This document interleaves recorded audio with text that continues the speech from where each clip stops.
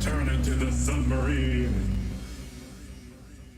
And I am here to solve this mystery. Ah! Hey, how's it going, everyone? Oh, hold on, let me see.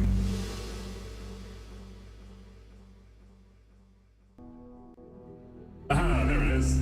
Although it disappears when I click off, so okay. Ah. What's up? Yeah. What's up, Raven? What's up, Cosmic? I see you both there. One on my YouTube and one on my Twitch. Let's see. But welcome to the first stream of the week. It's gonna be up to epic. Ooh. Wait, am I auto-tuned right now? Did someone trip my voice box? Hello? Hello? Oh. What the hell? That was weird. Huh. Wait, Cosmic, did you trip my voice box? Because I didn't do that. And I feel like I would have gotten a notification if I did. Huh. Weird. But do I sound okay now, though?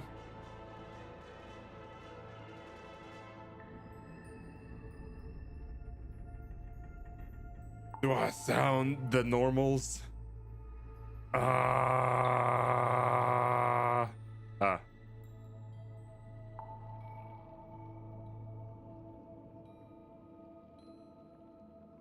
Hey, what's up, Shane? Nah, just starting today with trying to stomp this mystery. Woo! Let's see, and start.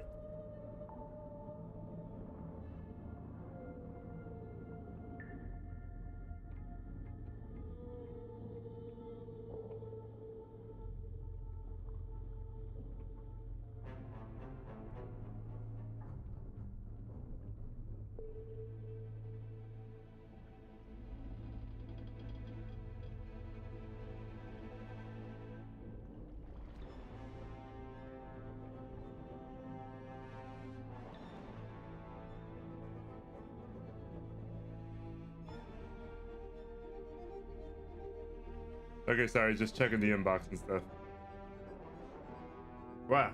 All right, time for a murder mystery. Let's go. Ooh. Okay, I think first off, I want to start by trying to complete this puzzle, just because, like, I don't know what it's like. I think it's also a puzzle. Because I don't know what is happening here. There's 4 dials here. But what dial am I supposed to make the middle one in? Because the middle one moves as I move this one.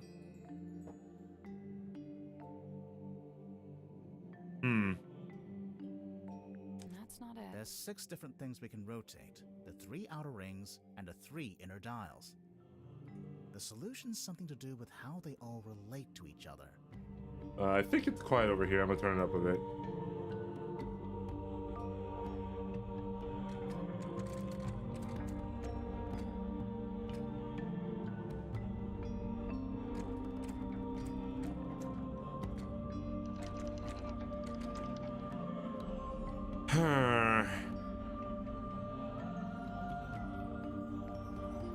This one confuses me.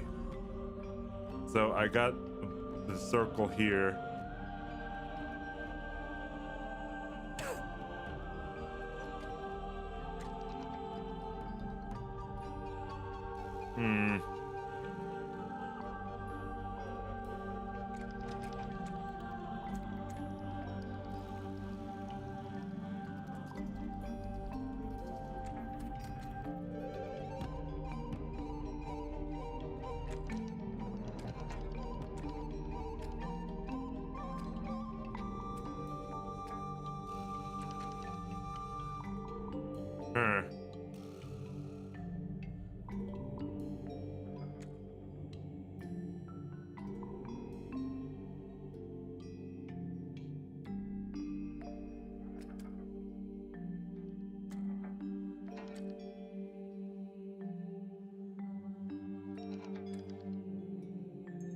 No, that's not it.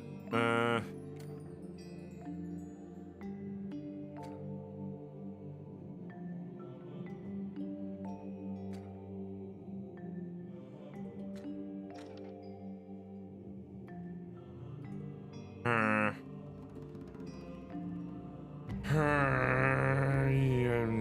yeah.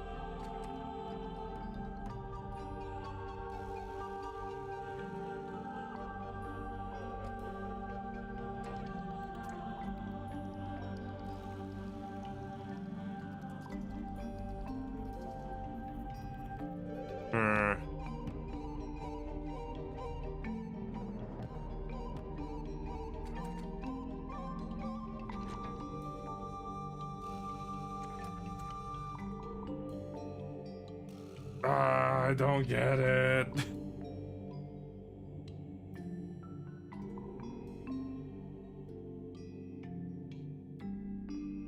I guess that's wrong. The outer rings have little arrows, pointing at certain shapes on their inner dials. Uh-huh. So, we are rotating the shapes to certain angles, and then pointing at 5 of them with the arrows. Rotating shapes, angles, and then pointing at 5 of them. Huh?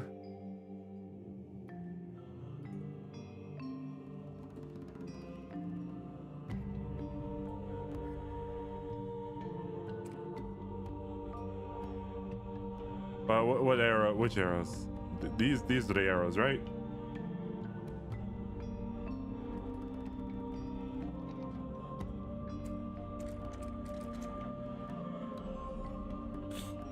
I thought I had this figured out last time, but I didn't.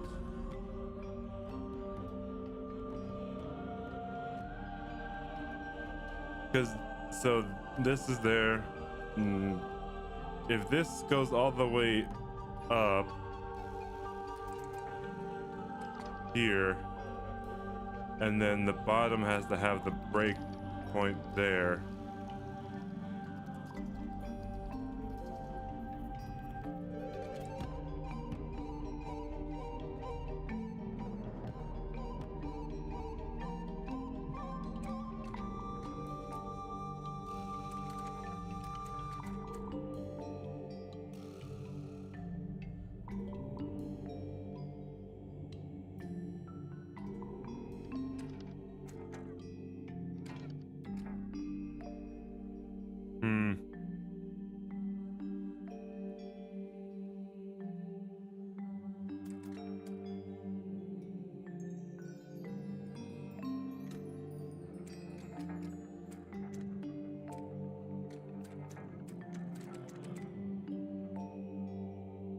Has to be the solid one, though.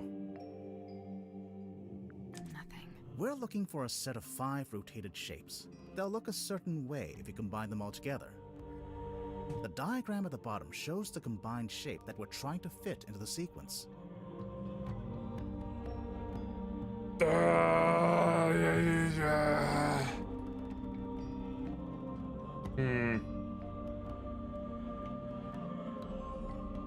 This one I don't understand. This is a head scratcher.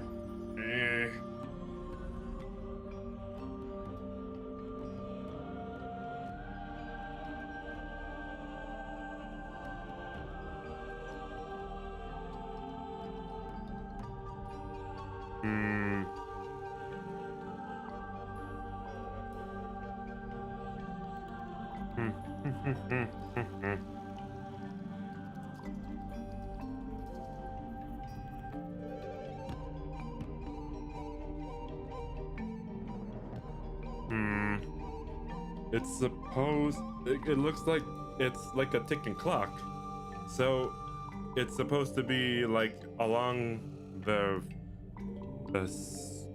like the next part of this and the before of this. So I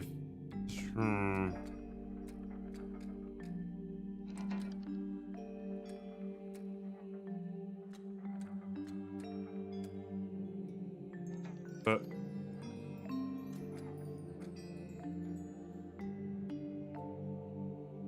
so this here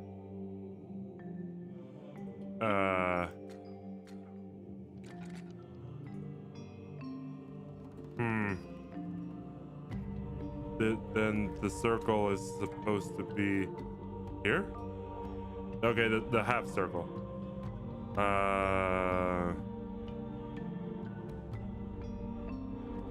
Then the solid circle. Solid circle?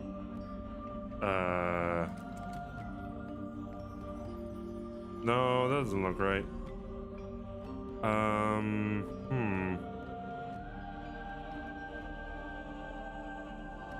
How do I get the solid circle at the bottom there?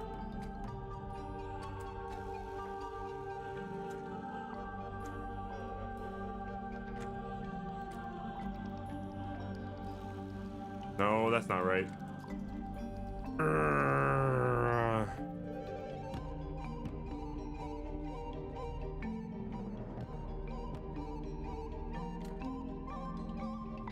Oh, wait.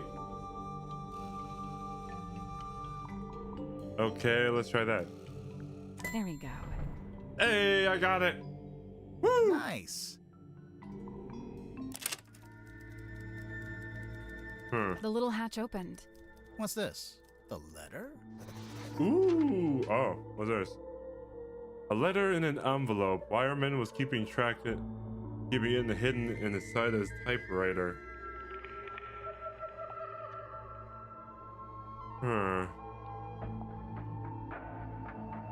JD Worman, care of Kristen Kale Paul Publishing.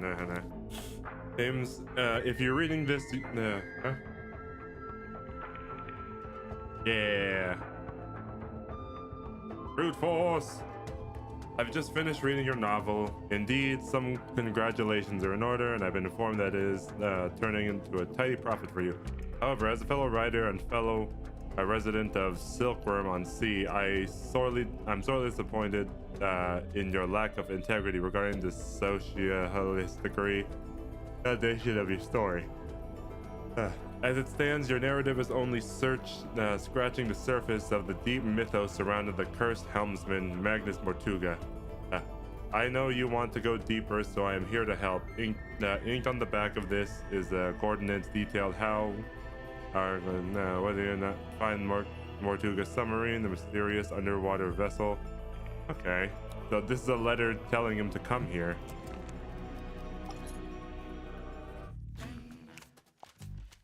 It's mine, as you are well aware, seeing as how you just fished it out of the back of my typewriter. Yes. That's right, I was watching. I don't disappear when you stop talking to me, you know. The envelope's addressed to you, but it says, Dear James at the top of the letter. Congratulations, you've sussed out what the J in my name stands for. If that's the height of your investigative prowess, we're all in trouble. It's signed by someone named T.W. Ibis. Another astute observation. You know, of all the detectives I've met, you two really are the most recent. Grimoire, he's being mean to us. I noticed. Okay.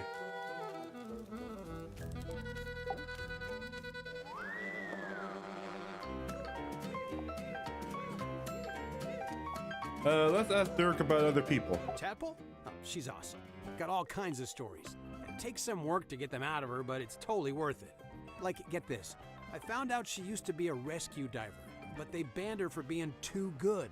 How can you be too good at that? I don't know, she'd go too deep, stay under too long, break all the guidelines, you know? Huh. I gotta say, no disrespect to Cynthia, but I'm disappointed Tadpole didn't become the new captain. What, did Tadpole say she wanted to be captain? No, I just think she'd be really good at it. I mean, she's smart, brave, plus she knows all about the ocean. I mean, come on. Okay. Worman's my good buddy. Yeah, he's like the cranky older brother I never had. How did you become friends? Oh, it was mandated by the film studio. What? Well, I played the lead in the movie version of Worman's book, so the studio figured we needed to be friends. And now he's writing his next book, a sequel. Yeah, dude, Hex of the Helmsman 2, The Revenge Unleashed.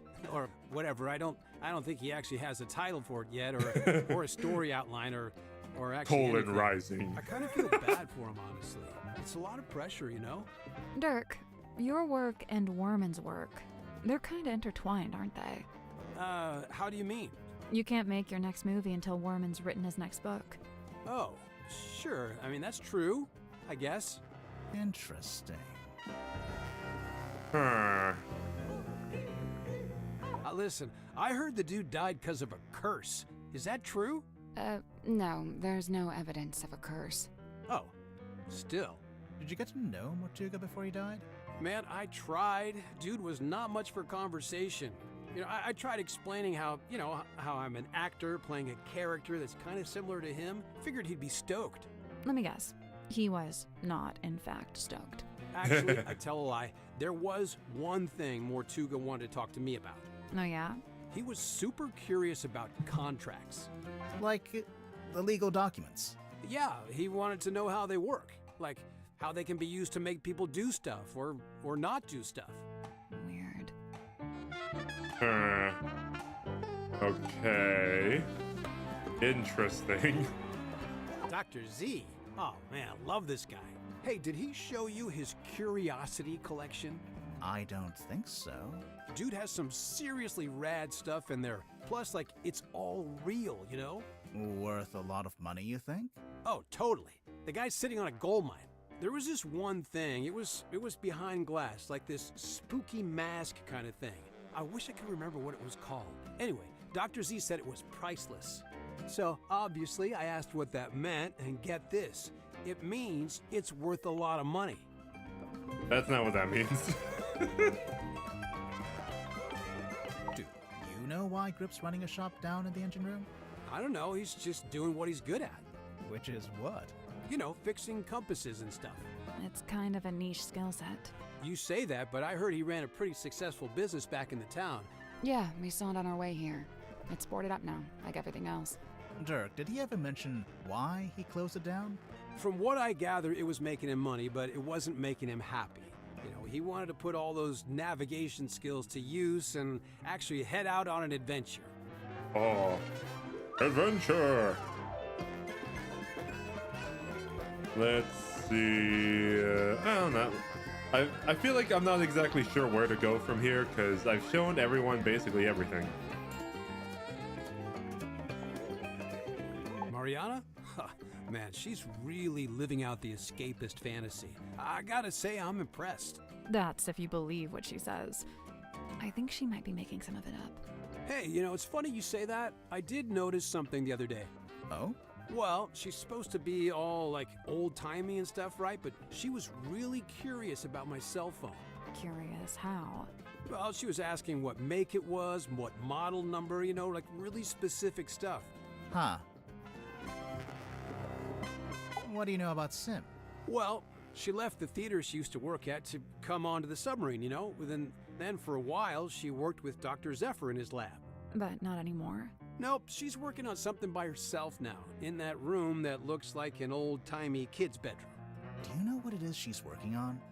Not exactly, but get this. One time I looked into that room, and there were 2 of them.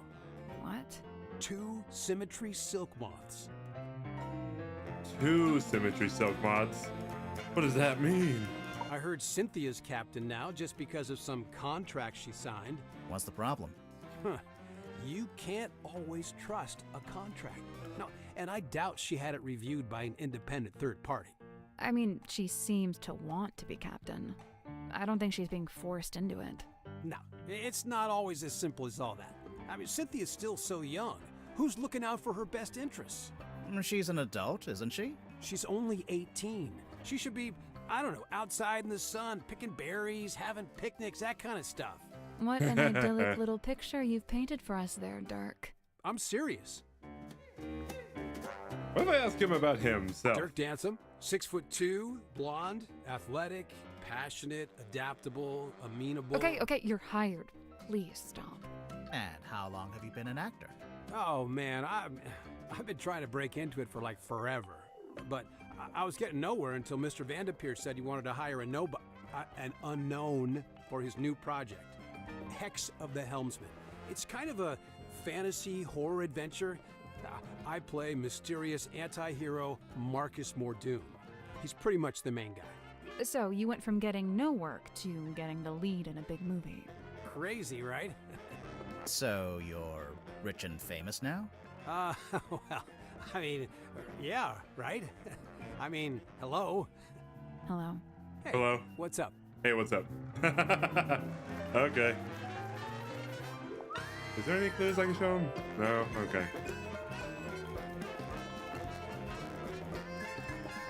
Did talk to Mariana.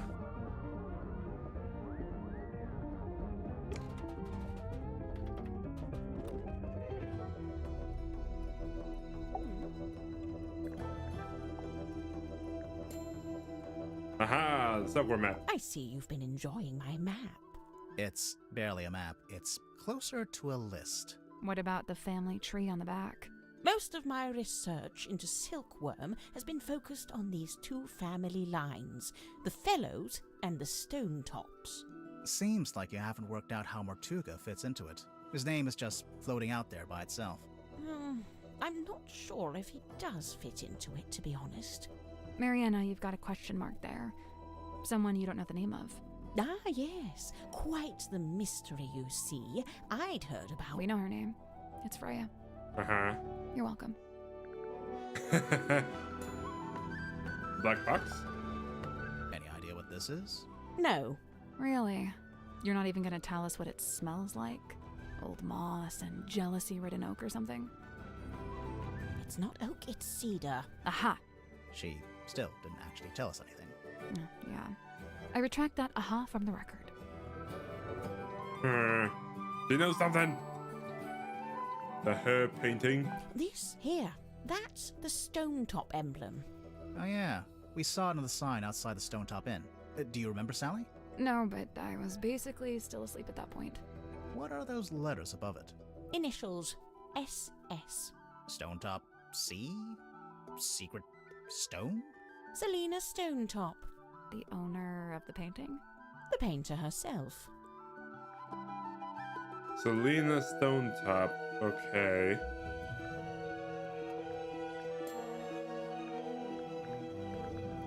Oh, good. I was worried this wasn't going to come up. What? Cynthia and her family? The submarine in the background? Yes and yes, but also no. The best part of this photo is the thing on the left-hand side. It's in a glass tank. Do you see it? Barely. Is it a snake? It's the silver snake, also known as the silkworm serpent. Ah. Oh, you've heard of it? We might have. But what's it doing in the photo? So, that submarine in the background. The silver snake is the reason that was built. Sylvia Seafoam, pictured there in the fancy jacket, Yeah. she was quite fond of her serpent friend, you see, but the powers that be were demanding she hand it over to be studied. So Sylvia made a plan to go and live in a submarine and take the silver snake with her. That's, quite ambitious. Wait, so the sea serpent would also be living in the submarine? Well, I don't have all the details. It's something I'm still researching. Okay. Emblazoned with the Seafoam S, I see. It's quite an elaborate... Oh, how strange. It's never been worn. Never? Once or twice, at the very most. Model home. Do you recognize any of the little wooden people? I believe this is supposed to be Silkworm's governor, a man named Faustus Fellow. Interesting. He was a wealthy landowner who bought the town in order to bring it under his control. He bought the whole town? Why? I couldn't say. Okay. Shipping bottle. Where did I get a shipping bottle?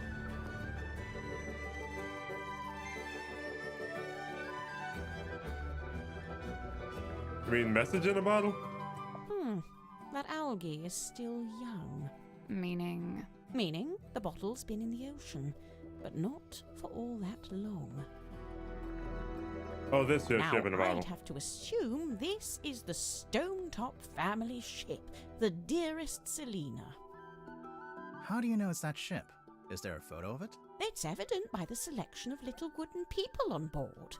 The dearest Selena was captained by Felicia Stonetop, that's her there, and one Magnus Mortuga was her helmsman. What did they use it for? Oh, I don't know. Fishing? Tourism? Hey, what's general up, gallivanting? Billy Shamriel? What about the woman tied to the front? Well, that's Every a representation evidence. of the ship's Everything is evidence. figurehead.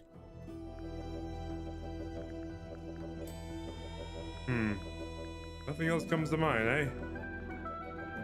Nothing else I could talk to her about.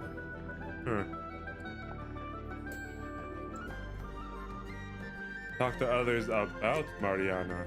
Okay.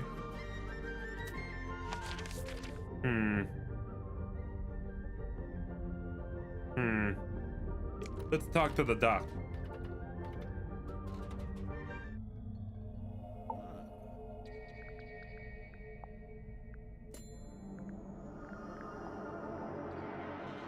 It is hypothesized that Miss Moon was embroiled in some form of deal with Magnus Mortuga.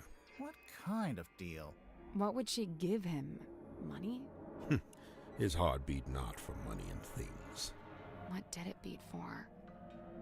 People. Kinship. So, Mariana gave him a person. Maybe information about a person, or how to find a person. Okay. Let's talk about Cynthia. I first learned about symmetry from a newspaper article detailing her residency at the Fortuna Hall Theater. On the surface, it was merely a review of a magic show, but I felt something behind it, something of great interest. To me, it spoke of someone with a close connection to the ethereal plane. Taking an excursion from the submarine, I attended the performance. Afterward, I requested an audience with Miss Silkmoth herself. And speaking with her for a scant few minutes, I learned two things. First, and most importantly, my instincts had been correct. She was indeed fascinated with the great unanswered questions of metaphysicality. She held a yearning to understand that which could not ordinarily be understood. A woman after my own heart. What was the other thing? You said you learned two things. That she was thoroughly unhappy with her lot at Fortuna Hall. The theater owner was a heartless woman who, among other indiscretions, did not compensate Symmetry for her work. But she had no family, nor any other connections. She had nowhere else to go. So you invited her to come live on the submarine? To put it simply, Did she bring all her props and stuff with her? everything she could carry. Why? Was she gonna keep working as an illusionist on the submarine? No, Miss Silkmoth would be working with me here in the Dream Chamber. I notice she's not here anymore. Her tenure with me has come to an end. She has moved on to pastures anew.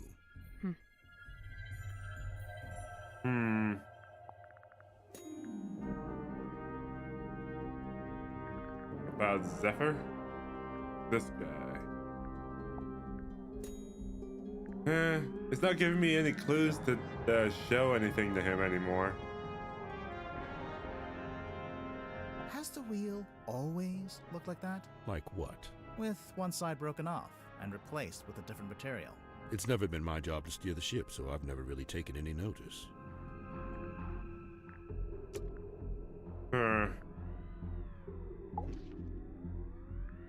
Let's just ask him about everyone, because apparently it's asking me to ask people about people, so. It really is fortuitous that Madame Tadpole found her way to the Mortuga submarine. Not only is she unusually well suited to living within the confines of the ocean, but she was also unusually compatible with Magnus Mortuga. As far as I know, the two formed a sincere friendship. Aw. I wonder if she knows any of his secrets. She may just. I'm to believe Tadpole had taken it upon herself to discover the source of Mortuga's internal anguish. In her words, she wished to understand him so that she could help him. It was in the course of this endeavor that she begun scouring the ship for information. On one occasion, I entered the captain's cabin to speak with Magnus, but instead I discovered Tadpole quite alone, trawling through his bookshelf. I asked her what she was looking for. She said she didn't know. Okay. How did you meet Mortuga? It was on my first visit to Silkworm many years ago. I was merely passing through, so I stayed at the inn where Magnus was working at the time. So Mortuga was just an innkeeper at this point? Not even. The innkeeper was a woman named Felicia Stonetop. Magnus merely worked under her charge. The two of them split their time between running the inn and running a small sailing ship. Sounds like quite a nice life. Okay. I noticed Mr. Dansom was quite determined to hold conversation with Magnus. What did Dirk want to talk to Mortuga about? Nothing. It was the act of conversation itself he was after. First-hand experience of Mortuga's mannerisms, affectations, and vocabulary. When I inquired as to why Mr. Dansom held fascination for such things, he said simply, research. I have a curious observation about Mr. Werman. Unfortunately, I haven't had the time to perform an analysis, let alone propose a hypothesis. That's okay. Just tell us anyway. I observed that he did not seem at all saddened or sorrowed by the death of Magnus Mortuga. You can't know that. Some people don't always show emotion on the surface. Of course, quite true. However, Mr. Werman did display an emotion. Relief. Relief? Relief? Gazing upon the Did you crime kill him? scene, much of the tension coiled up in Mr. Werman's body visibly dissipated, and thereafter he seemed energized, galvanized.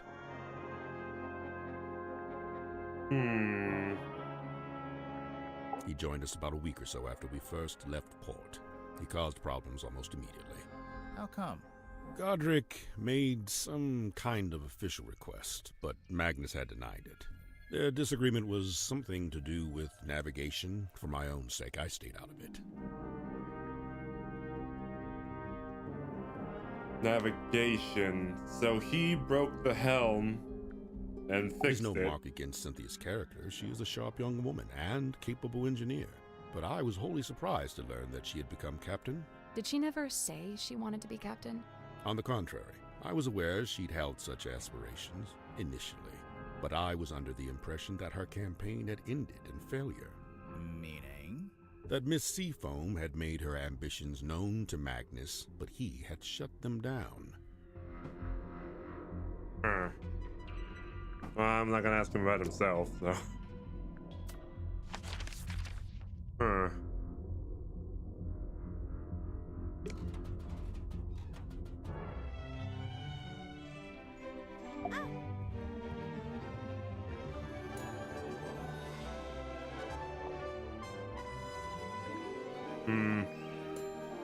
Nothing comes to mind with the evidence. Madam so, Tadpole's so cool. She's super strong and she can swim super fast. I bet. She knows all about the different kinds of fish, Wow. and she can hold her breath underwater for like ages. Of course. Also, she's traveled the world, she's had all these different jobs, met all these different people. I haven't done any of that stuff. Well, she's a bit older than you. Yeah, I guess. Maybe. I'm sure I'll come around to it everywhere. Talk to others about Mariana. Mariana so. Moon? I've barely known her longer than you have. Do you know why she's on the submarine? I have to assume she was invited. So, what? Nobody's allowed on board without being invited? Naturally. Who invited you? Okay, maybe I'm an exception, but Captain Mortuga granted me access and you let me stay. So it amounts to the same thing. You know, now that you're captain, you could tell Mariana to leave if you don't like her. I never said I didn't like her. I I think she's very interesting. Wow. Okay. Dirk's okay, I guess. I've not got a lot in common with him. He grew up in a big sunny city. I grew up in a little gray fishing town where it literally never stops raining. I guess he's pretty wealthy now, too. From his movie. I don't know. I heard he didn't get paid that much at all. Really? Something about his contract, his agent. I'll get my violin out. I'm sure he's doing just fine. Let's change the subject. I prefer to not speak ill of my crew behind their backs. I think Cynthia just remembered she's that supposed why to be he- captain. Is that why he doesn't like contracts? I'm probably gonna have to draw up some rules on keeping pets. It's not that I want to ban them, but, you know, maybe a rule about not keeping them secret. And, what's this got to do with Zephyr? Oh, I'm pretty sure he's keeping an animal in there, in his dream chamber. But you've not actually seen it. No, I heard him talking to it, though, a few times. What kind of pet do you think it is? It could be anything. Dr. Zephyr's into some pretty weird stuff, and he's got, like, black market connections. Sim was telling me about it. Black market? Black Oh, wait. market. She told me not to tell anyone else. Oh, okay. Forget I said that. I won't. Sure thing. I can see you writing it down. Yes. Mr. Warman? I usually just try to stay out of his way. He's kinda grouchy. Did you know him before the submarine? No. He did grow up in Silkworm, but he lived uptown in a big fancy house. And I didn't. Born with a silver spoon in his mouth, huh? Come to think of it, I don't actually think Warman was born in Silkworm. And, I think he might have mentioned something about disclaiming his inheritance. I guess he wanted to make his own money. Which, by all accounts, is exactly what he did after he left town and wrote that book. So Yeah. why would he need to come back? He just really wanted to meet him, I guess. Meet who? Who else? Captain Mortuga. When did you first meet Mortuga? When he let me into the submarine. Oh, it's just, you're both from Silkworm.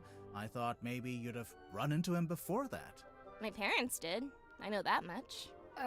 Remind me. The harbor master and the shipyard mechanic. Ah, that tracks. So Mortuga lived an active life back then. He wasn't like, recluse? I don't think he's ever been outgoing, but from what I gather, he was very loyal to the few friends he did have. In fact, I'm pretty sure he was trying to reconnect with someone he once knew from the town. Who was it? Did he say? No, I never found out. Okay. I found out Mr. Grip wanted to be the submarine's navigator at one stage, but Mortuga never allowed it. After I became captain, I half expected Grip to come and ask about taking on the role. But he didn't? Nope. Would you have said yes? Of course. I have no idea why Mortuga didn't allow it, but Mr. Grip's clearly an expert. I would have welcomed his help. I wonder why he didn't ask. I'd guess he assumed Cynthia didn't want any help. Sorry, Cynthia, but you do give off a kind of I can do everything by myself vibe. Just a little. Feedback duly noted. Hey, it's not bad. It means you're independent. Sim's my best friend. Well, that's nice. She's really cool and weird, and she knows all kinds of stuff about illusions and magic and curses and psychics and haunted dolls. What a ringing endorsement. Curses? Oh yeah, Sim's obsessed. She's convinced that she's cursed, or even that she is a curse. That's why she wears that locket. I don't know. This sounds like kind of an unhealthy predisposition. Oh yeah, totally. I'm actually pretty worried about her, especially since, you know. No? So it's looking like Sim was the last person to see Mortuga alive. They were both in that storeroom the evening he died. The Illusion Theater. Right. You said you're 18? Where are your parents? My stepfather's still in Silkworm. He's too stubborn to leave, even though the town's pretty much dead. Whereabouts? The shipyard beneath the lighthouse. That's where I live, too. Sounds like it might have been an interesting place to grow up. It used to be. Nowadays, it's basically just a big pile of rust. What about your mother? I'm sorry. It's okay. Aw. So, Cynthia, why did you want to become captain of a submarine? Not a submarine. This submarine. Like I said, it's just the way it's meant to be. Is there any clues? Something else in mind? Okay. I wonder if Sim would let us take a closer look at that locket of hers. Can't hurt to ask. Go now. Sim! Why are you back in your painting?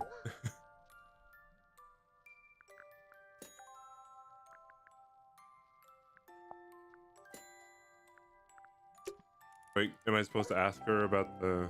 Oh, it's right here. Sim, could we take a closer look at your locket? I suppose so.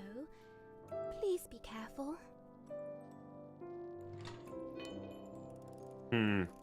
Heavy golden locket around her I neck. think we should open it. I don't know. Maybe. It's up to you. Ah!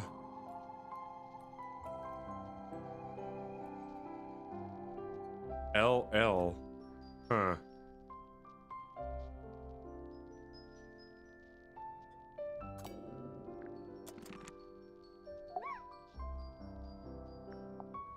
It was my mother's own, or so I'm told. You don't know for sure? I was too young.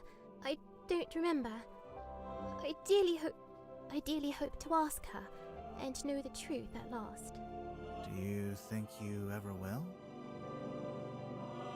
The question that bestirs my soul. Aw. I tried it once. Oh, or W. Well, maybe. Tried what? To turn the wheel, to steer the ship. Oh, how'd it go? It did not. I was too weak.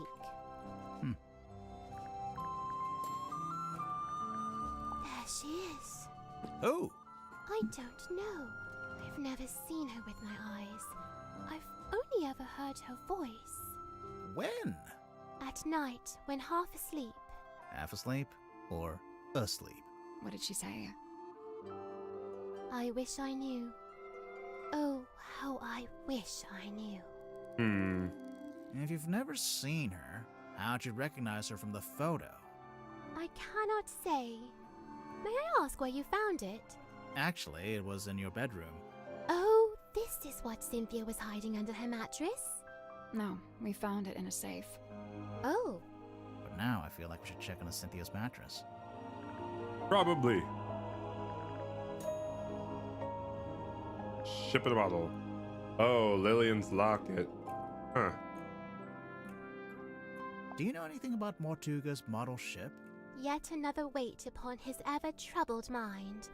Although, given that it's sealed in glass, I imagine it's now very hard to fix. What are you talking about? It's broken. Some part of its innards has come loose.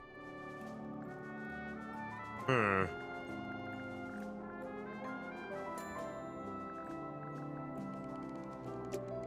I guess we should go look under Cynthia's mattress. Go!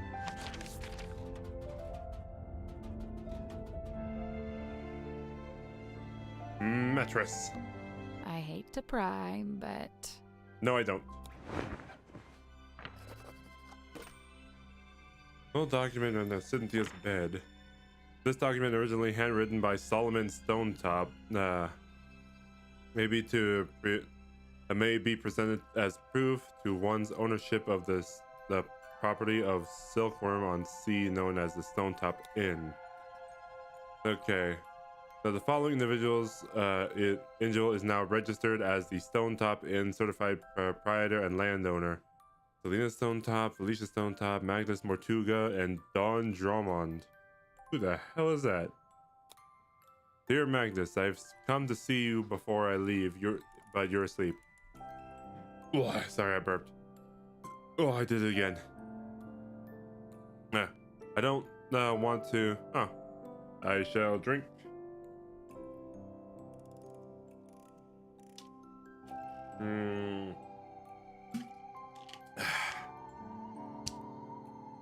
And Cosmic. I don't want to wake you, as I know you need to recover after what happened. The mark she left on your shoulder hasn't faded, so I think it might be permanent. Luckily, I think it looks quite heroic. I'm leaving my my cabin key with you as well, so I can always keep an eye on you. Haha, but no, you won't actually need to use it. Nobody will. I'm having the dear Selena decommissioned. It's over at the Drummond shipyard, and they're going to take it apart. I told Don he could strip it for parts if he wanted. As for cargo, the bell and the buoy are in my room, and I've returned the Mermaid's tongue to its resting place. Please do not dwell on it. Magnus, I have to leave Silkworm tonight. I'm giving you the inn. It's in your name now. Hopefully I'll see you again, Felicia. Okay.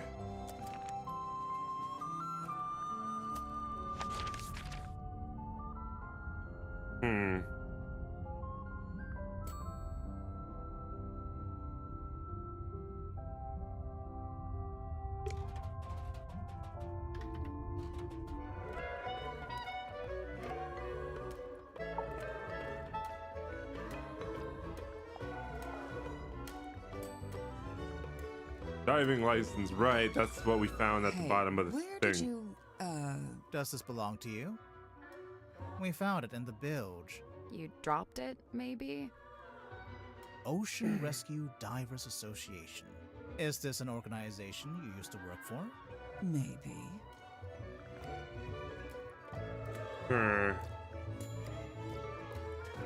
Strange device. Looks broken. Does it? How can you tell? I just assumed it was waterlogged from the bilge water. How did you know we found it in the bilge? Because it smells and it's still wet. Oh yeah. Ew. Sally, you take it. I don't want it. Ugh, you keep it. On the water photo. Oh yeah, I haven't presented Is it this to a everyone. photo of you? Why'd you say that? It's an underwater photo, and it kind of looks like a woman's face. I just thought. All mysterious underwater women look alike. Is that it? No, I. Yes. I'm kidding. For the record, I don't think it looks like you. Right. It doesn't. In fact, it doesn't look like anyone.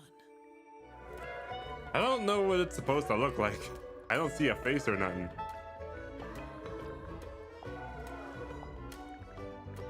I know he used to run a shop selling compasses or whatever, but from what I gather, he knew it wasn't really his life's calling. Although he seems to have fallen back into it, so I don't know what's going on there. Creature of habit, I guess.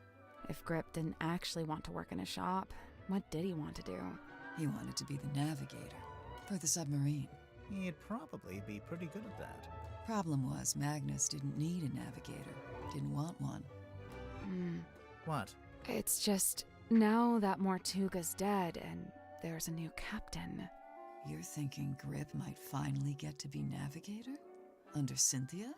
Maybe. I don't know. I don't think Grip wants to be Cynthia's navigator. I think he wanted to be Mortuga's navigator.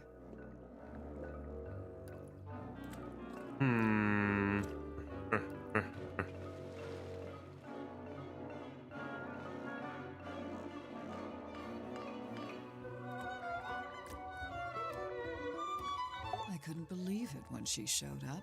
I swear this submarine is like some kind of giant sink strainer. You know Mariana Moon from before? Yeah, we've crossed paths. What guy? Doing what? Performance art. Mariana's act was storytelling. What about? The show I saw was about the history of Silkworm on Sea, with a focus on all the rumors and urban myths. This was before I'd even been there myself. She even mentioned the rumor of the Mortuga submarine, how she'd been in Silkworm looking for it. What was the rumor?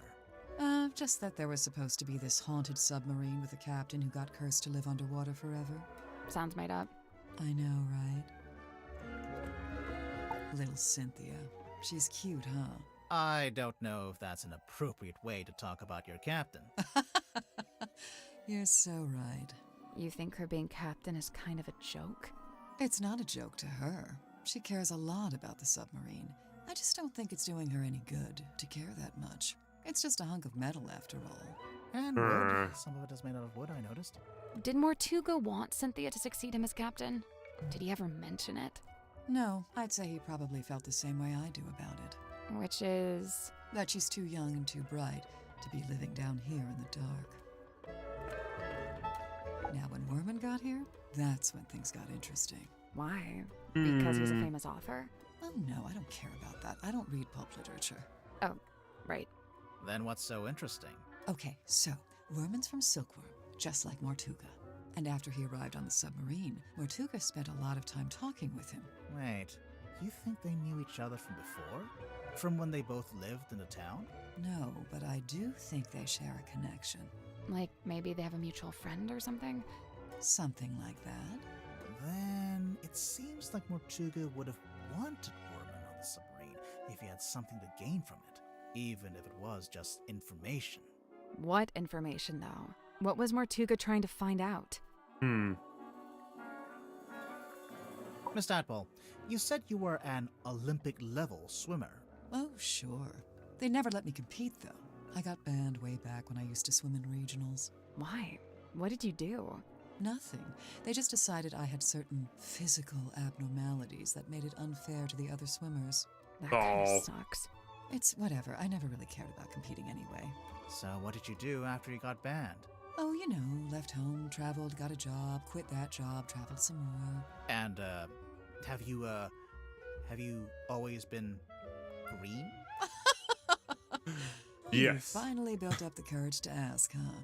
No, it was a reaction to some chemicals we used in a little water tank I used to swim in. The doctor said it's reversible, but I couldn't afford the treatment, so yeah, I'm green.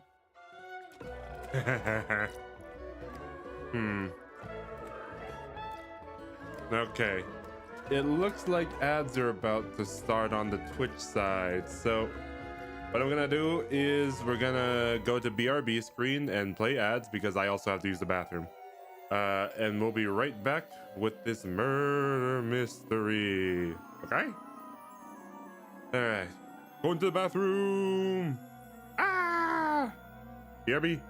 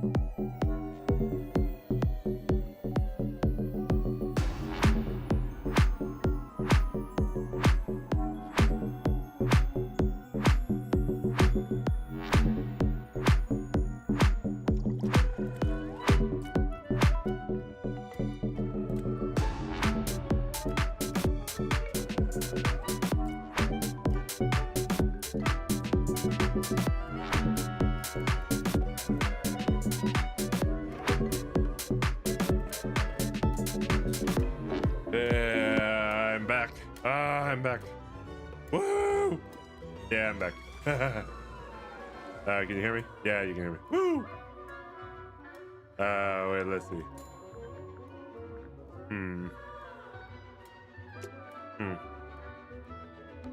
Sally, how do you feel about swimming?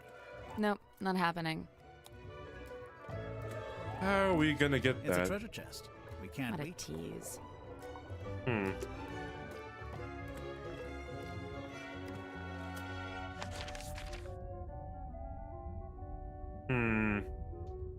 Okay. Let's see. Who do we talk to next? What?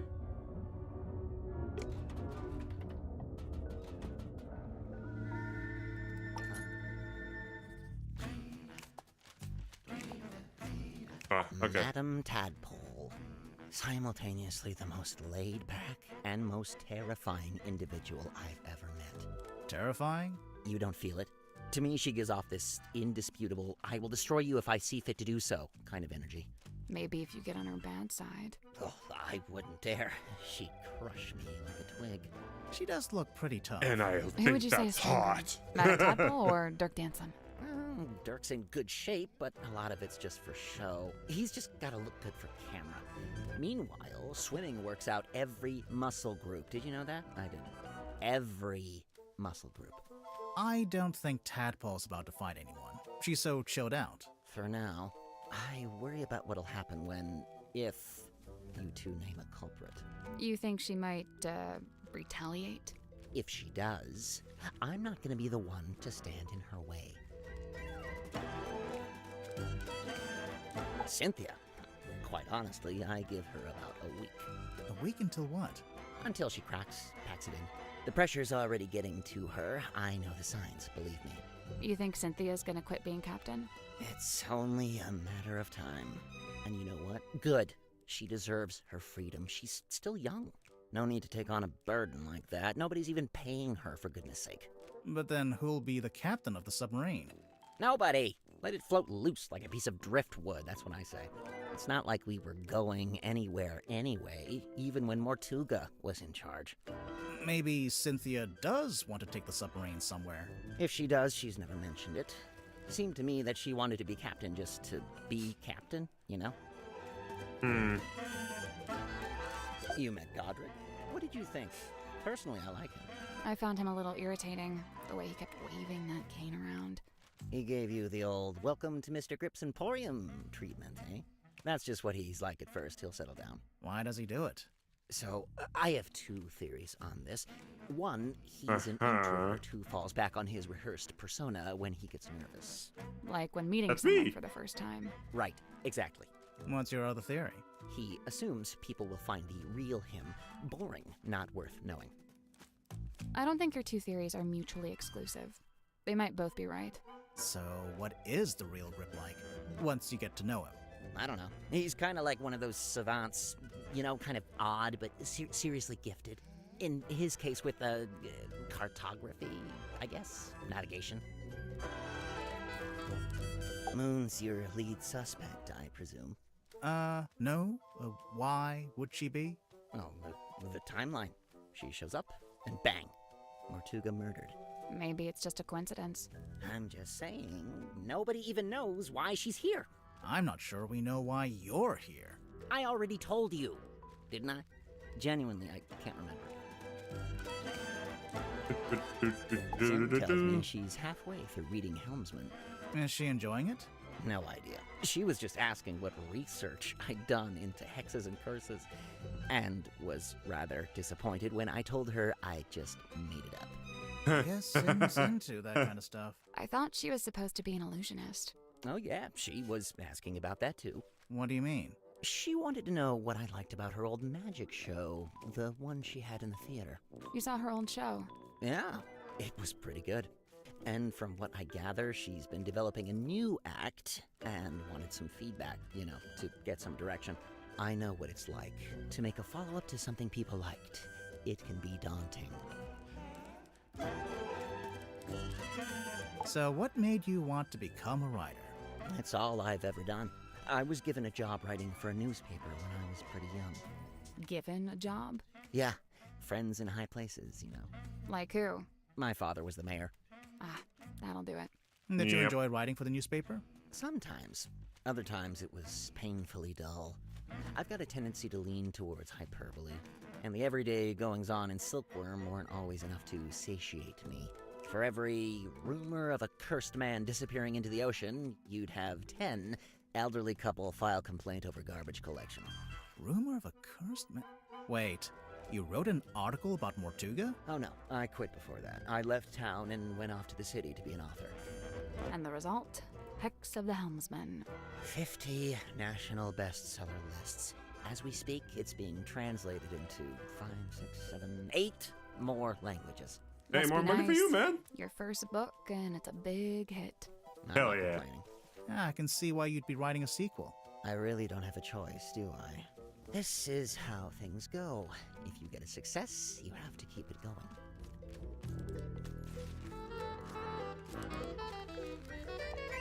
Anything to present to him?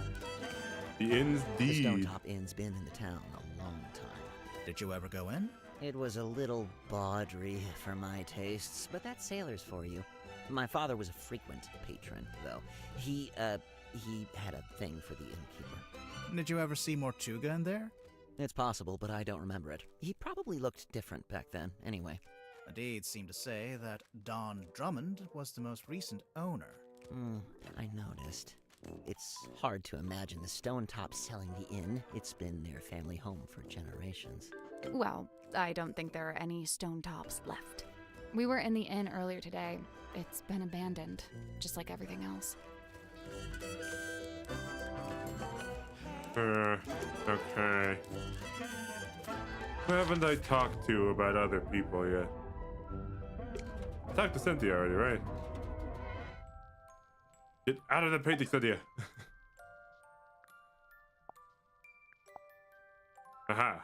Likened to the orchard oak, sturdy, stout, and towering tall, but bears she a quietsome grace, like a windless night on sail-still sea. I ponder, could some such thing be mine to know? I don't see why Cynthia, I not. don't know what you're talking Maybe about. I should cut my hair short and dye it green. Maybe that'll do it. What's that? Madam Tadpole, number 5. The Still Waters.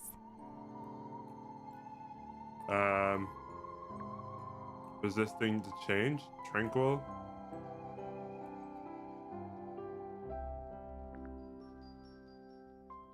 Still waters, Madam Tadpole, number 5. The Still Waters.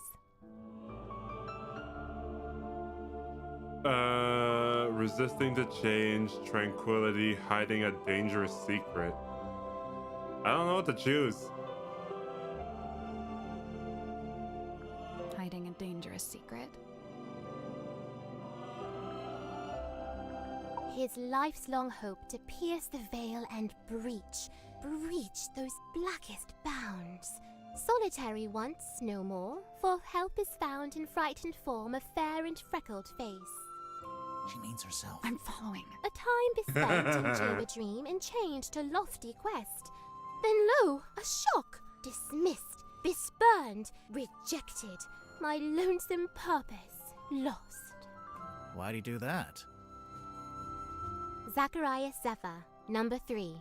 The Entangled Dream. Huh.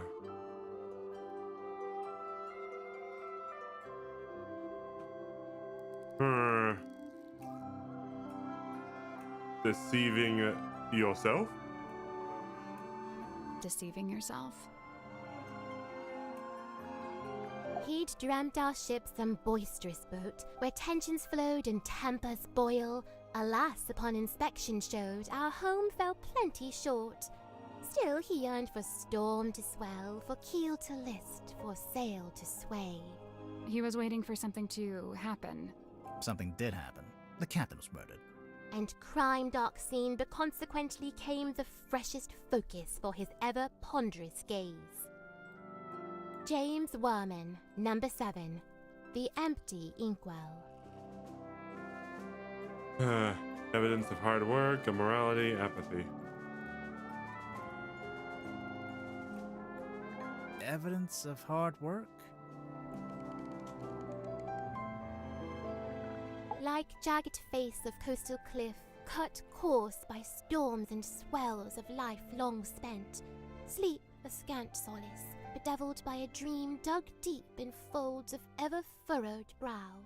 His broad form stood, once ox-strong and stout, now more malediction than man.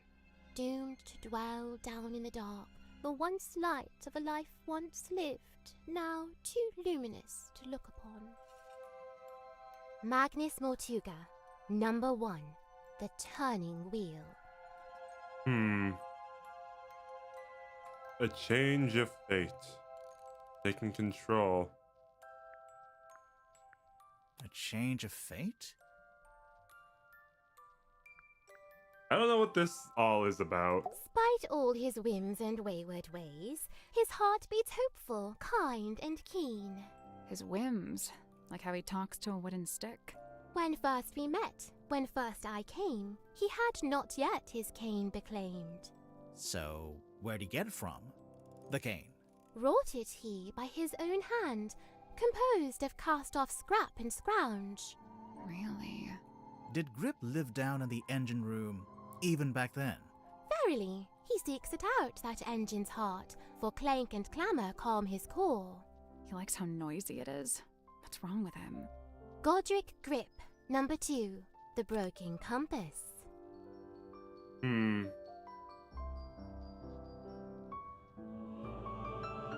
Feeling lost or trapped? Feeling lost or trapped?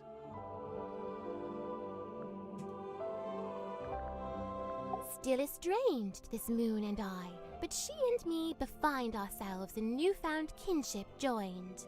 What kind of kinship would that be? The kinship of wearing a big yellow locket around your neck. We may need to workshop the name. Mariana's moon necklace? That's a locket? Must be. I've seen her open it up and peer concernedly at its internals. Huh. Mariana Moon, number 9, the half-hidden moon. Disingenuous, half incomplete, reclusiveness. Reclusiveness?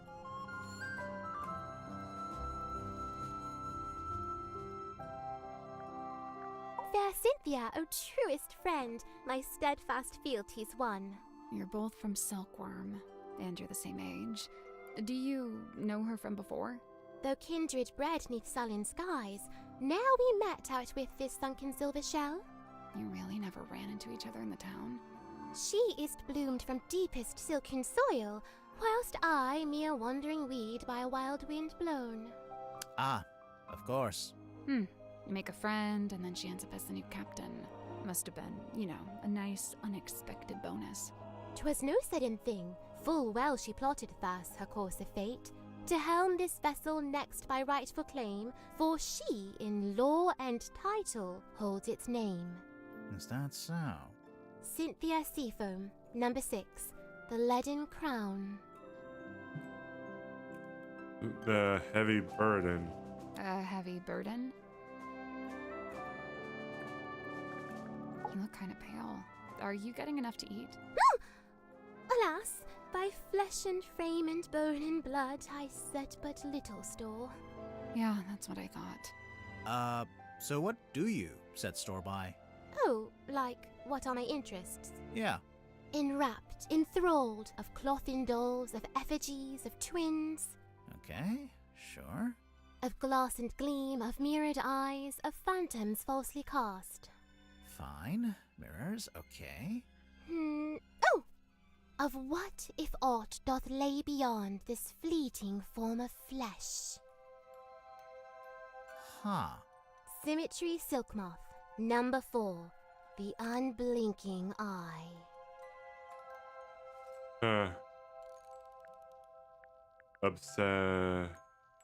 Fear? Obsession?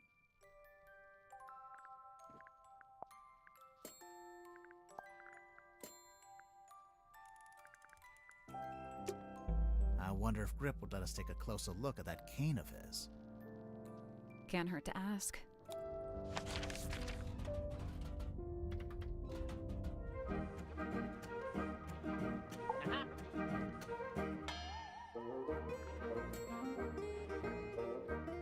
You wish to converse with Cornelius? He'll be thrilled.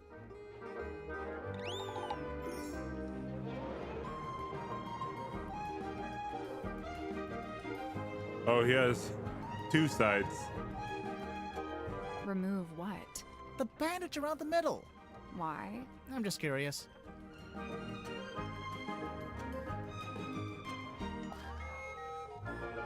Huh. It's 2 pieces of something.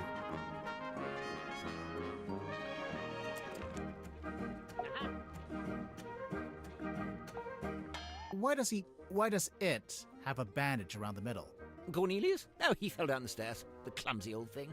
On a submarine. It's all just ladders, isn't it? I promise you that's not the issue I have with that statement.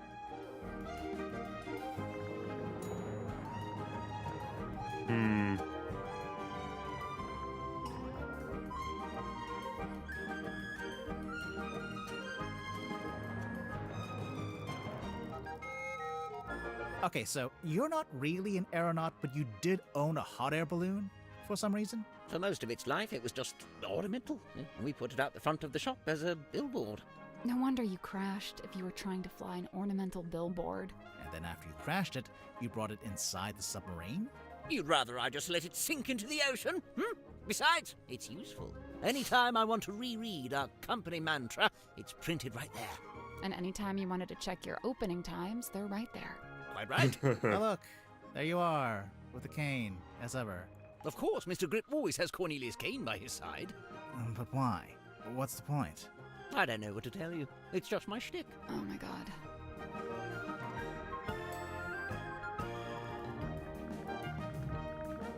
Remarkable. There we are.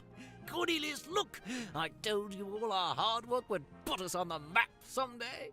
How come your logo is a hot air balloon? I thought you sold stuff for boats. Officially, we deal in the nautical and aeronautical. But in truth, the blue motif was mostly just for fun. I'm not sure there were ever any aeronauts in Silkworm.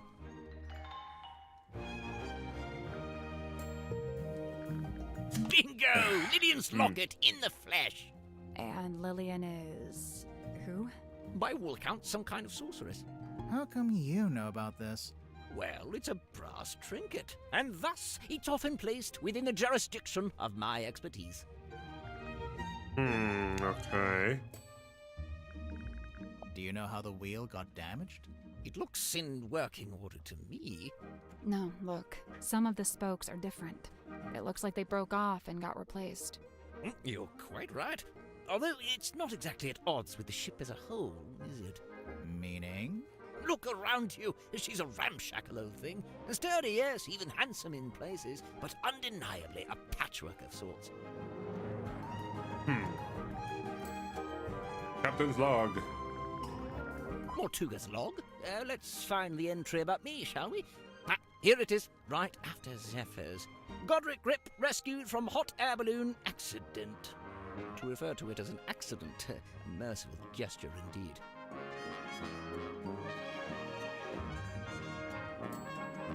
Model Town. A quaint little pretense of silkworm on sea, as beheld in the mind's eye of one Magnus Mortuga. Did you know Mortuga had made this? I'd seen it once or twice when he was first working on it, but I always got the impression it was something he wished to keep to himself.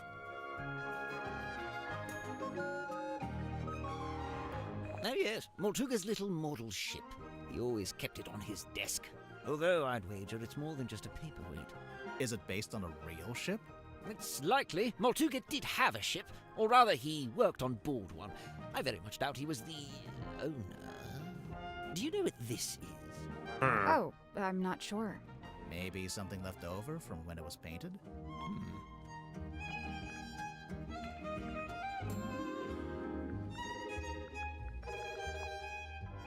Goodness me.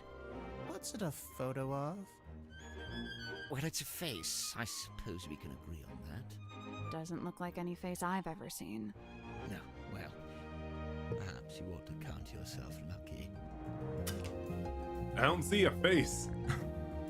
See, just see blobs.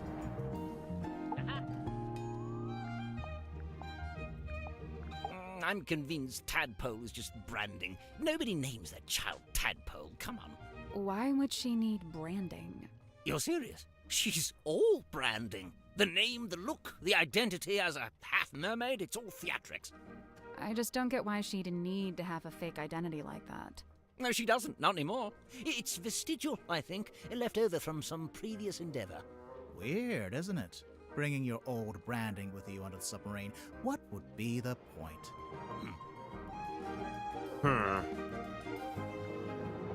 I noticed Dirk seems to be trying to tell Werman what to write in his book.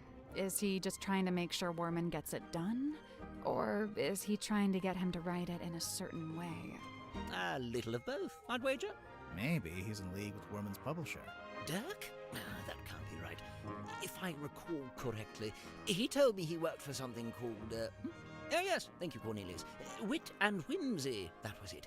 But I'm not sure what It's a movie production company. It's owned by Vincent Van de Peer. He's a director and producer. Well, someone's well informed. Vincent once went location scouting in the swamp where I worked as a gift shop sales clerk. Ah, of course. Okay. What'd you make of old Dr. Zephyr? Not a fan? There's been some speculation that his experiments may be dangerous or even harmful. Although it's hard to be sure, since he seems so reluctant to admit what they actually are. You don't even know? I would have thought, since you've both been here for a while. Well, yes, Zacharias was one of the only 2 souls aboard the submarine when I arrived, but he never made me feel especially welcome, and he certainly wasn't keen on me poking around his dream chamber. In fact, he always seemed somewhat wary of me, like my arrival was going to scupper his plans in some way. I guess Zephyr and Mortuga weren't expecting anyone else to show up. I never got the details out of either of them, so I can't confirm this. But I believe Worman was invited onto the submarine by Mortuga himself. Really? Why? It's very strange. I can't for the life of me imagine why Mortuga would bring a journalist on board. Worman's an author, not a journalist. Well, he used to be a journalist. He wrote for the local newspaper. And I will say he doesn't seem to have lost the instinct to always be on the lookout for a story. That's what an author does too. He lived and worked in the inn opposite my emporium. I'd see him when I offered my custom at the inn, and in return, he'd come by my shop. As a sailor, Mortuga shared in my interest of nautical navigation. He even hired me for a job once. Did he tell you he was planning to go live on a submarine? I don't think he told anybody. After his disappearance, all I had was several largely unsatisfactory rumors. They said he disappeared into the sea, whatever that was supposed to mean. The first time I laid eyes on his eponymous submarine was when it rescued me from my fallen balloon. I can't tell you how surprised I was to see Magnus Mortuga step out onto the foredeck, although he wasn't quite the same man I'd known before. How do you mean? The light in his eyes was dulled, like he wasn't really there. What had happened to him? Well, I'd never found out, but perhaps the rumors were true after all. Perhaps he had disappeared into the sea.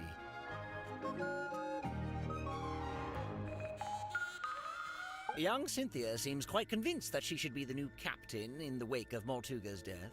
Sounds like you don't agree. Well, now, I didn't say that. It's just... You don't think she's up to the task? On the contrary, from what I've seen, Cynthia is a remarkably bright and capable young woman.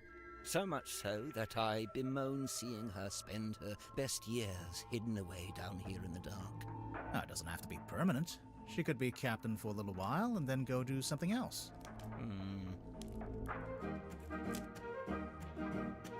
I mean, I don't see anybody knocking down your door being captain, buddy. There was something I noticed while giving Mariana a tour of the submarine. Soon after we entered the bilge, she whipped out her tobacco pipe with a strange kind of urgency. Did she smoke it? Well, she put it in her mouth, but she didn't light it. What's that, Cornelius? You've never seen her light it? Well, now you mention it. Yeah, probably not a good idea to smoke inside a submarine anyway. Yeah. Yes, and Mariana seems like such a stickler for health and safety regulations. I will say, in the last day or so, the symmetry does seem particularly somber. Because of Mortuga's death? Yes, the problem seems to be that she considers herself a kind of catalyst. Does she? Why? Well, I believe she'd been working on some new project, and shortly before Mortuga died, Symmetry shared this project with him. And? And then he dies. It's probably just bad timing. What kind of project was it? I really have no idea. What's that? Oh, yes. Cornelius tells me he saw Symmetry drawing something while in the mess hall. A poster, apparently? Before this thrilling little jaunt on the Mortuga submarine, I'd lived in Silkworm all my life. I worked for my father and eventually inherited his business. Gorman Grip's nautical and aeronautical precision measurement and navigation instruments. Snappy title. Okay. I eventually trimmed the name down to just Mr. Grip's Emporium. That was around the same time I hired young Cornelius here as a much-needed second pair of hands. He's a stick. He does not have hands. Yes, running that business was my whole life for many years. Slow, sometimes tedious work, but I was extremely good at it. I especially relished in the task of deciphering and restoring old maps. The more decrepit they were, the more I enjoyed it. And now you live in the engine room of a submarine. Must be a big change. Yes and no.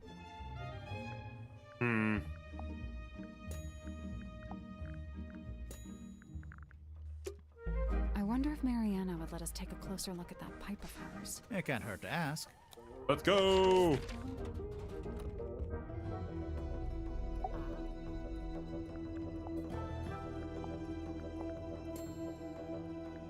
Where on earth did you find this? Cynthia had it. I don't know. You two have all the luck. I spent a year researching silkworm and never found anything this good. What's so good about it? It's penned by Solomon Stonetop himself. They say he built the Stonetop Inn with his own hands, and in doing so, he founded the town of Silkworm-on-Sea.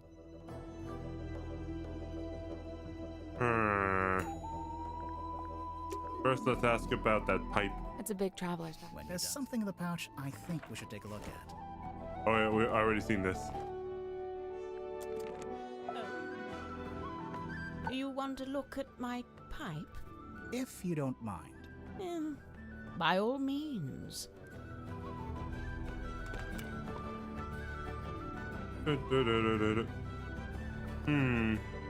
Is it a flute? It's some sort of puzzle. Or a song.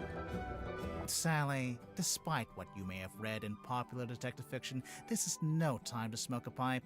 I'm not gonna smoke it. I want to listen to it. You... what? It's a little tape player.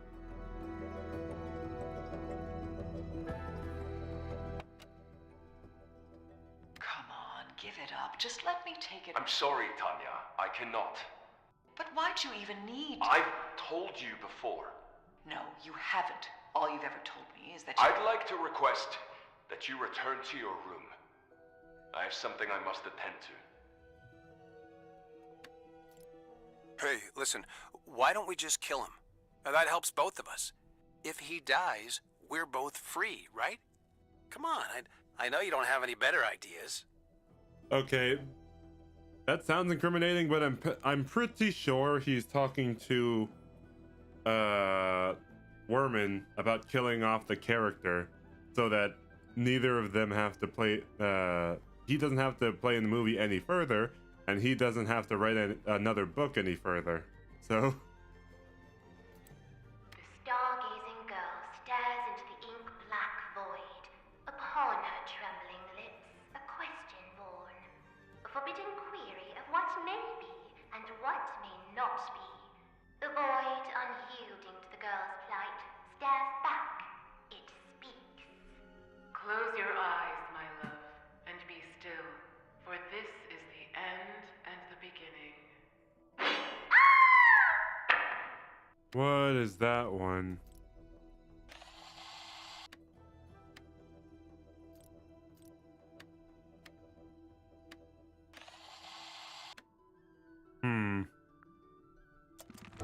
There's something suspicious about Dirk. Let's go talk to him.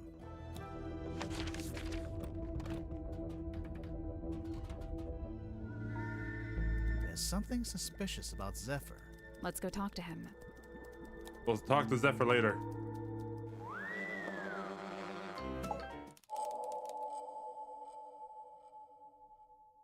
The other murder. Tell me, Dirk, have you ever been involved in the planning of a murder? Bro, not cool. Why would you come right out and attack me like that?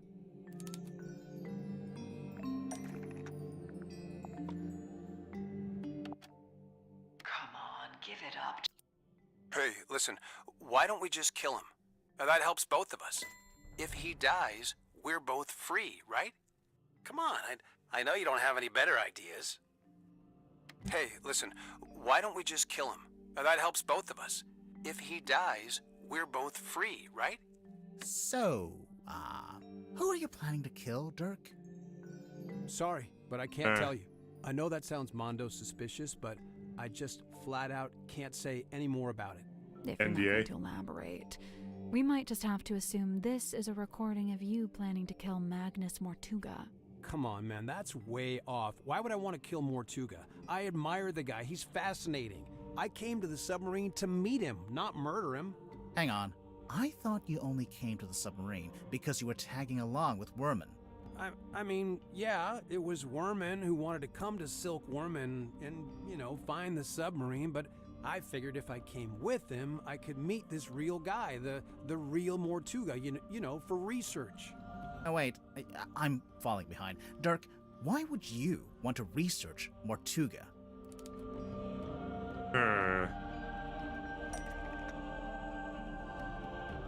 Why would Dirk want to research Mortuga? Mary was murdered by the employee of Nation.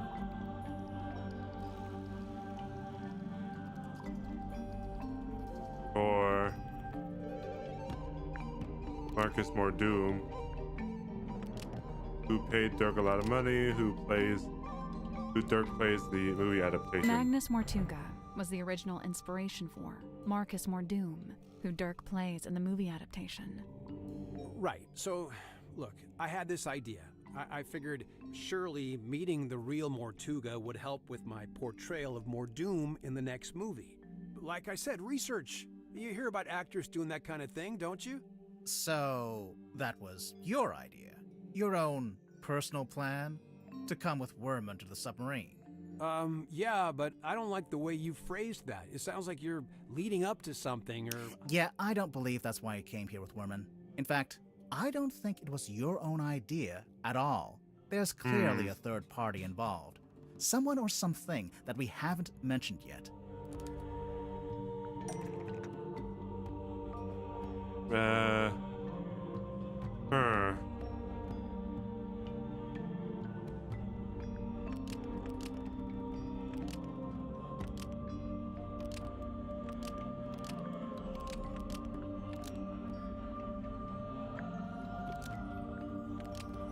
Needs Worman to meet, asked Dirk to spy on, wanted Dirk to replace, asked Worman to talk to, told Dirk to kill.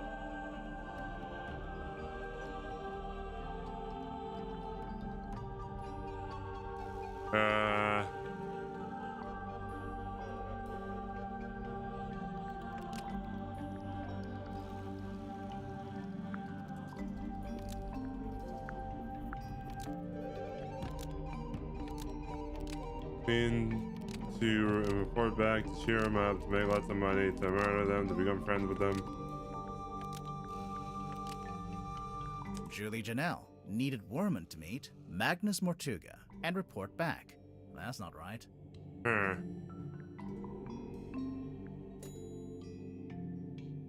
Oh, okay. These are wrong.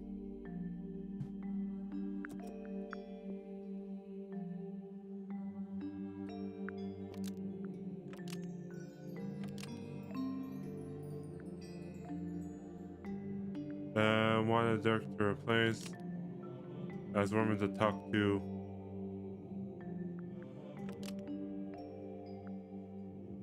Told Dirk to kill, needed Worman to meet. Book publishers? The movie producer needed Worman to meet the book publisher and report back. That's not right either. Okay, I'm getting closer.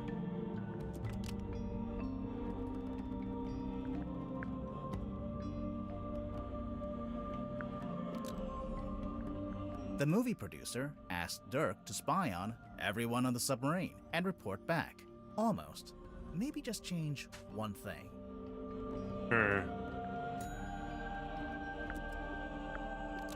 The movie producer asked Dirk to spy on J.D. Worman and report back.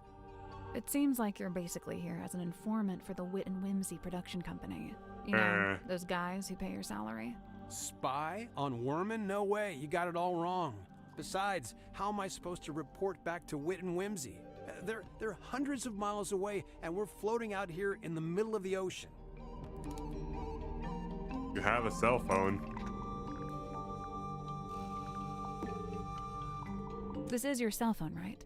Yeah, but it doesn't get any signal out here, not even standing on deck. It's quickly running out of battery, too.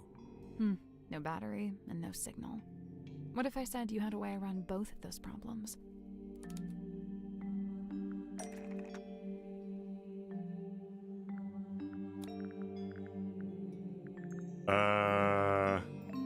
Oh, the device, this thing.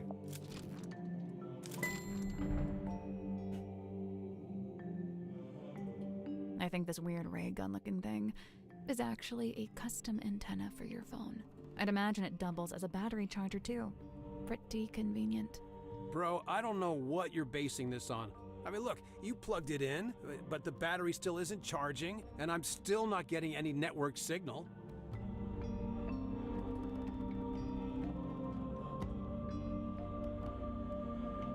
Because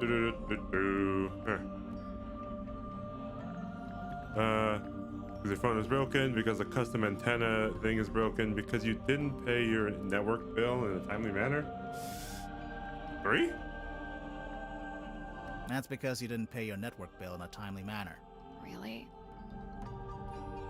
I'm gonna try that again. I mean, look, you plugged it in, but the battery still isn't charging, and That's because the custom antenna thing is broken. Oh, for real? Oh, man, it doesn't look broken. I'm pretty sure it got waterlogged after someone dumped it in the bilge water. That's where it was? No wonder I couldn't find it. I mean, okay, whatever, you got me. Consider me fully got. You know, this thing doesn't look like any kind of retail model. More like a one-off bit of custom engineering. I'm guessing the production company issued it to Dirk specifically for this journey. Probably when they realized he'd be out in the ocean and might need some help getting a phone signal. Yeah, so Mr. Vtuber really didn't want me going off-grid, so he set me up with a way to turn my cell phone into a kind of heavy-duty satellite phone. And what did Mr. Vtuber want you to keep him informed about, exactly? Dirk doesn't have to admit to anything else. All the evidence we need is right here. Okay. Which part shows the correspondence between Dirk and Mr. Vanderbilt?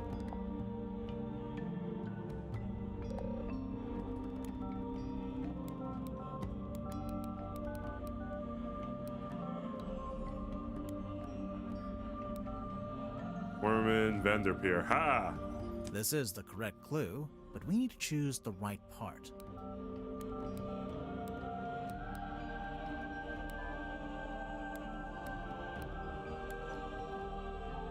Oh, I accidentally clicked off.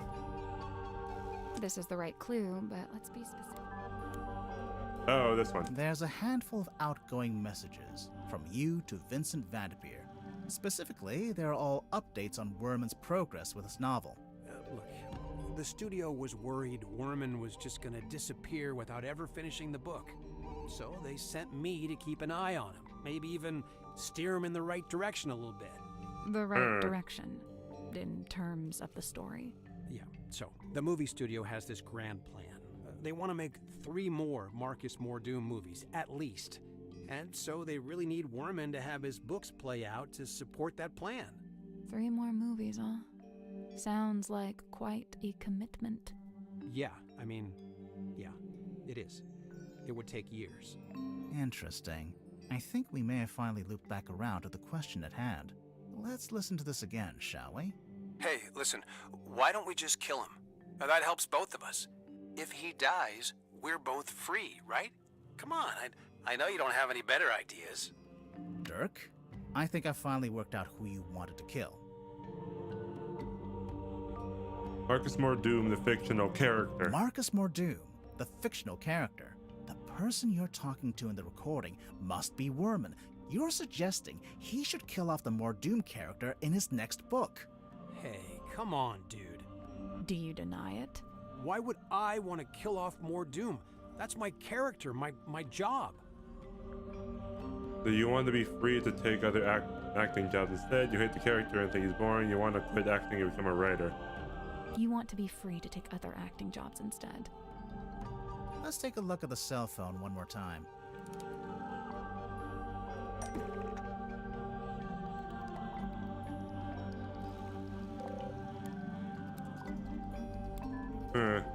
Offer still on the table then for no multi-picture deal science fiction. This one. There's an email in here offering you a big role in an upcoming movie, and another email from your agent reminding you that you're not free to take it, and won't be for several years. From what I gather, you signed a pretty lousy contract with Wit and Whimsy, and now you... Okay, hang on, sorry, but how would you know anything about my contract? Well, I don't know the fine details, but I did get a general sense of it.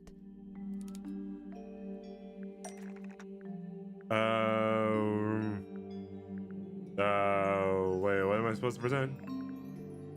It was a movie magazine. Captain's log, hotel.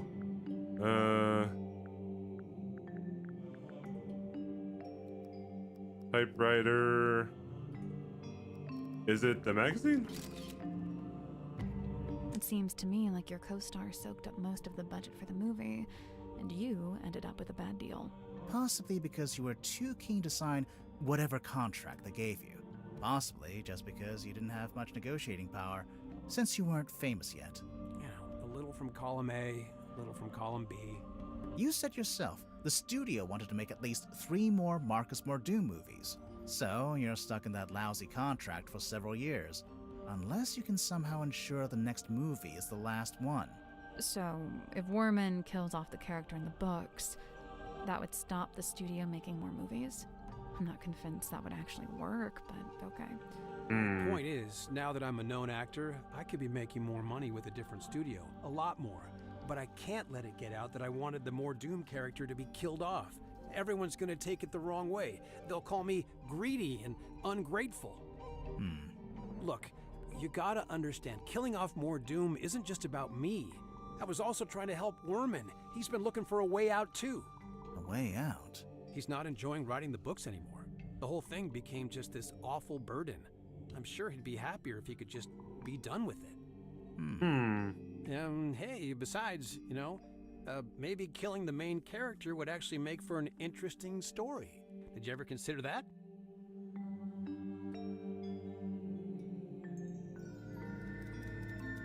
Okay, well, we sussed out Dirk, but now we gotta talk to the doc.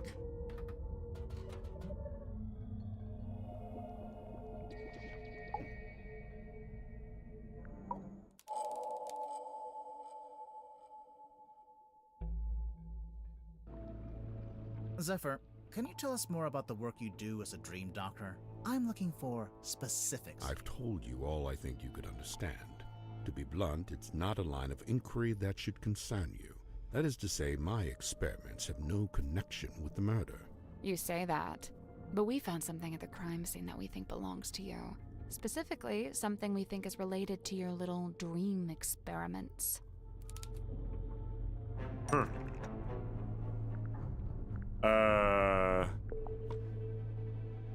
Was it this one? Come on, give it up. Just let me take it. I'm sorry, Tanya. I cannot. The stargazing girl. Your eyes, my love.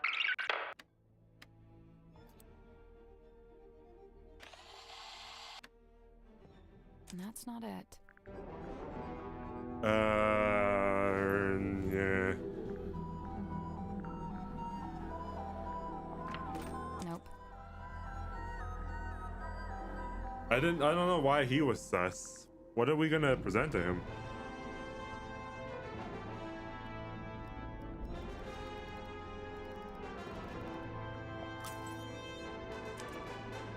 That has nothing to do with my research. What makes you so sure it even belongs to me? The color of the liquid. The color of the liquid? Really? That has nothing. What makes you so sure it even belongs to me? The moon label. Is that has nothing. What makes you so sure it even belongs to me? The smell. According to Mariana Moon, the liquid from the bottle is seawater mixed with 3 particular herbs. Mariana Moon's sense of smell knows no bounds, but I fail to see how this information connects it to me. The smell of the moon connected to Zephyr in some way.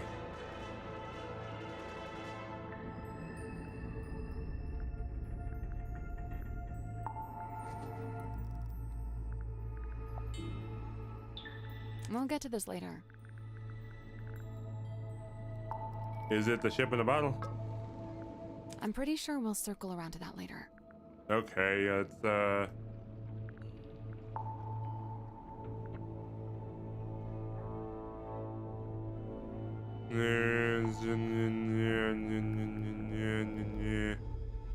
Hex bottle. The liquid in your hex bottle has the exact same 4 ingredients. Irrelevant. The X bottle isn't anything to do with my dream experiments either. So what is it? What's in the bottle? What's in the bottle? Okay.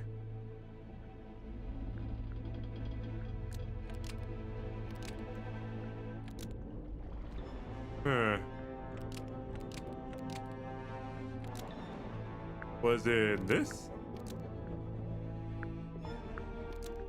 The moon vial was fed to a sea creature, and it's asleep.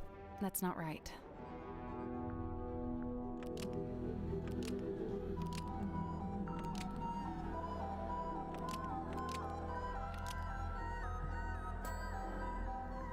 Huh. Okay. Huh.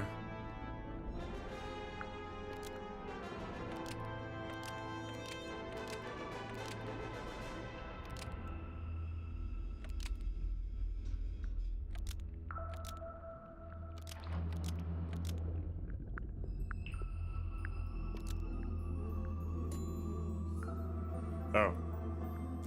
Okay, what's fed to is wrong, and the math is wrong, so not these two. Oh, right, this one. The hex bottle is actually just a sea creature, and it's asleep. Almost. But maybe just... The hex bottle contains a sea creature, and it's asleep. A sea creature? Is it a sextopus? A hexapus. It's not called a hex bottle because there's a magic spell inside. It's called a hex bottle because there's a sleeping hexapus inside. His name is Hex. I've had him since I was a young boy. Not to be rude, but that must have been quite some time ago. A normal octopus would live only a couple years, wouldn't it? Hex is a singular specimen with a number of special properties. Do you ever let him out of that little bottle? Of course I do. Hex swims freely in the ocean at night, and during the day he returns to me and sleeps in the bottle. So he's asleep right now. I knew he was related to your dream experiments. Who said anything about dreams? Nobody. But just looking at him, I think I know one of Hex's special properties, and it would explain why you'd be interested in the first place. Yeah, why does it look like that?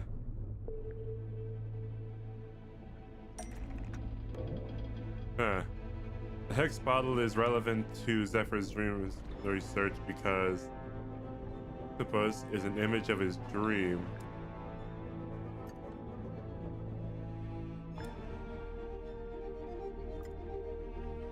An image of his dream is a photograph, is a projection.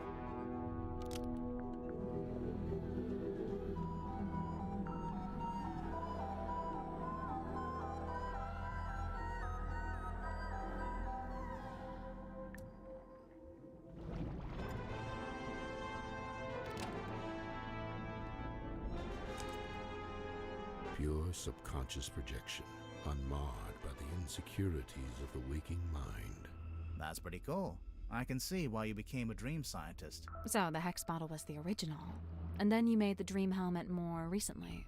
They are two distinct objects. There is no such connection. No.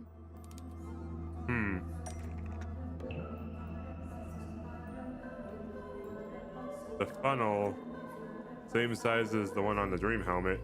This is the correct clue, but we need to choose the right part.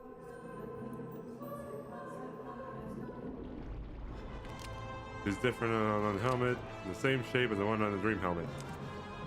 Right. The dream helmet's clearly just a scaled-up version of the hex bottle, specifically scaled up to human size. Who is Zephyr using the dream helmet on? Symmetry. That's not right. No, We Agnes, heard Mortuga was Tortuga. experiencing a particular recurring dream. I think he was your test subject. So, Mortuga wears the dream helmet and lays on your weird chair thing. And then you give him some of the moon potion to help him sleep. And as he dreams, the dream helmet collects the spirit energy and sends it to...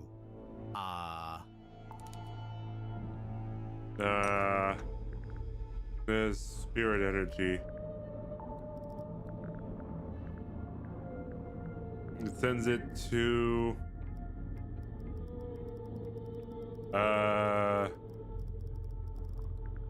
Fog ball.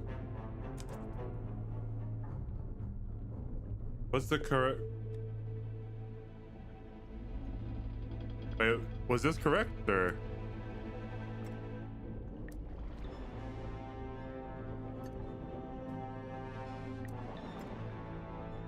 Direction of...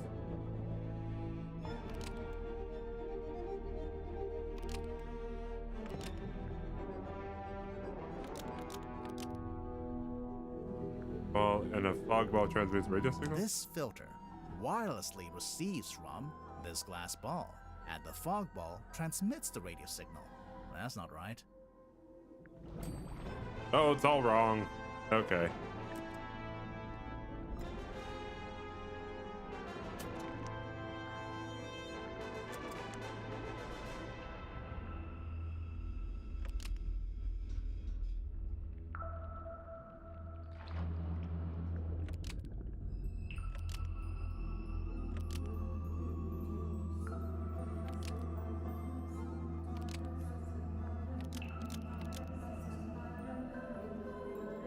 This filter wirelessly transmits to this metal part, and the fog ball receives the radio signal.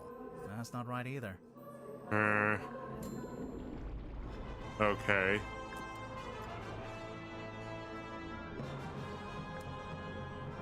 Oh, okay.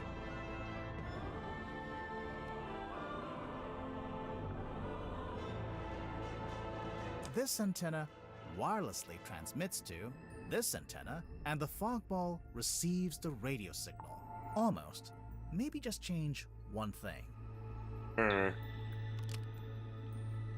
This antenna wirelessly transmits to this antenna, and the fog ball transmits the dream energy. Almost. Maybe just change. This antenna wirelessly transmits to this antenna, and the fog ball receives the dream energy. Do not think I cannot hear your mocking tone. It may surprise you to learn that I have indeed had some success in this area. I did once successfully filter something into the fog ball, and I witnessed a face inside the glass, however briefly. A face? No doubt the visage of someone from beyond the veil. Unfortunately, I have been unable to consistently replicate it. Did you make a record of it? I thought I did, but I can't remember where.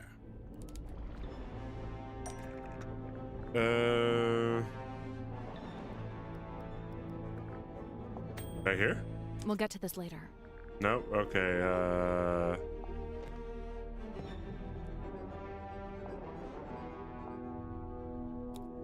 Nope, not here. A record. No, I remember it being on like the back of something.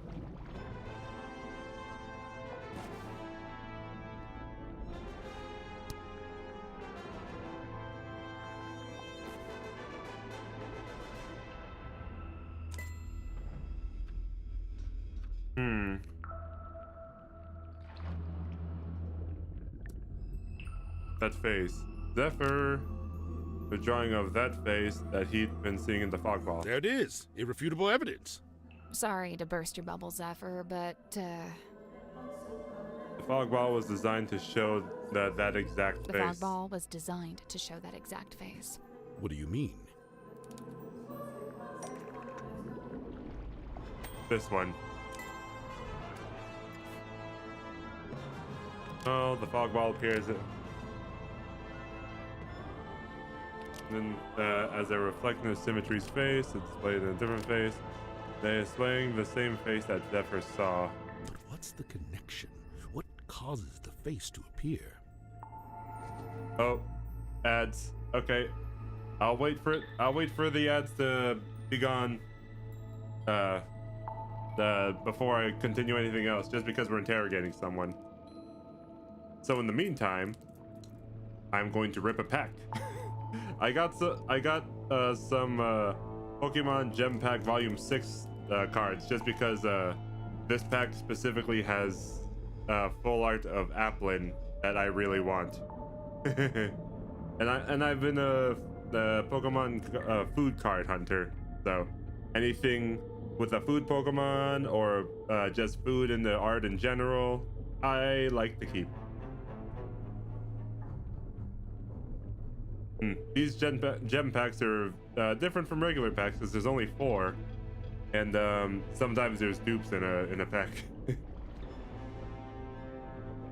I did get a good Diplin though. This Diplin is nice.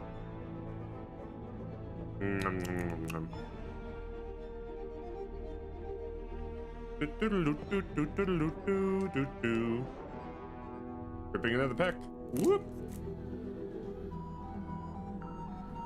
I know you can't see, but if I do get something, I will freak out. And turn over now. Ooh. And nope. That's a Doug Trio, a Alolan, and a Master Ball Doug Trio on it. It's Steel type? I don't know what's Steel type. Huh. Weird. 1 minute, one more pack.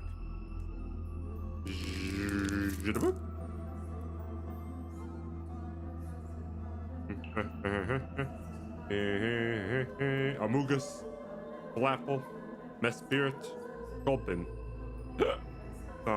Gulpin's cute. I just don't like what he evolves into, the big purple thing. I'd rather it just be a Gulpin.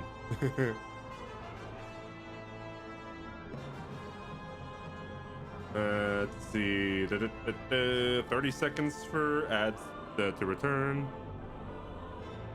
Shove it up. Shove it up.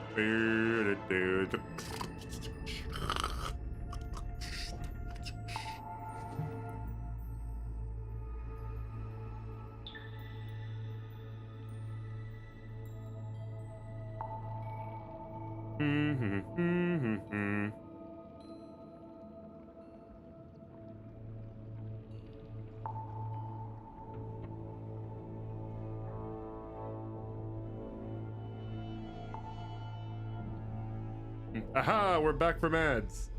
Okay, now I'm gonna continue. Now, what caused the bog?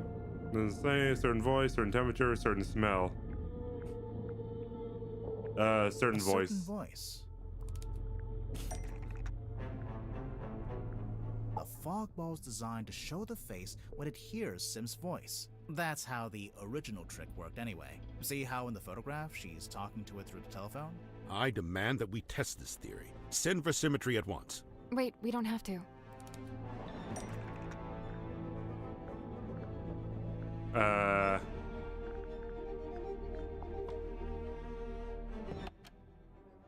on, give. The stargazing girl stares into the ink. Uh-huh. We have a recording of Sim's voice right here. The stargazing girl stares into the ink-black void. Upon her trembling lips, a question born. I don't say this to be cruel, but it seems like your dream experiments are, inconclusive. I'm just glad to have some clarity about what they actually are. And as far as I can tell, it all seems pretty harmless. Right, and the moon potion. As you said, merely an herbal tincture. But then why was it found at the crime scene? That I do not know. Do you know if Motuga had any on him? Did he ever borrow a bottle from you? It's a possibility. Do we have evidence to suggest Mortuga took one of Zephyr's? Oh, right, the bottle.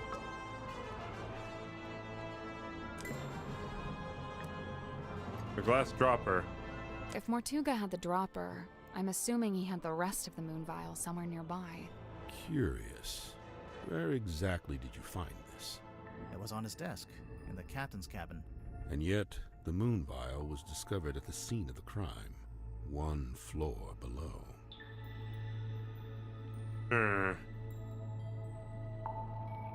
So, Hex actually shows his thoughts on his skin? Yeah, it's incredible. Hey, what if we got him to think about something else? Maybe we can get Hex to think about He something. is nocturnal. You will leave him be. Okay, what do we do now? Cynthia?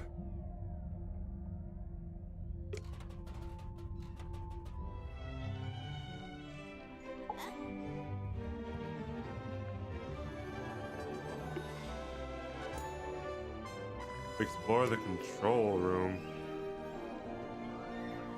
Do what? Over here? Can we look at the control panel? If you promise not to press any of them. I will make no such promise. Looks like something's missing here. Something with 3 small... Bowling ball? Coconut?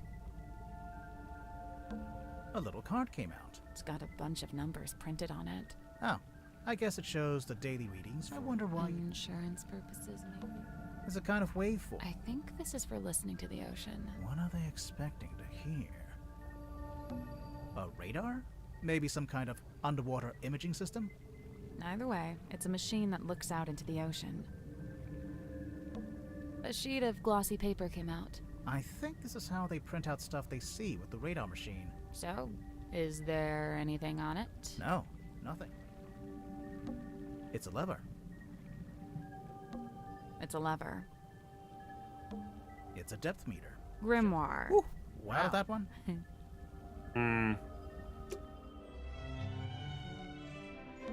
Can we look at the control If you panel? promise. I will make no such promise. It's a throne. It's not a throne. Oh, well, what is it? Well, it's, the captain's... There's a label taped to the back. Maybe it says what kind of... That's not a label. It's a whole document. Oh. A typed document that's taped to the back of the chair, the 2 handwritten signatures at the bottom. Magnus Mortuga and Symphony. And this contract represents an agreement between the 2 individuals in contention over the ownership of the command of the Mortuga submarine. For their own safety and privacy, these 2 people shall be referred to as Party A and Party B. Previously, Party A has been considered the legal owner of the Mortuga submarine and thus rightfully commander. However, a recent development has exposed Party B, in fact, the actual legal owner of the vessel. This proves that Party B is the rightful commander of this vessel and all of its operations. It's a throne. It's not well, that's not a label. It's a whole document.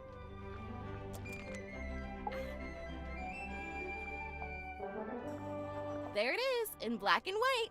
Signed by me, signed by Mortuga. Yeah, I can see. Where'd it come from? Mortuga wrote it. I think he used a typewriter. And what? He presented it to you? When?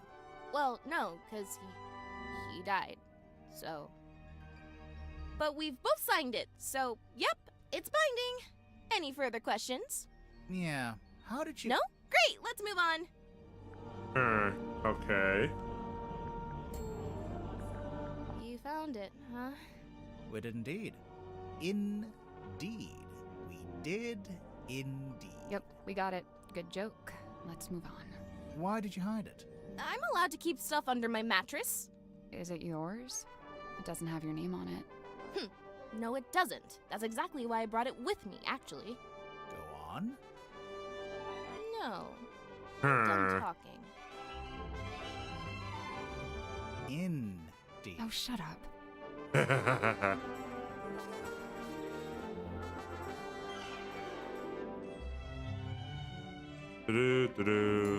Nothing comes to mind right now, huh?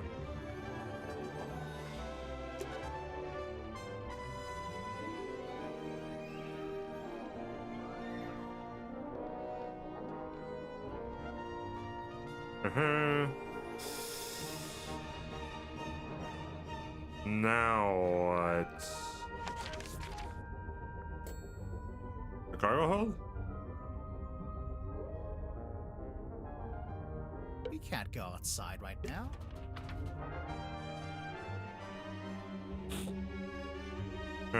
No, this isn't it.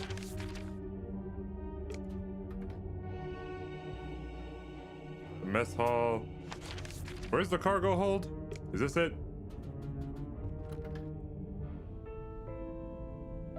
Captain's quarters.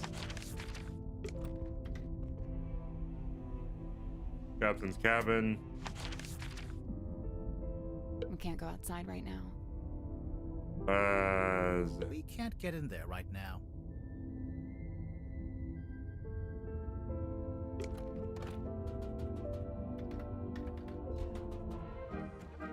Oh, yes. Oh, I shall drink. Engine room. Need to go to the cargo hold. Where was that again? Children's room.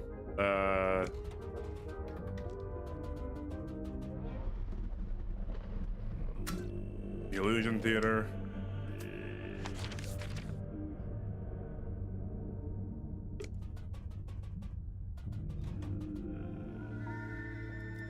Bunk room.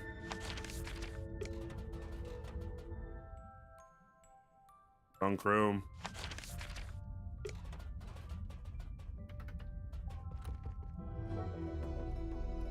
The cargo hold. What are we looking for? This is actually a pretty good place to hang laundry. Assuming you want your clothes to smell like the cargo hold of a submarine.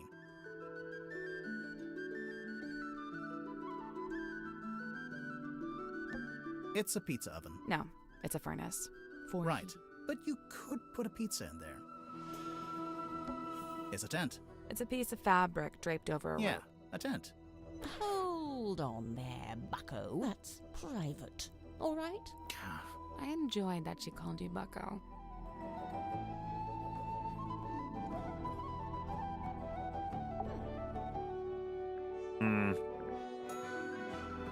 What do you think of the pipe? Fine craftsmanship, wouldn't you say? It's not a pipe at all. It's a secret dictaphone. It's not a secret. You're clearly recording people without their permission. So? So it's immoral. Well, if you're going to kick up a fuss, I'll just take it back, shall I? No, hang on. It might be useful. Aha! I knew it. Tut at me all you like, but you can't deny the value of hard evidence.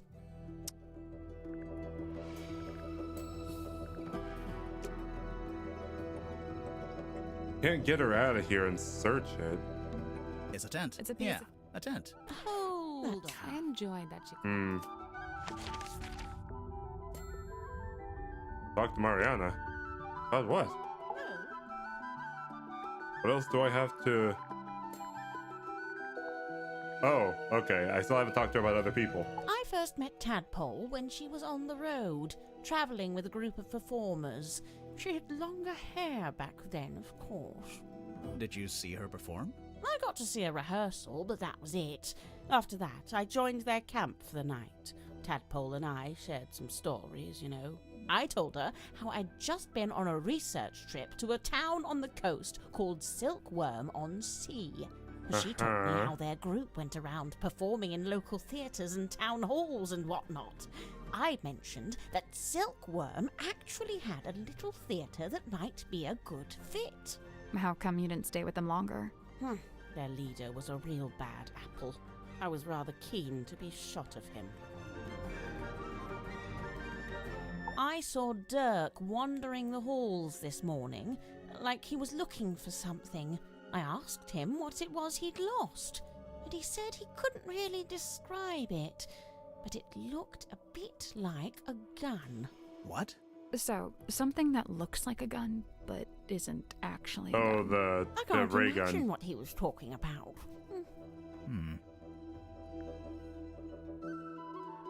It's the transceiver. I didn't expect to find a fellow herbologist on board. Dr. Zephyr really knows his rosehip from his rosemary. He's a chemist, too. Impressive, don't you think? I don't know. I get the sense his work is more alchemy than chemistry. He does seem rather secretive about it. I tried asking him about his experiments, but he seemed awfully reluctant to divulge any details. Sounds familiar? Worman, I know he once worked as a newspaper journalist. Oh, that's before he changed his name, of course. Have you read his book, Hex of the Helmsman? I leafed through it. I must say he's got some good research skills. I'd love to know what his sources were. What do you mean? The book is very clearly a loose retelling of the real-life story of one Magnus Mortuga.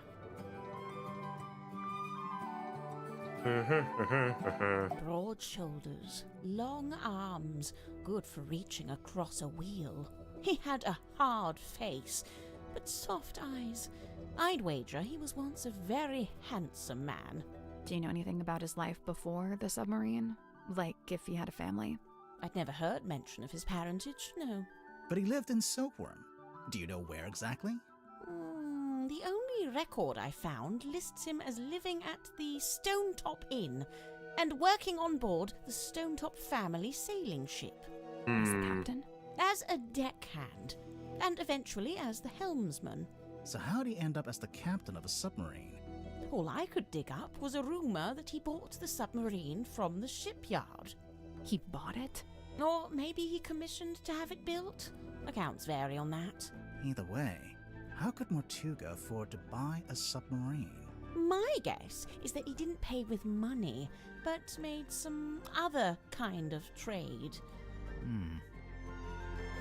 There's something suspicious about Mariana. Okay. Let's get through all these dialogues first, though. Mariana, what do you make of him? Godric, I mean. I will say, for someone with such a novel outfit, he's ever so quiet. Quiet? You disagree? I thought his whole thing was to be deliberately obnoxious. He wasn't like that with you? Not at all. Whilst showing me around the submarine, he was mostly subdued. Didn't say an awful lot. Maybe you make him nervous. Maybe you make him nervous. Cynthia Seafoam, the daughter of Harbour Master Sylvia Seafoam, and the stepdaughter of Donovan Drummond, the shipyard owner. That's a pretty solid nautical heritage. By all accounts, Sylvia Seafoam was an ambitious and outgoing sailor, but I believe they raised Cynthia to be a mechanic. Still, sounds like Cynthia actually does have the expertise to be captain. Who said she doesn't? Those people here, because they treat her like Mariana, a kid. Where are you from? No fixed address. That's the way it's been for some time. Oh, I see.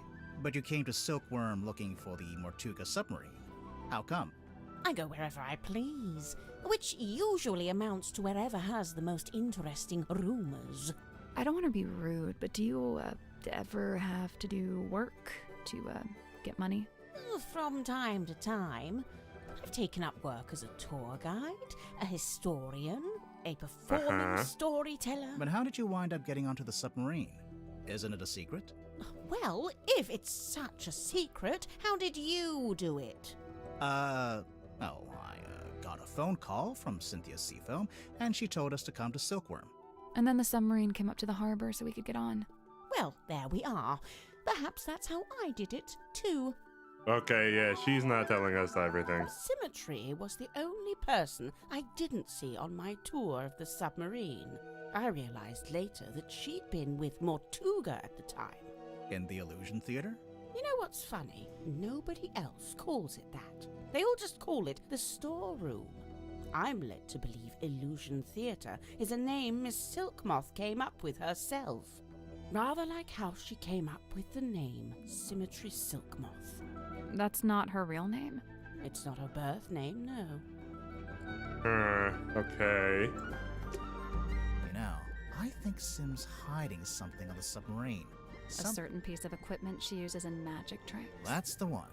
Problem is, we already searched the child's room and her bunk room. Well, there's only one other place it would be. Let's talk to her first. Suspicions.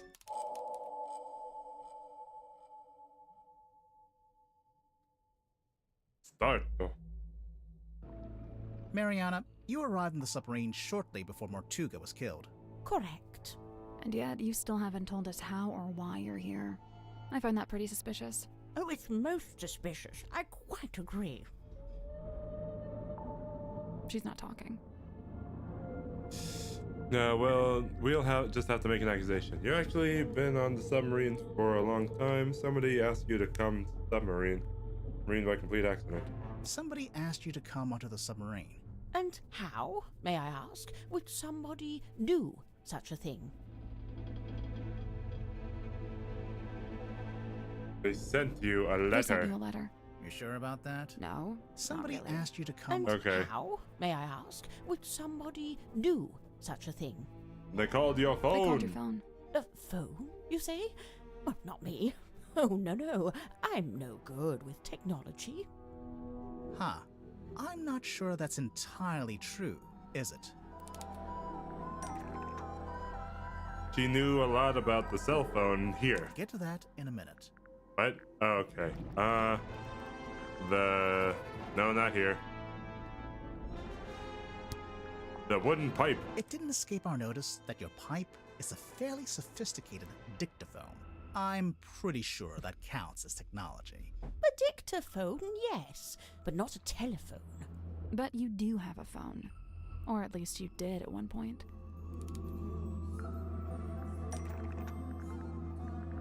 Cell phone. We'll get to that later. No? Okay.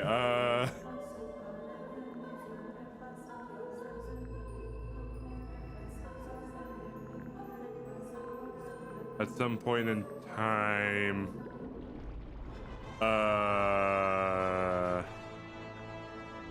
Black Box, Model Town, handheld radio?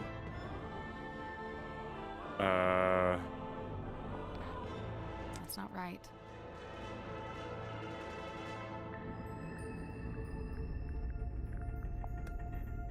Nope.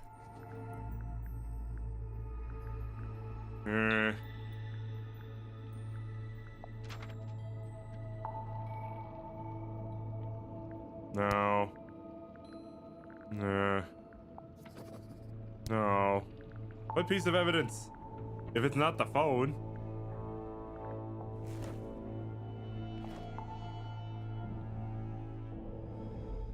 That's not it. Typewriter. Buoy. Case file.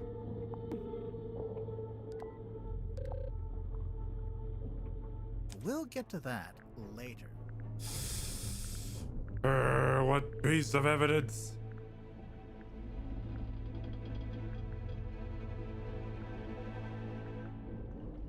Guys, help me out here. Is this one? That's not it. No.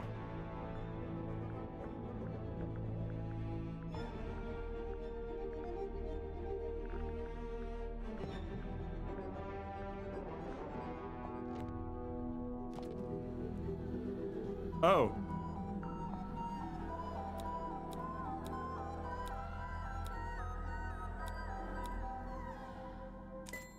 Here we go. Includes your ID number, your phone number. For whatever reason, there's a photo of you in this pocketbook, and beneath it, a phone number. I assume it's your number. Of course it is. But you... Are you watching? I'm only going to show you this once. Ready? Moon phone. Nice, isn't Oh. it? Had it custom made. Can we look? No, you can't look at it. The battery's perished. I haven't used it in several days. But if your number is written down in the pocketbook, then anyone on the submarine could have called you, back when you still had battery. They'd have the number, but how would they call me from the submarine?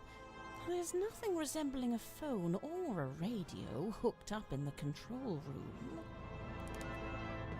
Moon phone. Haha.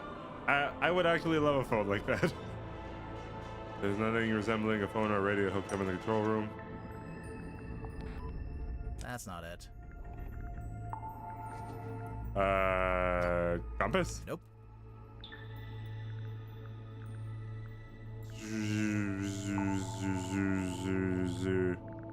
in the control room. Dirk wouldn't need to use the ship's phone. Much like you, he's got his own. What's more, there were 2 outgoing calls to your number.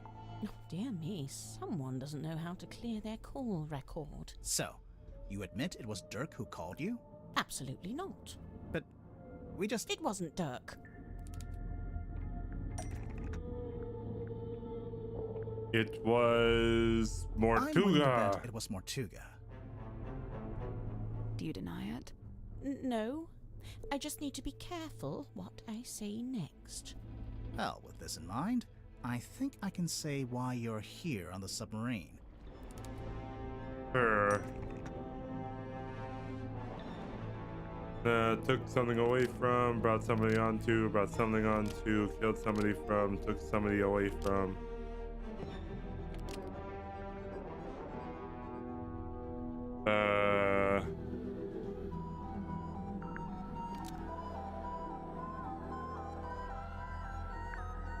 In order to kill, to give Mortuga to pay off a debt as a joke, to frame someone in order to kill Mortuga.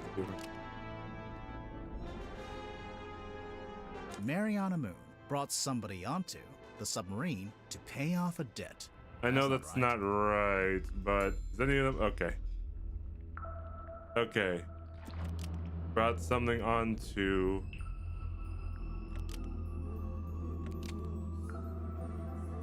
To frame Mariana someone. Moon brought something onto the submarine to frame someone. Almost. Maybe just... Mariana Moon brought something onto the submarine to give to Mortuga. You brought something onto the submarine. What was it, Mariana? I can't say. I made a deal with Mortuga, and I intend to stick to it. I can't talk about any of this. What is it that Mariana brought onto the submarine to give to Mortuga? The black box. We found this box in Mortuga's quarters. Oh, okay, that's right. You Never don't mind. happen to know how to open it, do you? I can't say. Sorry.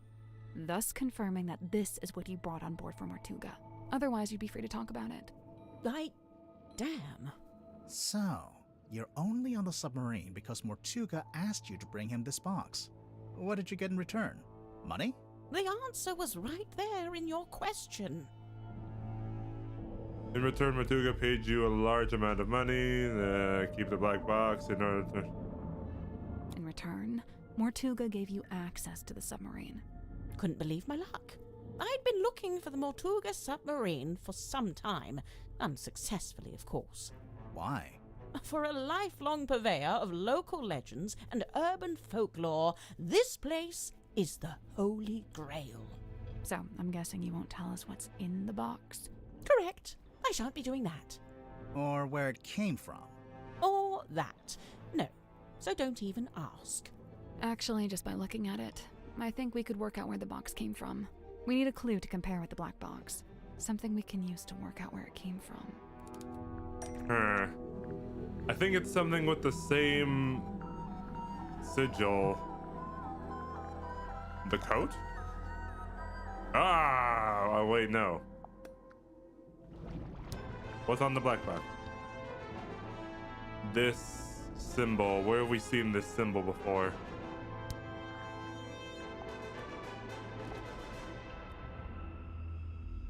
Nope.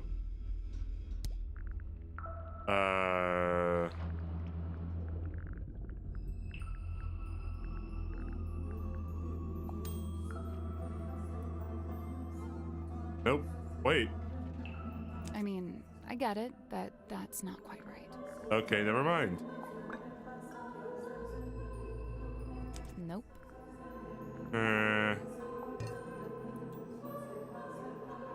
That's not right.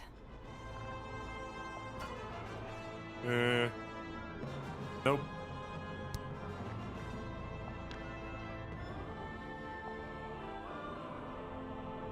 Nope.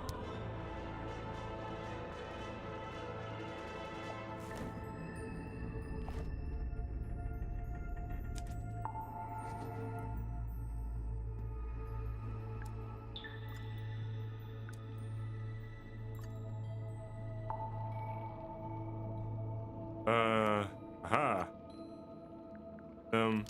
Was inspiration of the mirror image of something to do with is the same as this emblem. In the box is from Silkworm This Sea. F emblem is the same as this F emblem, suggesting the box is from Silkworm on Sea. Almost. Maybe just change. This F emblem is the same as this F emblem, suggesting the box is from Fellow Manor. That's what I get for diligently labeling my map, I see. Lovely. Wait, so Mortuga called you up and asked you to get this box from Fellow Manor. What did he... No, he didn't mention the box. Then what? He did ask me to go to Fellow Manor, but what he wanted was information. Oh wait, why couldn't he go himself? An excellent question. I'm still pondering that one myself. So what kind of information did he ask you to get? Can't tell you. Sorry. But the information Mortuga wanted, whatever it was in the box. I believe so. How would you know? Did you open it? She must have done. And when you gave it to Mortuga, he must have opened it too, to check it had the information he wanted. Aha. As I've said, I came on board the submarine via the foredeck, and Mortuga met me in the parlour. He took the box and told me to wait in the control room while he went down the hall into his cabin. So I waited in the control room. I was the only one in there, but, What? I could hear Mortuga opening the box. How? I've no idea. He was on the other side of the ship, but I could hear him quite clearly. Although it was quite a thin sound, rather like it was coming through a telephone. I wonder.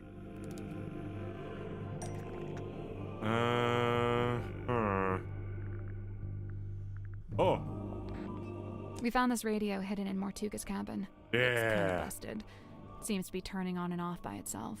So the radio was picking up the audio of Mortuga opening the box and transmitting it to the control room? When I heard the sound, I did initially think it was coming from the control panel, but as I mentioned, it doesn't have any kind of radio. So it's still a mystery. Did you record the sound on your little pipe dictaphone? Of course. You did? But we listened through all the tracks on the tape and didn't hear anything like that. Oh, really? I'm quite sure I made a recording of it. Hang on. What kind of sound are we even talking about? The sound of someone opening a box? Mariana, how would you even know what you were hearing? Oh, that's simple. It's because he was talking to someone while he opened it. What? Who? Oh. I don't know. I could only hear Mortuga's voice. But he was definitely having a conversation. Was he talking to himself? I suppose it's possible. What was he saying? I don't really remember. Ugh, thanks a lot. This has been frustrating from start to finish. My pleasure. You're infuriating.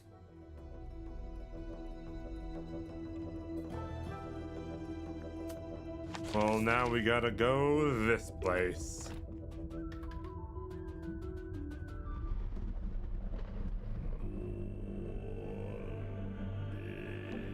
This wooden panel. Surely there's something behind it. Oh. Hello? It's a little set of tiles. Oh, I don't remember this game. Nope. So there's 4 rows with labels off to the left, and 6 columns with labels up at the top. As for the tiles, I don't think the colors matter, just the shapes. So a few of the tiles are...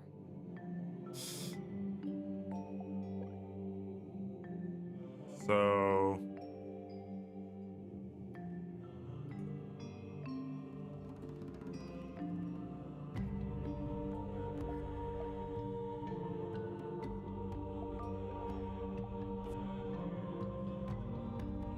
I guess that's wrong. Each slot is a part of 1 horizontal row and 1 vertical column. So when we place a tile, it has to work for the row and the column it's in. Okay, so this heart points this way, and this heart points that way. Heart points... I can't move this one.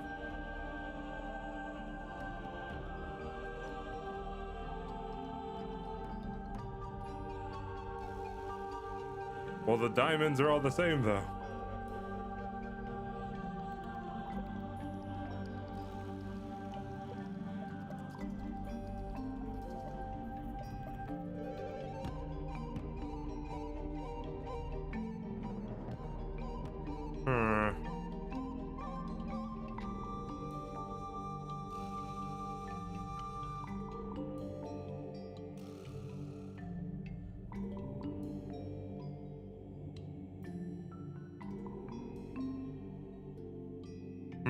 Okay.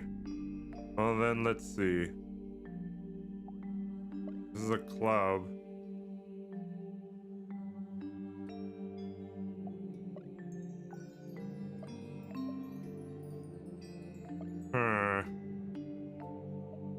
This way, that way.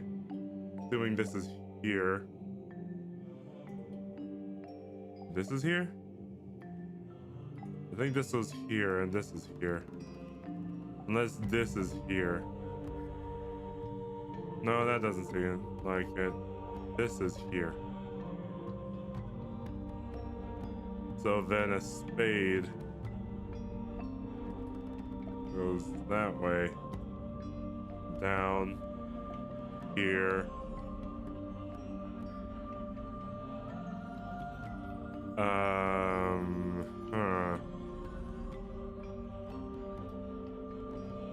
Is this a spade? Or is this a clover?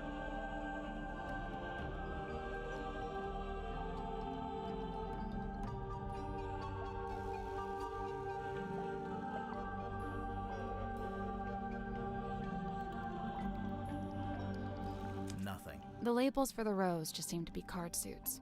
That's simple enough. The labels for the columns refer to orientation, rotation, even mirroring. Okay, so if it's mirrored up and down,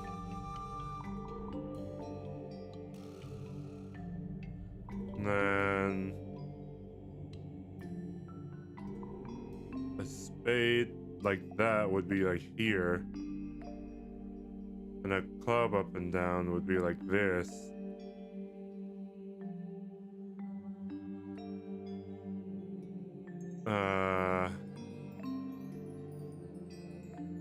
But then what is this? And this would be...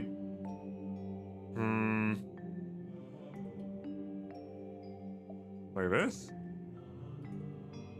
No, it's like this. But then why is this diamond here?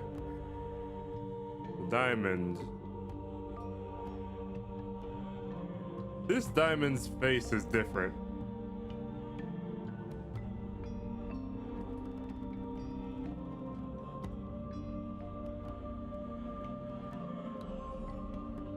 What other spade is there?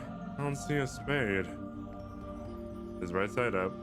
And that's regular. Okay.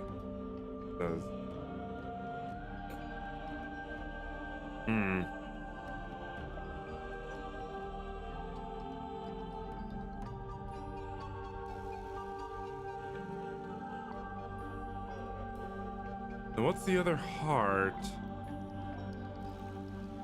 Nothing. The labels for the rows just seem to be card suits. The labels for the columns refer to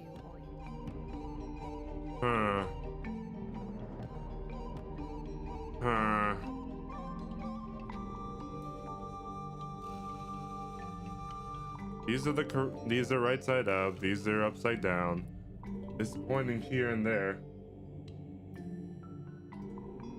The hearts pointing away from each other? Nothing. the labels for the rows. The labels for the columns refer to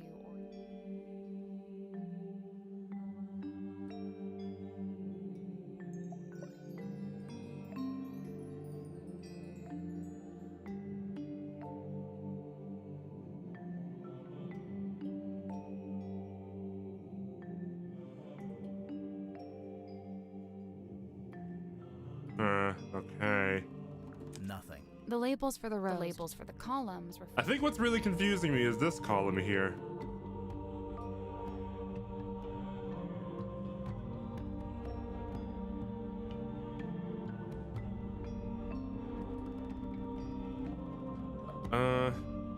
Unless these are switched around. There. But then why is there a... Huh. Red and blue cubes, where? That's the one. Oh, there it goes. Okay. Good job. But why is this a... Oh, okay. They're bottom from top. Okay, okay. I got it. It's unlocked. Right. Let's get this thing open. Ah! What the hell? There's a girl in there. It's a doll. I hope.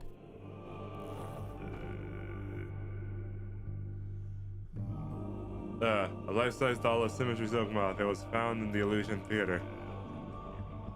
Is that a camera inside of her? So it's a life-size doll that looks like Symmetry. Well, yeah, but I think there's more to it than that.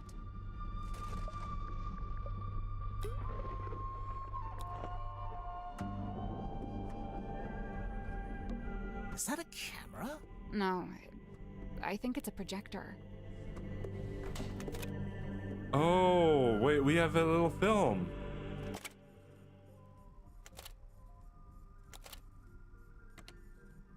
Close your eyes, my love, and be still, for this is the end and the beginning. Is that when he was killed? You really want to turn back after you got the map sussed out and everything? There's no wind. It's an ill omen. Oh my god, Magnus, you're so dramatic. All I need you to do is steer, all right? I'll handle the scary stuff. Felicia. You can't change my mind. Sorry. I spent too long planning this. Anyway, we'll be there in a few hours. Be where, exactly? Right. I didn't really explain it yet, huh? I've asked several times. You always wriggle out of it. Well, I've got nowhere to wriggle now, do I?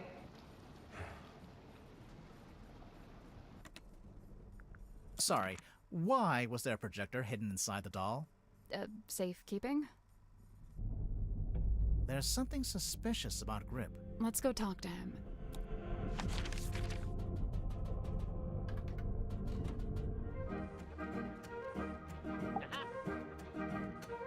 Grip, you're suspicious. Ha ha! How about you? I've been looking forward to this part.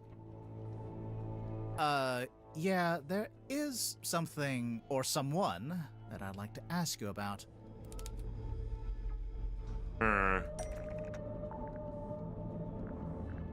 Let's ask his faithful sidekick.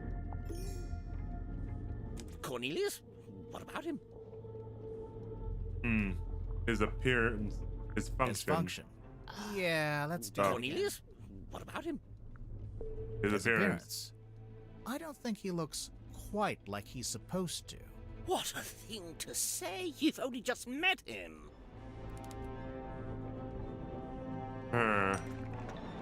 Do we have a reference to what Grip's cane is supposed to look like?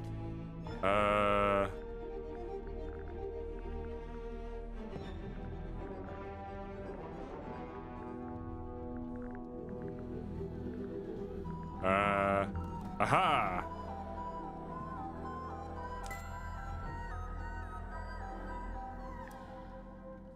Picture of the cane. It looks different than the cane Grip has now. Now you mention it, they don't match at all. The one you've got is a different shape, and it's made of wood. This is what you're grilling me about. Why would the two canes look different, though? The Grip made a new cane after arriving at the submarine. A new cane after arriving on the submarine. What a damning accusation. Yes, I made a new cane, and yes, it's made of wood. Where are you going with this? Ask about what happened to the original cane. What happened to the original cane? I left him at home when I went off in my balloon. I thought I ought to leave the trappings of the brand behind me, but it wasn't to be clearly. Where are you going with this? Ask about why Grip wants a cane in the first place. where the wood came from. Where did the wood come from? I forget. Do you? It came from the ship's wheel, didn't it?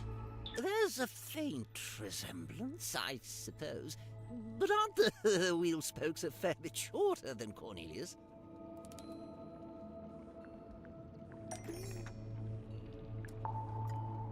The band. If you look at the back, you can see that Cornelius is made from. If you remove the bandage, you can see that Cornelius is made from.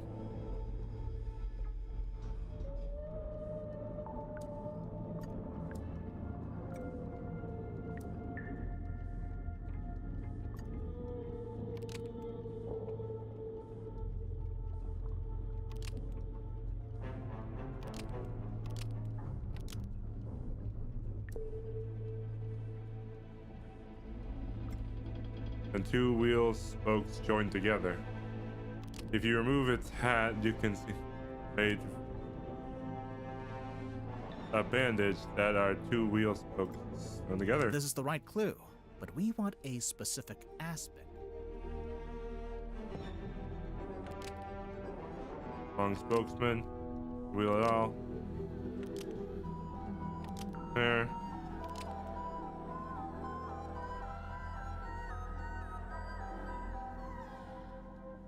You look at his back, you can see that Cornelius is made from. If you remove the bandage. This is the right clue, but let's be. This is the right clue, but we want a. This is the right clue, but we want a specific aspect. This is the correct clue, but we. This is the right clue, but let's be specific.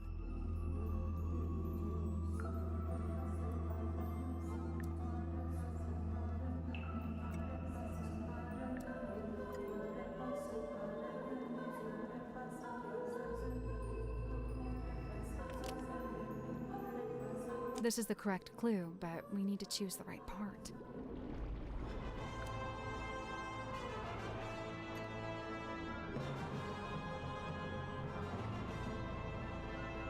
This is the right clue, but we want a. This is the right clue, but we want a. What part am I supposed to look at?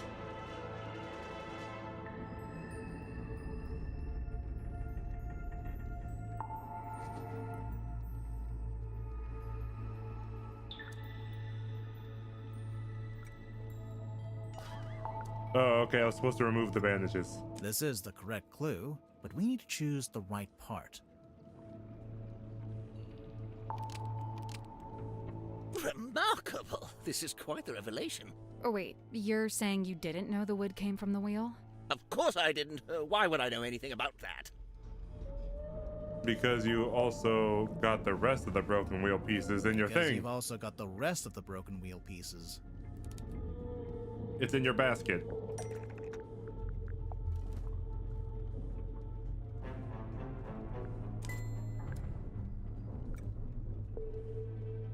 So, Grip, I have to ask, do you know anything about how the ship's wheel was broken? Yes, I was there when the wheel was broken. In fact, Mortuga and I, we broke it. You broke it? I was trying to take control of the wheel, and Mortuga forcibly wrenched it out of my grip. He was very strong, you see. Wait, you tried to steer the submarine without permission? I did. Why? There'd been a disagreement. It's nothing, really, not important. A disagreement? About what? Where to take the submarine? Something like that. Yeah, what sparked the disagreement between Grip and Mortuga relating to the navigation of the submarine?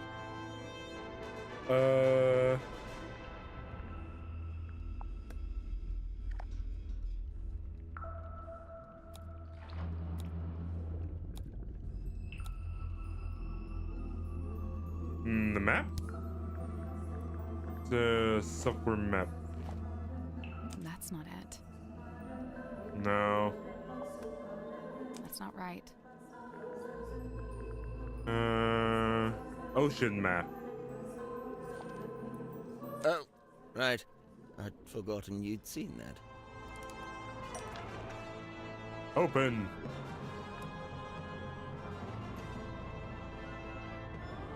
this is the right clue, but let's be specific. Which part read? Was it? Oh. Map interpreted by Godric Grip. For customer, Magnus Mortuga. It's a record of service from your shop. Not the one here in the submarine, but the real one in the town. It's all there in black and white, I suppose. Yes, indeed. Some time ago, Mortuga came into my shop. He showed me the map and asked if I'd be able to interpret it for some voyage he was planning. Interpret it? It's marked with an X, but there's nothing in the way of coordinates, nor are there any apparent landmarks, given that it's just describing an area of ocean. So, how did you work it out? By employing every ounce of my skill, by working harder than I'd ever worked. Something about that map, the mystery of it, the feeling of chasing down the unknown. It grabbed me, and it didn't let go. For 2 weeks, it was all I thought about. I was so focused on it, I barely slept. Easily the most thrilling job I'd ever taken on. I even waived the payment. I couldn't in good conscience charge for something I'd enjoyed so much. The problem was, afterwards, all my other work suddenly seemed banal. I began to daydream of that thrilling feeling, that pursuit of the unknown. It led me to eventually close up shop and head out in my balloon, on a voyage of my own, which, as you know, ended rather abruptly. Yes. Right. But to be pulled from the ocean by Magnus Mortuga himself, and to find that very same map laying on his desk, I asked him at once if he'd ever followed the map to the coordinates, and he said he hadn't. I was disappointed at first, but then I realized we had the submarine. We could still go, right now. But Mortuga told me we would be doing no such thing. In fact, we weren't to be navigating anywhere. Instead, he seemed insistent in hovering near the Silkworm coast, like something was keeping him tethered to it. So, you tried steering the submarine yourself?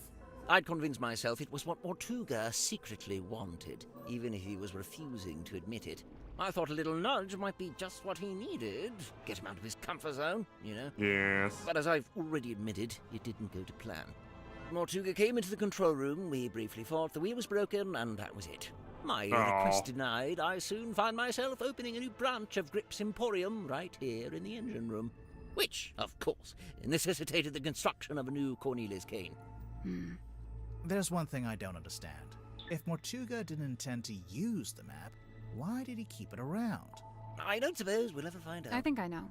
You do? Mm-hmm. There's a good reason why Mortuga didn't want to follow the map. He said it was too dangerous. He found the map was a hoax. He already followed it. He'd already followed it. What makes you say that?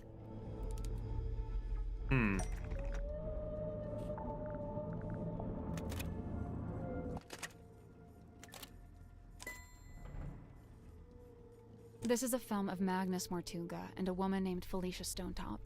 They're talking about their plans to follow the map. Remarkable.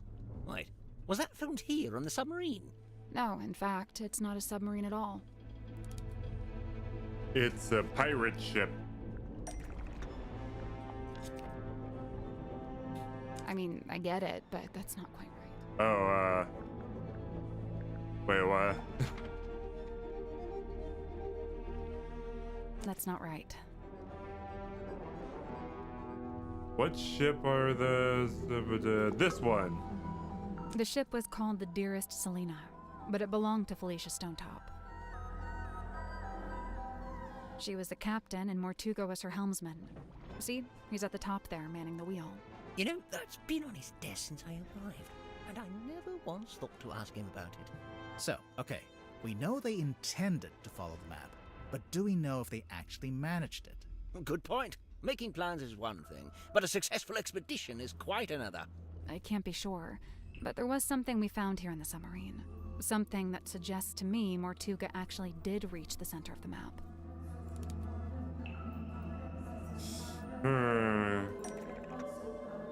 We have something suggests mistakenly reached the center of the map.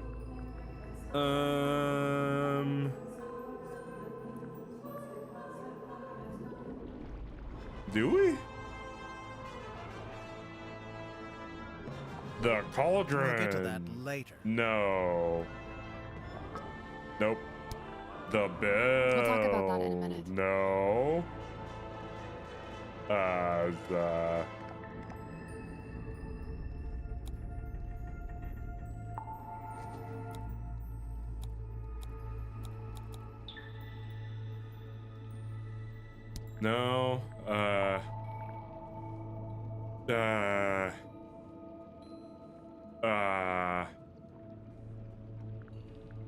The Emerald Letter. That's not it. Nope. Nope. Okay.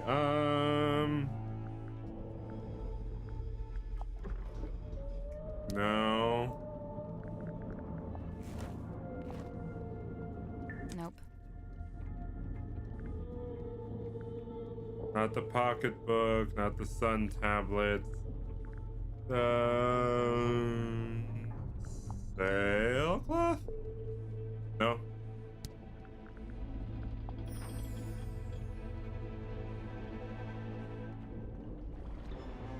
Oh, that's the Grim Reaper thing.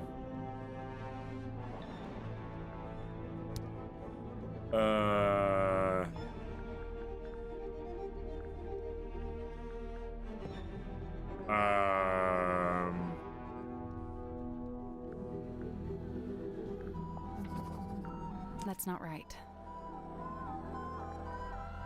I don't know, guys. A black box? Nope.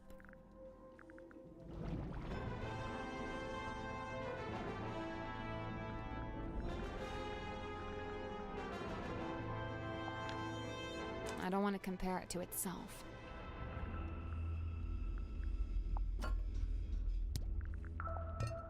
That's not right. That's not it.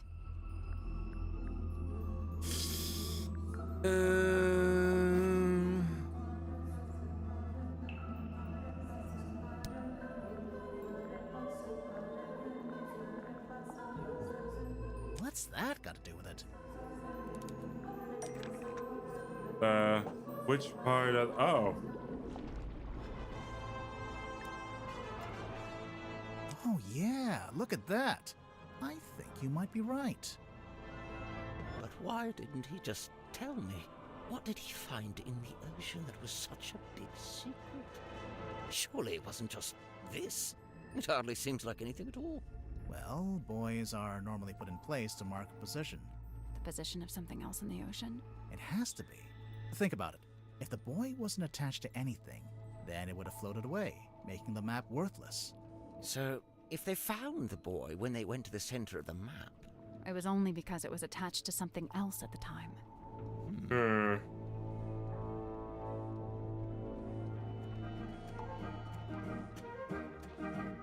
Okay.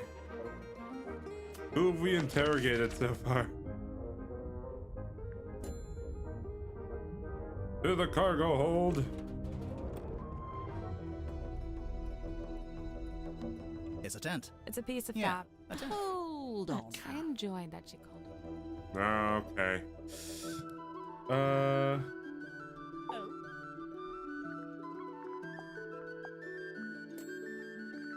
I feel like I'm done with her, but what else do we have to look around? It's the cargo hold. It's made entirely out of...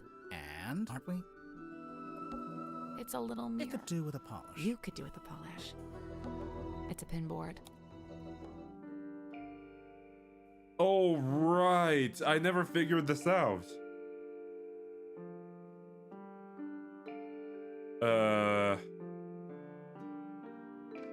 Magnus isn't part of this.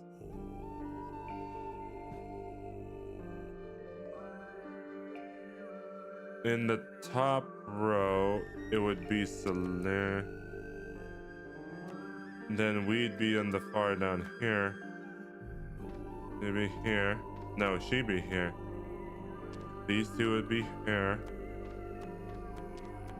This guy would be here. She'd be here. We would be here. No, she would be... No, there. There. There. No. Nope. So, there's a drawing of each of the suspects, one of Mortuga, and one of us too. Each one needs to be moved to the right place on the board. I'll do this later.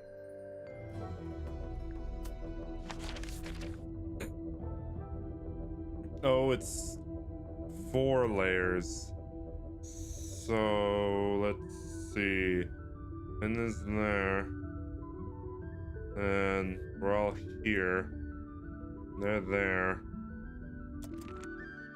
So It's a pin board.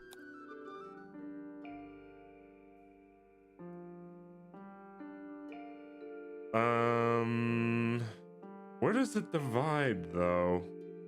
That's a good question. Because then she'd be here. 1, 2, that way. So then there. Then 1 lower from them. These 2 are here.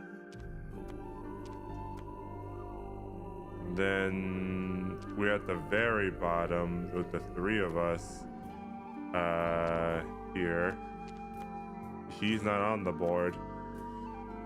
She's right next to us. She's down here. She's over here. I believe that's it. That was right. Okay. I'm impressed. Nothing happened. What were you expecting? Normally, when we complete a puzzle, something unlocks and we get a new clue. Yeah, we've been conditioned to expect it. If it's a clue you want, take a look on the back of the pinboard. What's this? Ooh, oh. Night of a full moon. And a ticket.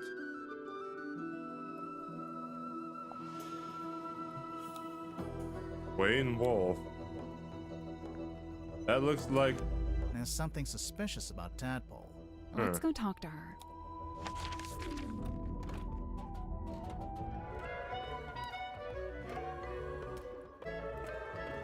Find all the clues? That's it? Huh. Suspicion.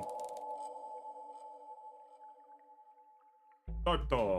Tadpole, what would you say your relationship with Mortuga was like? We got on great. Where's this going? Did you ever disagree with him? Argue with him? Nope. Let's get to the point, I have evidence that Tadpole's having this... Ah, the pipe. The pipe. Come on, give it up. Just let me take it. I'm sorry, Tanya.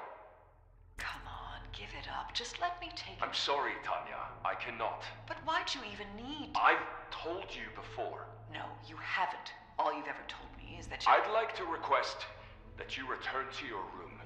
I have something I must attend to. Someone sneaking around recording me with a dictaphone? Seems like it. It may have been recorded without permission, but it's still a record of a conversation you had with Mortuga. It sounds like you're trying to get something from him. Some kind of object he was keeping from you? An object? Nope. So then what were you talking about? I don't want to tell you. You'll take it the wrong way. It's just, you were seen rummaging through Mortuga's bookcase. The one in this cabin. Someone sneaking around watching me rummage through bookcases? I thought maybe you were looking for this. What was on Mortuga's bookcase? The captain's log. That's not it. Nope.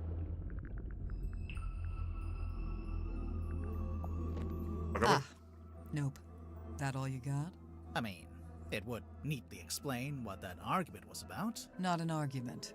And obviously I noticed that there's a dried blood stain on the front of the book. Nosebleed. Very common among divers. Oh, really? I assumed it was Mortuga's book because of the MM initials. Nope, it's nothing to do with him. It's just some old book. It's not important. Now that's not quite true, is it? Yeah. It's not even a book. It's not even a book. It opens up into a little box. Mental note. Don't tell your birth date to Dirk Dansom.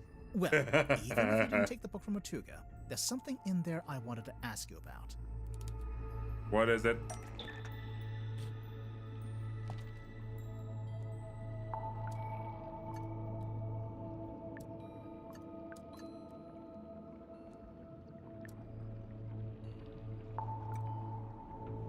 Who's this?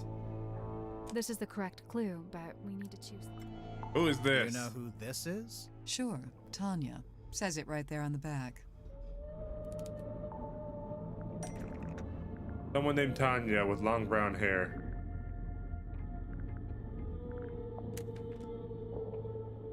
We'll get to this later. Okay, not this one.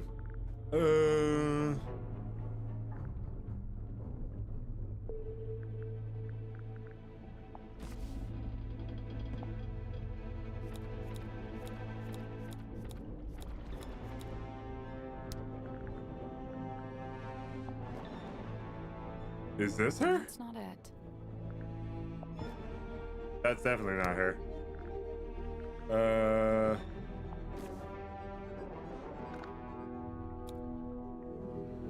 Aliens in the Mermaid Stone Golden Palm.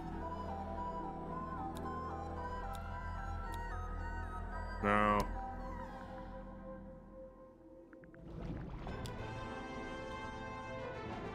Oh, right. We heard you used to be a rescue diver. Mental note. Don't share any personal information with Dirk Dansom. Hey, they spelled your name wrong.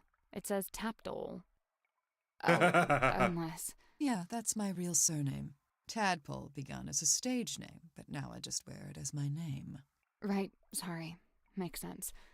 A stage name, huh? So the book contains photos of these 3 women, one of whom we've established is you, Tadpole, since it has your old name written on the back. What of it? The fact that there is a record of Tadpole book, it means the Tadpole stole probably means that the book didn't originally belong to you. It probably means the book didn't originally belong to you. Right. Why would you have a record of yourself? I told you, it's nothing to do with Mortuga. So who does it belong to? Nobody. We need a clue to compare with the pocketbook. Something to suggest who the original owner was. What was the thing with the LL? MM? Open. No. Ah! Nope. No? Okay, not that. Photograph that shows the original owner of the bloodstained book. Her? That's not it.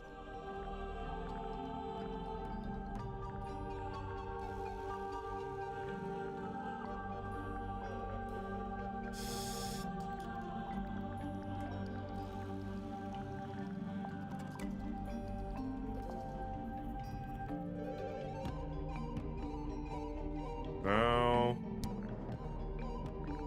No. Is there? No.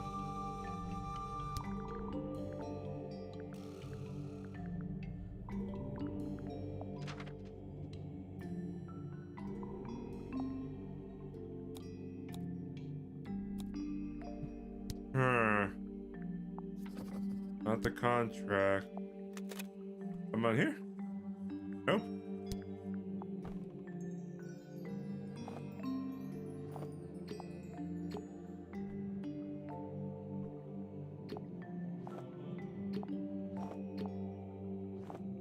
That's not it.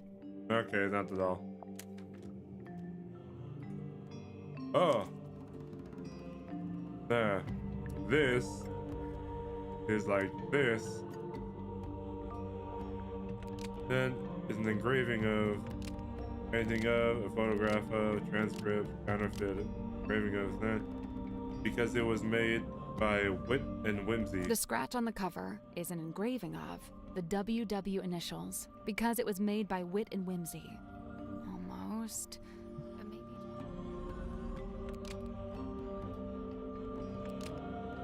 The scratch on the cover is an engraving of the WW initials because it was made by Magnus.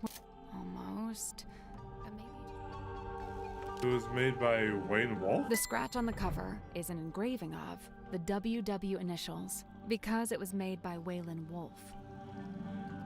So the man in this photo, Waylon Wolf, we think was the head of some kind of traveling show. A group that you, Tadpole, used to be a member of. Hey, look at that. I'm actually impressed. Presumably, the pocketbook is where he kept records of the various people he had dealings with. Tanya Tadpole, Mariana Moon, Baroness Fortuna. The first two we know about. But what about Fortuna? What does she have to do with Wolf?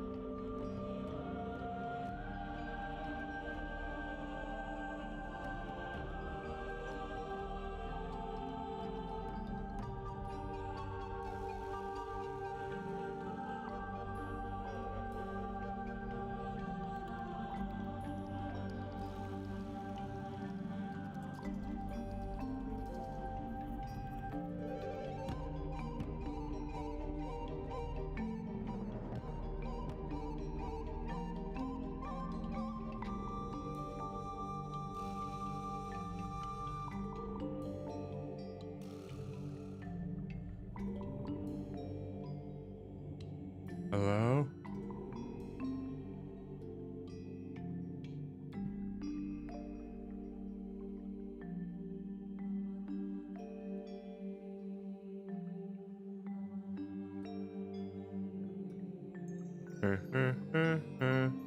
Okay, that's weird. But now I gotta switch the thing because now I can't hear nothing.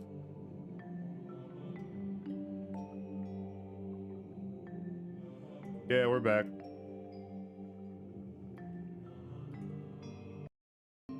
Okay, here we go. We're back. We back.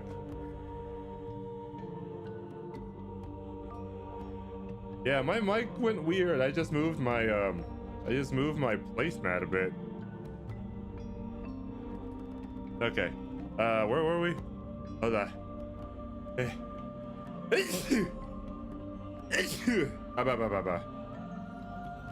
There's two we know about. But what about Fortuna? What does she have to do with Wolf?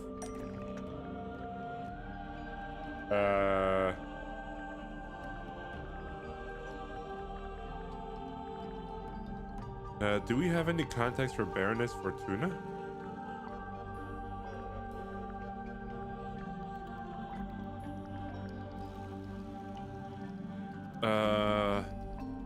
I forget if we actually have anything on our bottle. Nope.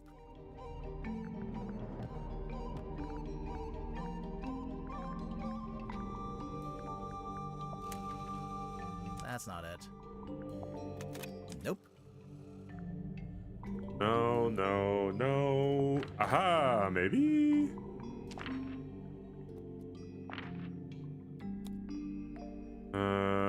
No. That's from Felicia, not Mortuna.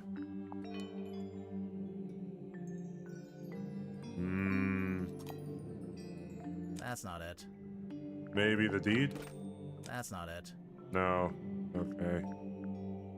Handwritten letter. No. That's not it. No.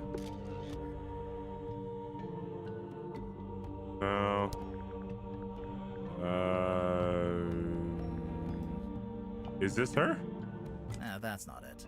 Nope. Okay. Ship bottle and license, ticket book.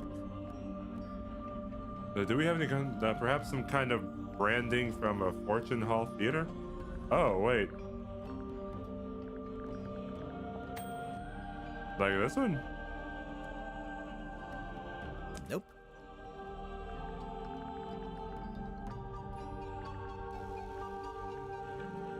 Prison Hall Theater.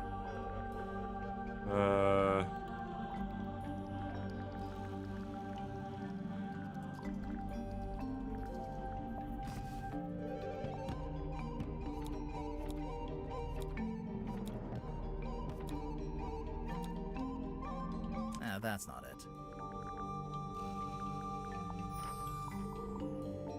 Oh, she's right here on this poster. Baroness Fortuna owns the Fortuna Hall Theater in Silkworm on Sea. We actually passed it on the way to the Stonetop Inn. It's all boarded up now.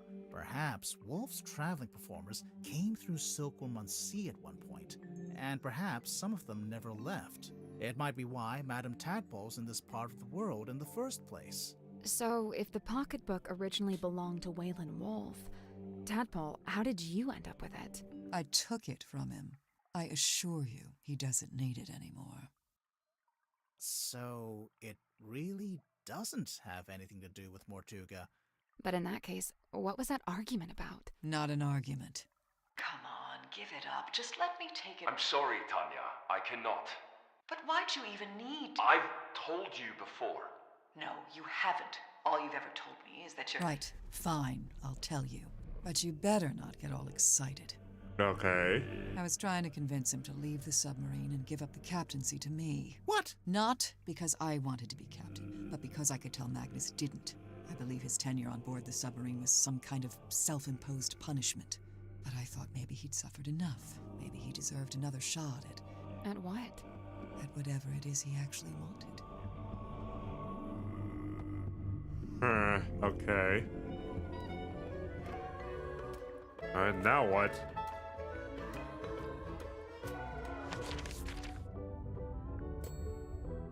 Talk to Tadpole.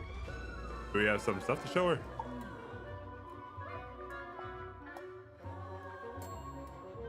Moon photo. Is that you in the photo, Miss Tadpole? No, I'm not that buff, and my beard isn't that thick. The woman in the glass ball. She looks just like you. Except she has long hair. And a mermaid tail. It's a fake tail. I don't wear it anymore. It actually slowed me down. Not that I could really swim in that little ball anyway. So who's the guy? But just some guy. Not important. Something tells me I was supposed to ask this before the interrogation.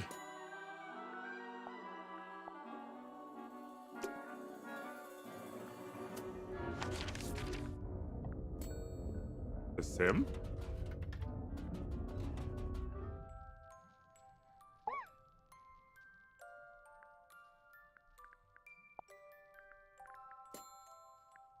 Is this yours? No, not mine. Merely borrowed from Magnus Mortuga. Mortuga owned a projector? What for? Projecting a film, I guess? Not this film. What did you want it for? Projecting this film. We found your doll. She's not talking. You didn't ask her anything. All right, fine. What's up with the doll? Okay, now she's not talking. Speaking of, Sim, can the doll talk? Like, does it have a little speaker inside? She is ever silent. I speak for us both. I just thought, there's a string on the back. I thought it was like a pull string. It is a pull string. Oh, then how does it work? You pull it. There's something suspicious about symmetry.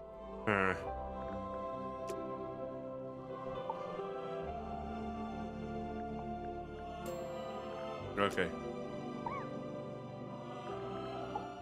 Sim, reveal yourself. Symmetry, you were in the Illusion Theater with Mortuga the evening before he died. I concede! I concede! I am laid bare! Anyway, there was some talk of Mortuga being killed by a curse. You wouldn't know anything about that, would you? Grimoire. What? She's the resident curse expert. It is entirely possible that the captain was set upon by a curse. See? I knew she'd know about this. Let's just stick to the facts, shall we? Sim, if you were in the Illusion Theater with Mortuga, what were you actually doing in there? A performance? A performance. Like a magic act? A foolish act, a callous indulgence through and through. I don't understand. Did it go wrong? I performed it perfectly. Then what's the problem? She's gone quiet. It's okay, we don't need to force it out of her. So, something that shows the planned Sim's new magic trick. Was it this one? It's a poster for a magic act, or a rough layout for a poster anyway. Oh, we found something else too. Something left hidden in the illusion theater. I think we'll circle back around to this. In the illusion theater? What else did we find besides the doll? Sweet sister inanimate, I implore you, leave her be. Her hands are clean. The doll was left behind by the murder. Prop in the magic The trick? doll is a prop used in magic tricks. What kind of magic trick would need a life-size doll? Any trick where you need a double, obviously. Which clue suggests Sim's doll is a double for her illusion? I think it was the one where it's a picture of her, but it's right here. Your magic act, Lady of the Looking Glass. I don't claim to know exactly how it works, but as far as I can tell, you put the doll behind some kind of special mirror, and it acts as an identical double. Lady of the Looking Glass is a thing of the past. I am no longer able to perform it. Because you don't have the special mirror. You misunderstand. I shall never again perform this trick. But why not? Oh. Because Sim and her doll are no longer identical because someone banned her from performing it because she lost one of her other props. Because someone banned her from performing it. Wait, really? You know what? Let's try You that misunderstand. again. But why not? Oh. Because Sim and her doll are no longer identical. Sweet sister stays ever a fresh-faced child. No such fate is writ for me. So you can't use the doll at all anymore? Could Sim still use her doll in illusion?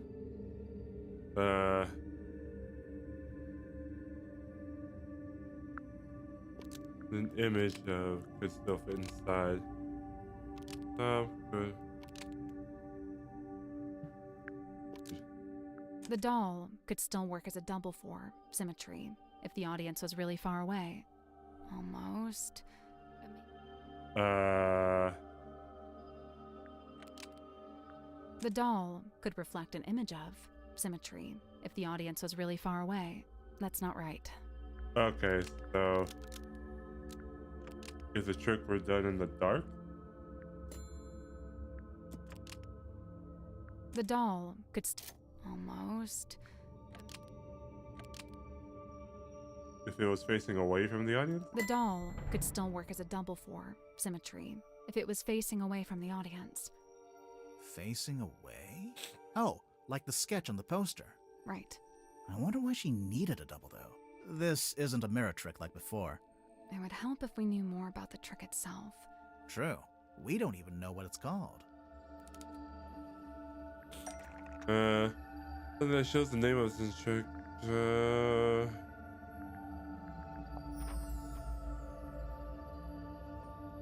We've already talked about that.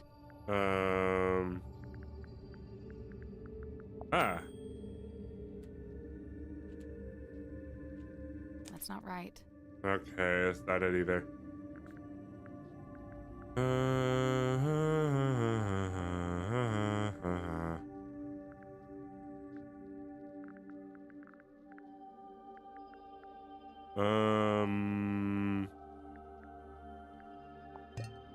That's not right.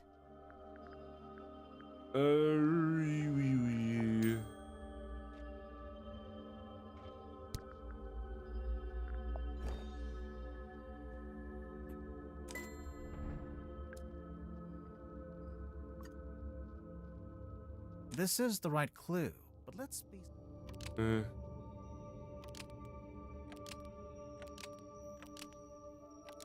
The stargazing girl. Yeah. Says it right there. Besmirched by my own penmanship. Truly the folly of man. Why would the title be written on the sailcloth? I'm pretty sure she used it during the magic act. She draped it over the cauldron. She hung it to use the cauldron. She draped it over the cauldron. It's not like that in the original sketch. See, in the drawing, the cauldron's uncovered. Why did Symmetry end up using the sailcloth? Mortuga asked her to keep the cauldron covered. Mortuga asked her to keep the cauldron covered up. Before the captain assented to me using that room, he'd been using it for storage. When I was first let inside, the sailcloth was indeed draped over the cauldron. I hadn't realized he did not wish me to remove it. When he saw my design for the poster, he had but one request. Symmetry, all I ask is that you keep the sailcloth on the cauldron. And given that you had to keep it, you made use of it as a kind of banner. So what's the stargazing girl about? What happens in it? I do not wish to speak on it. No? Well, we actually know quite a bit about it already. Yeah, it's in the film, right? And we'll get to that later.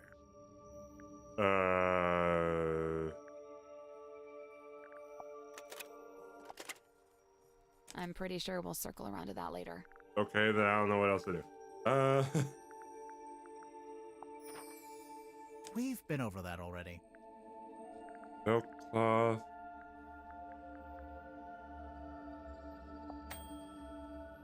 Well, that's not right.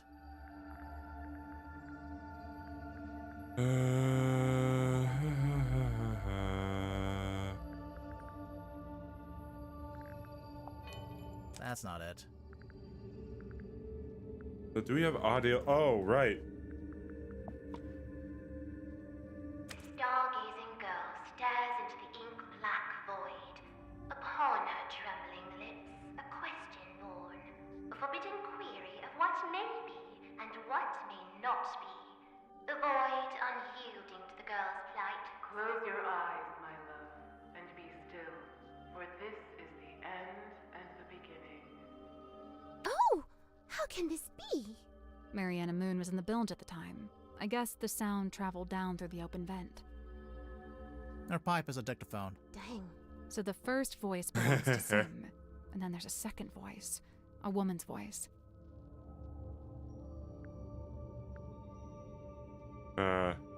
Symmetry putting on a voice. It's one of the other suspects.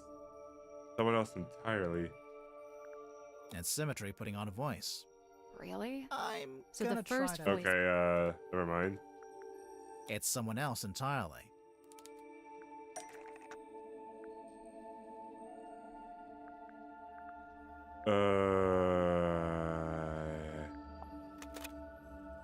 This film matches up to the audio from the pipe recording. And see how in the poster there's a little... I am undone. Hang on. Why does Sim have a film of a Grim Reaper character? Where'd it come from? Mortuga filmed it on the submarine? Mortuga filmed it here on the submarine. On second Hang thought, on. maybe not. Why does Sim have... In Dirk's movie, Sim filmed it as a part of her old magic show. Sim filmed it as part of her old Wait, magic show. really? You know what? Let's Hang try on. that again. Oh, Why wait. does- It's from Dirk's movie? It's a scene from Dirk's movie. Oh, it's already out. Okay.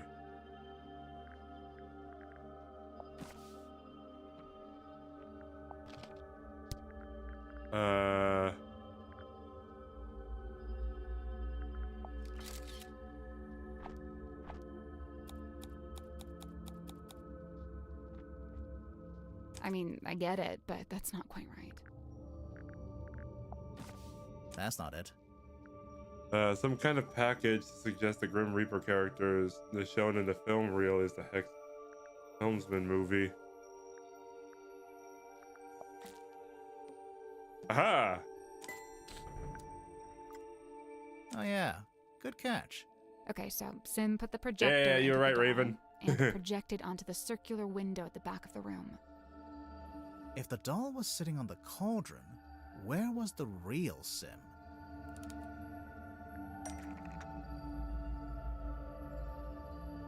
During the magic trick?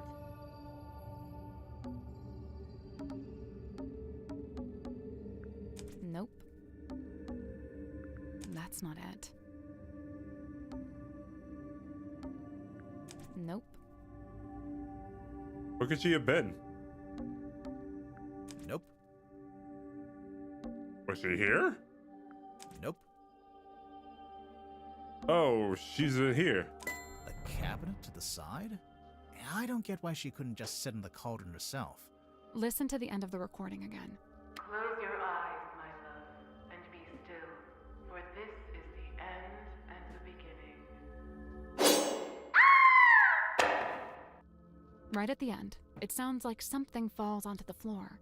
Something solid. The doll's head. Doll's head.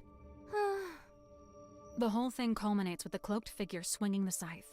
Sim screams, pulls a string, and the doll is decapitated. Oh. Geez, that's kinda dark. I lay awake that night, eyes wide with regret, able to bear it no longer. A decision was made. I would tear it all down, the whole misbegotten affair.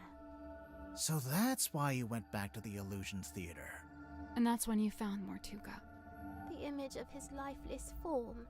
It filled me with a great thunderous guilt. But why? You think you might have actually caused Mortuga's death, somehow? I know not the manner of Magnus Mortuga's death, but I do know this. The night of the stargazing girl, it was his last. So, even if his death was unrelated, you feel bad that your trick was one of the last things he ever saw. Aww. When we began, you implied that I laid a curse upon him. And I say this. Maybe I did. Aww.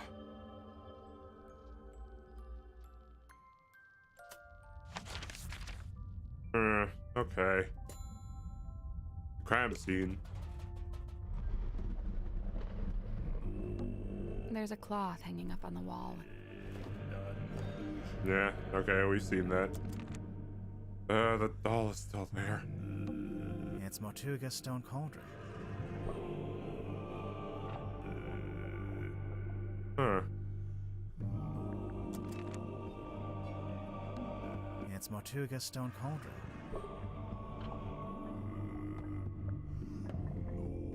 Yes.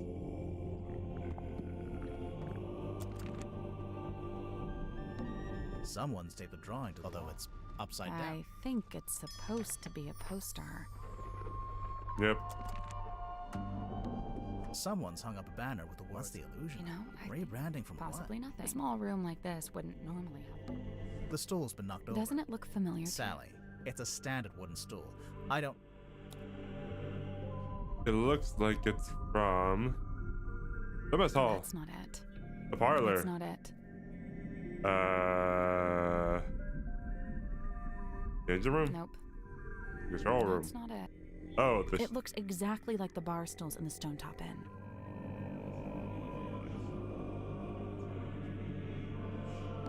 It's a heavy bulkhead door. There's actually a wheel. So I could... If you were strong enough. Ouch.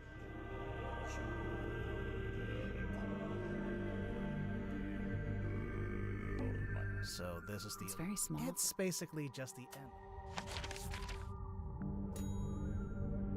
Let's discuss the crime scene. Where? How? It's a little window and looks out into the end. What? I don't know. Hi there.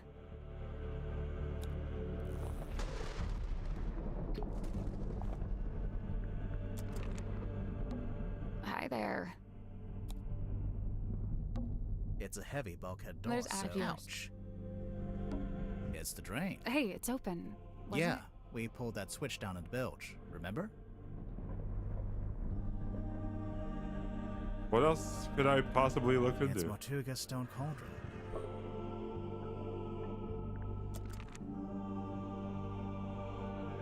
Nothing else to click.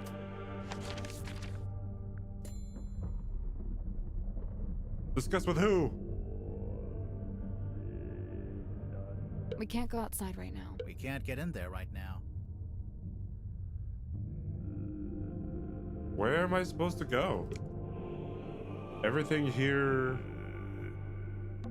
So this is the illusion. It's very small. It's basically just the... There's a little broken. I'm guessing Mortuga dropped this when he died. Yes.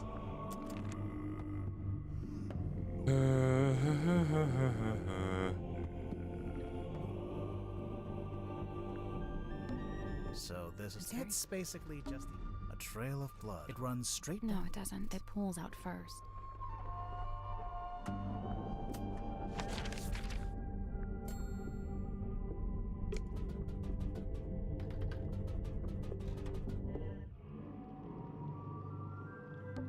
The light is coming through an open drain. A drain in the floor. Literally the same thing. A glass bottle. It's just trash. Oh, yeah. No, it's just...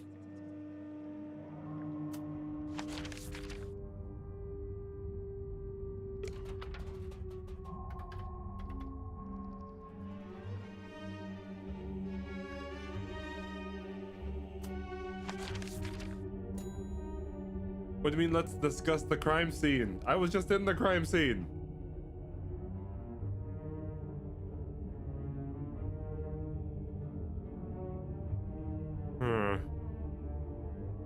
Talk to everyone except these two.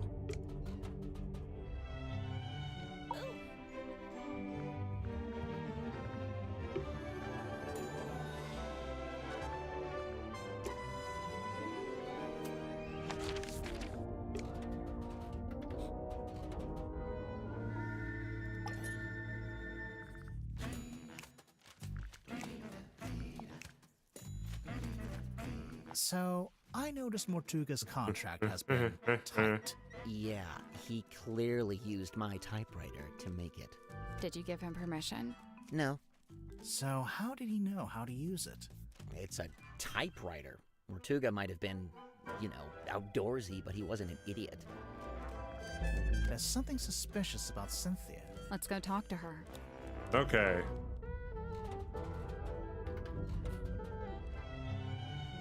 There's something suspicious about Warman. Let's go talk to him. Okay. Okay, we're ending the final stretch. Suspicion. Cynthia, reveal yourself.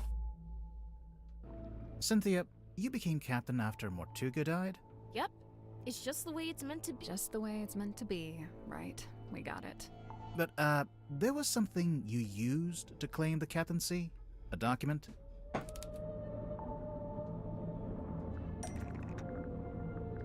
Contract. Correct. Okay, but you have to admit, the wording on this thing is kind of vague. It doesn't actually say, "Hi everyone, Mortuga here. Cynthia gets to be captain if I die." Let's review, shall we? This contract represents an agreement between the two individuals in contention over the ownership and command of the Mortuga submarine. The two individuals. That's you and Mortuga. Indeed. But you're not actually named, by name. If I may continue, for their own safety and privacy, these two people shall only be referred to as Party A and Party B. See, Mortuga was quite a private person. He was just being considerate. You call it considerate. I call it convenient. So Mortuga is Party A. Correct.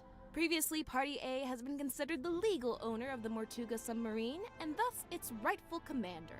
He's clearly talking about himself. It's the Mortuga submarine, after all, and he was the commander. However, a recent development has exposed that Party B is in fact the legal owner of this vessel. Party B. That's you. Affirmative. A recent development. There's more of that deliberately vague wording. I have a question. When exactly did Mortuga write this contract? When exactly?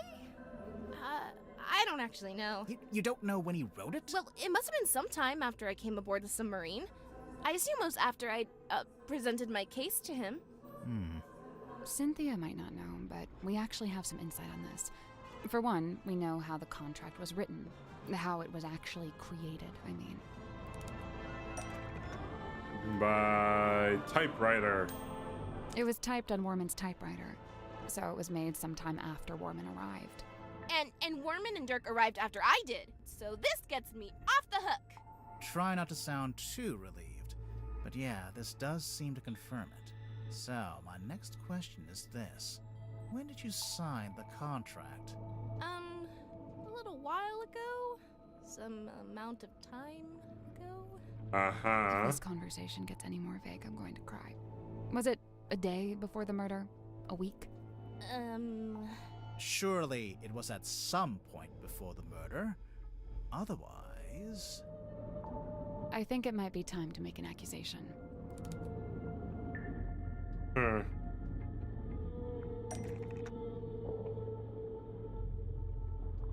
Let's see. Oh, what is Cynthia not telling us about the signage of the contract? Hugo signed... let's see.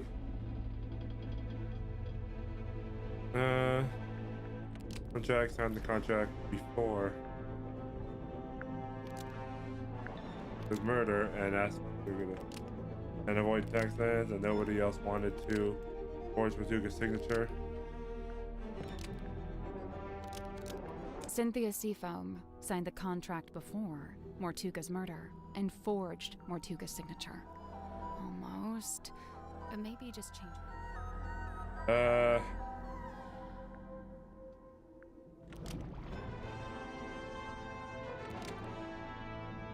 Cynthia Seafoam signed the contract before. That's not right.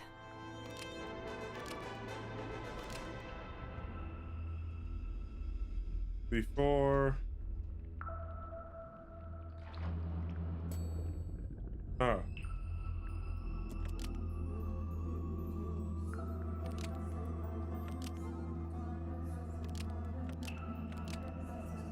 Cynthia Seafoam signed the contract after Mortuga's murder and forged Mortuga's signature.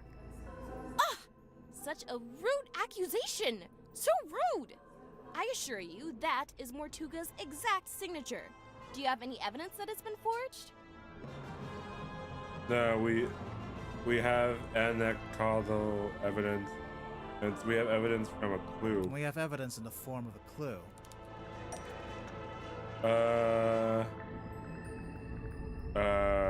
The deed?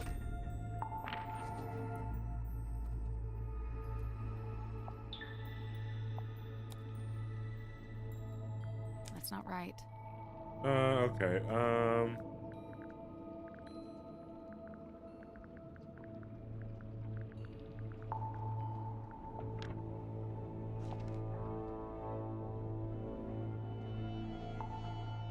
That's not it. no.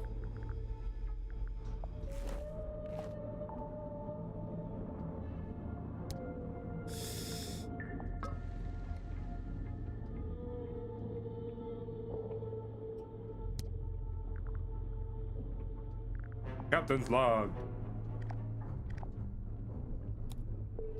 The captain's log. It's basically a stack of cards printed out by the submarine's control panel. Each little card has a space for the captain to sign, and the most recent card is signed by you, Cynthia. All the rest are signed by Mortuga. Well, sort of.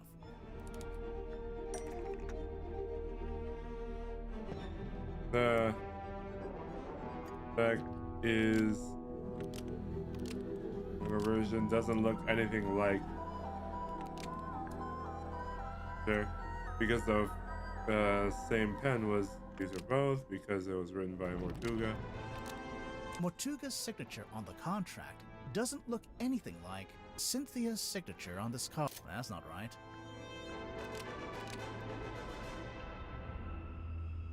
Mortuga's signature on the contract doesn't... That's not right either. Oh, okay, none of this is right.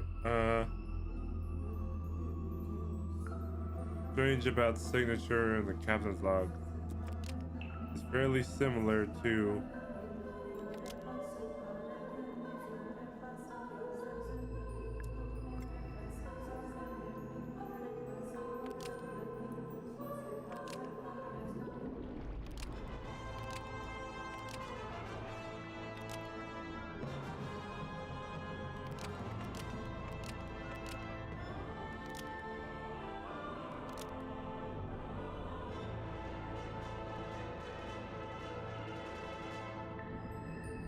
Mortuga's signature... That's not right either.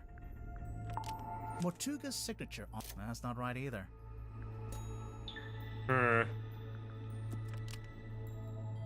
Oh.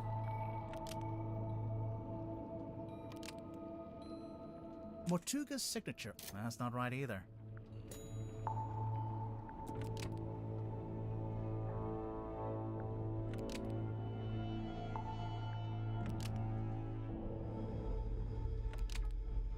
Mortuga's signature on the con... Almost.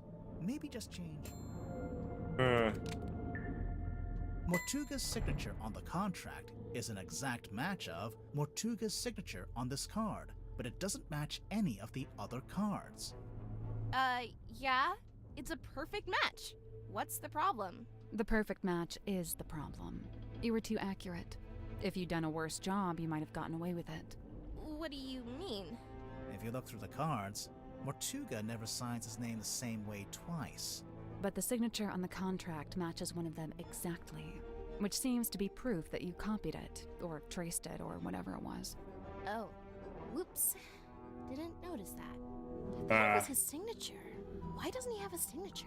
So, Cynthia forged the signature. That means Mortuga had the contract typed up, but then never signed it?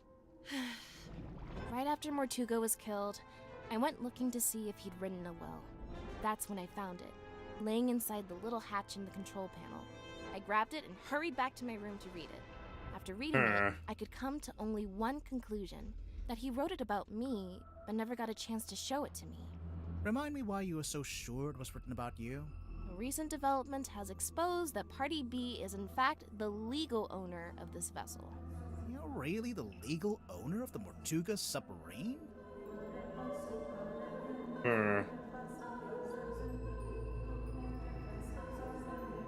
Let's see. How is Cynthia the legal owner of the Cynthia is their daughter, Mortuga sold but Cynthia already died. It was originally the Seafoam submarine. Yeah. From her mother! Cynthia's family, they were trying to sell the child, which was known as the Seafoam. This is the right clue, but we want a specific aspect of it.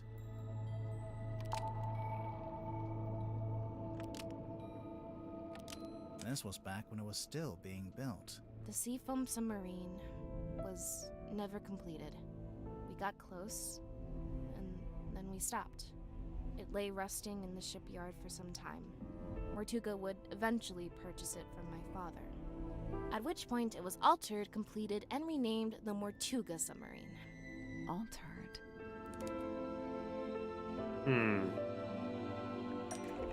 Somehow, something submarines design was altered. But here. Yeah, the blueprints from my mother's original design. But as I said, that version was never completed. I've been trying to update it to show how the submarine looks now. The design changed a bit after Mortuga bought it. Wait, if Mortuga bought it, then he did own it. It wasn't a legitimate purchase.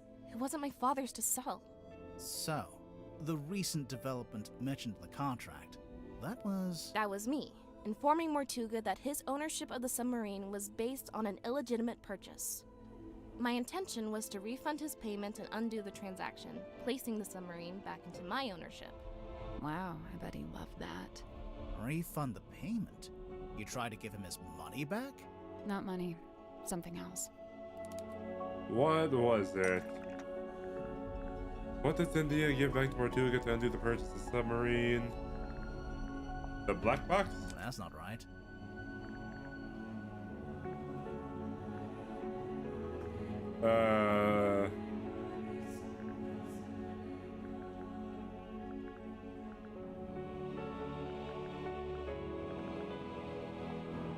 That's not right.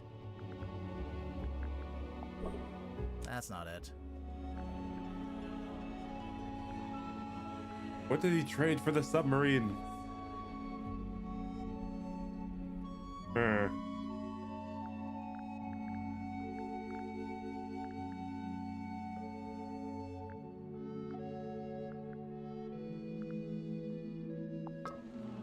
That's not it.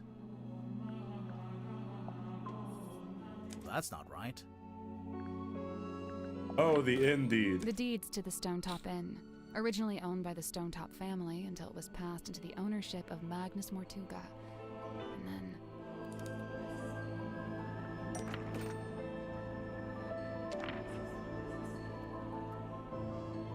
This is the right clue, but let's be specific.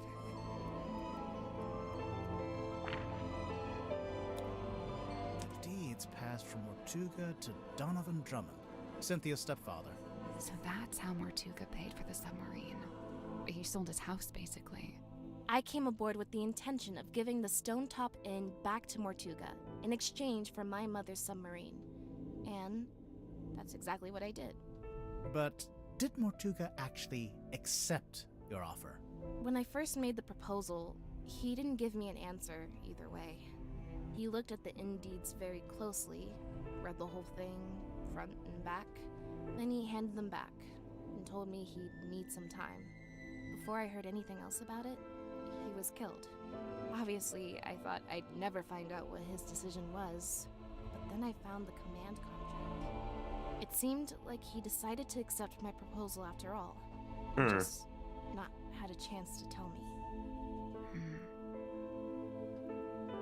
Okay. Now there's one more person I need to interrogate. You.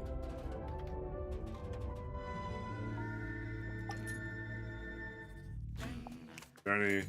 Okay.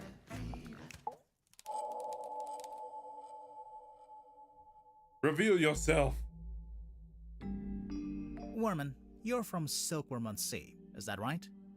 So technically no. My father and I moved there when I was very young.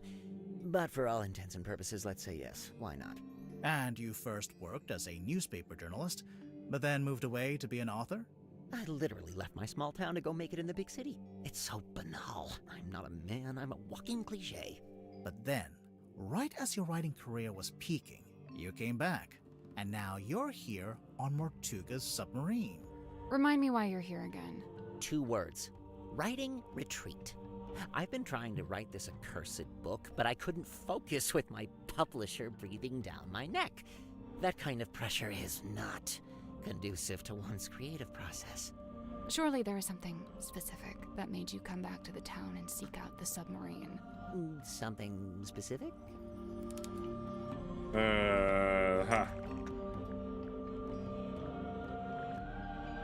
Seeking the Mortuga submarine.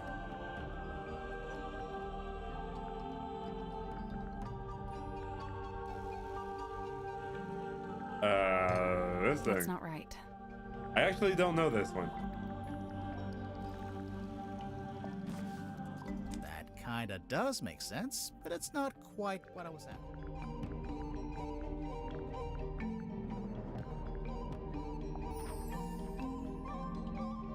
Nope.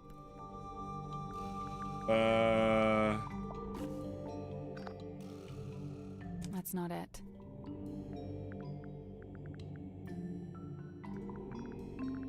Was it the typewriter? That's not it. Oh.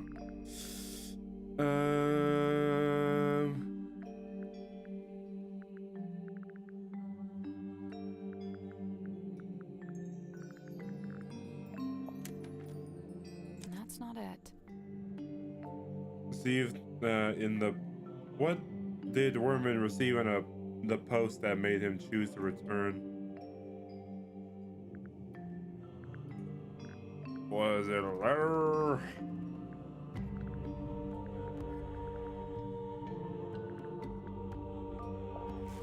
That's not it. Oh, this thing. So you got this letter from someone called T.W. Ibis, who says... Ibis? Never heard of him. Oh, it's a him.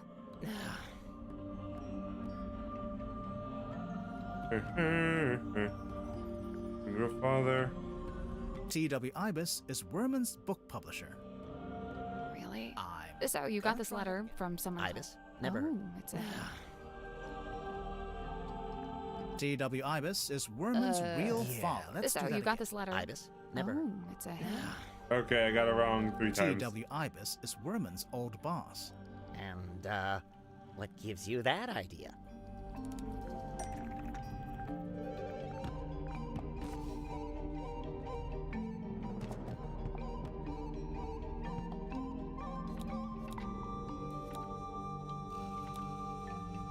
We'll get to that later. Oh, okay. Is not that.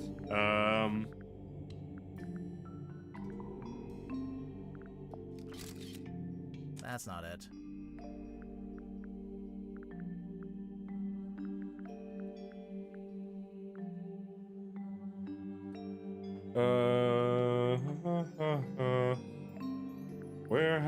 Where's something with the ibis?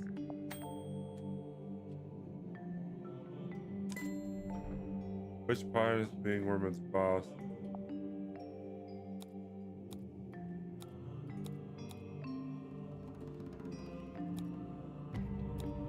Ah, there we go. Oh, look at you guys doing a little investigative journalism of your own, huh? So this Ibis guy, this is someone you really looked up to, like a mentor. Steady now. He was just my boss. Let's not get all schmaltzy with this. Do we have evidence to suggest Wormwood looked up to Ibis or would value his opinion?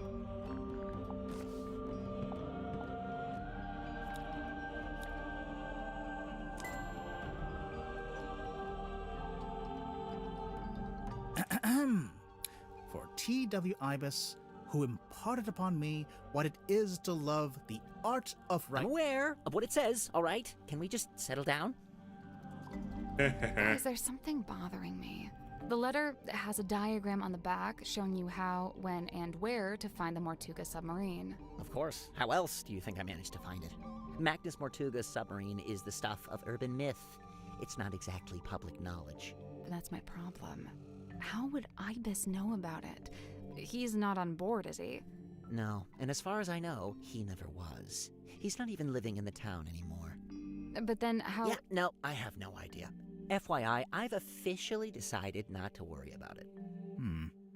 Looking at the actual letter, he first insults your integrity as an author, and then presents a solution, basically offering you the chance to get onto the submarine and find Mortuga yourself. A chance to meet Mortuga. So that's what convinced you to come back here. Why would Wormwood be interested in meeting Mortuga?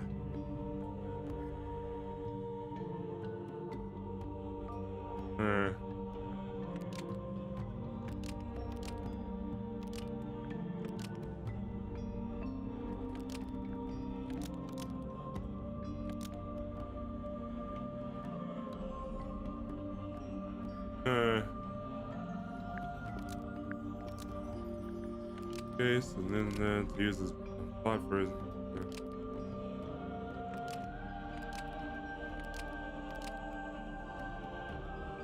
Use as a plot for his next. J.D. Worman originally created Marcus Mordoom to use as the plot for his next book. That's not right.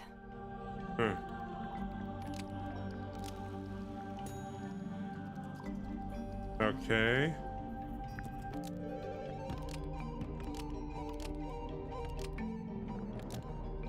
J.D. Worman wanted almost, but maybe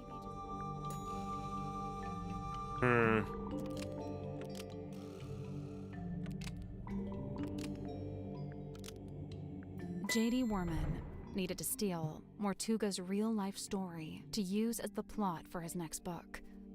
I noticed you went straight for my sense of self-worth there. The main character of your book, Marcus Mordoom, he's based on Mortuga, isn't he? Loosely inspired by. That's an important legal distinction. And you're currently in the process of writing a sequel. I've said as much. And how's that going? Look, I don't plan on stealing Mortuga's real-life story any more than I have already. I assure you, I am working on my own book, on my own terms, with my own ideas. But you came back to— Other than the fact that I happen to be on his submarine, do you have any evidence that I'm stealing Mortuga's real story for my next book? The evidence is Mermaid planning the next book for Mortuga's real life.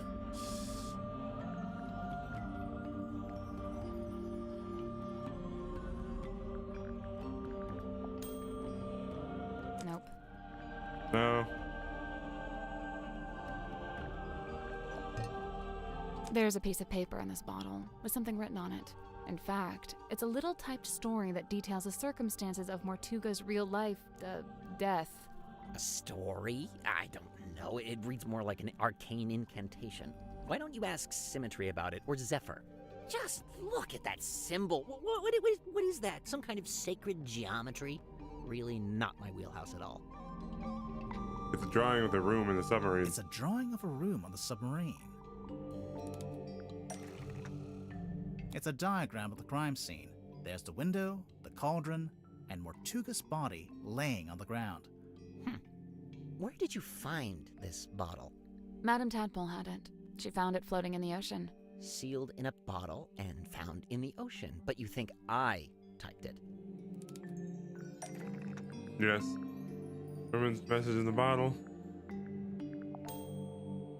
The piece of paper in the bottle matches the paper you use in your typewriter, which also matches the sheets from the command contract, and we know these were typed on your typewriter because you told us.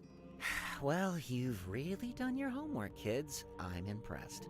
You admit you typed the story? It's not a story, it's just record keeping. After Mortuga died, I thought someone should write an account of what happened. Nice try. But just looking at it, I can tell it's supposed to be a plan for your next novel. We need a clue to compare with the message in the bottle. Something to prove it's a story outline for Worman's next novel. Comparing the message in the bottle to prove it's the storyline. Something to compare the message in the bottle.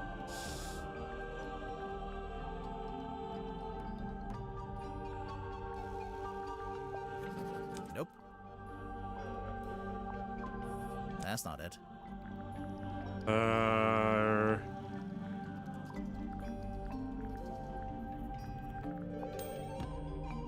That's not it. A book to compare. Huh.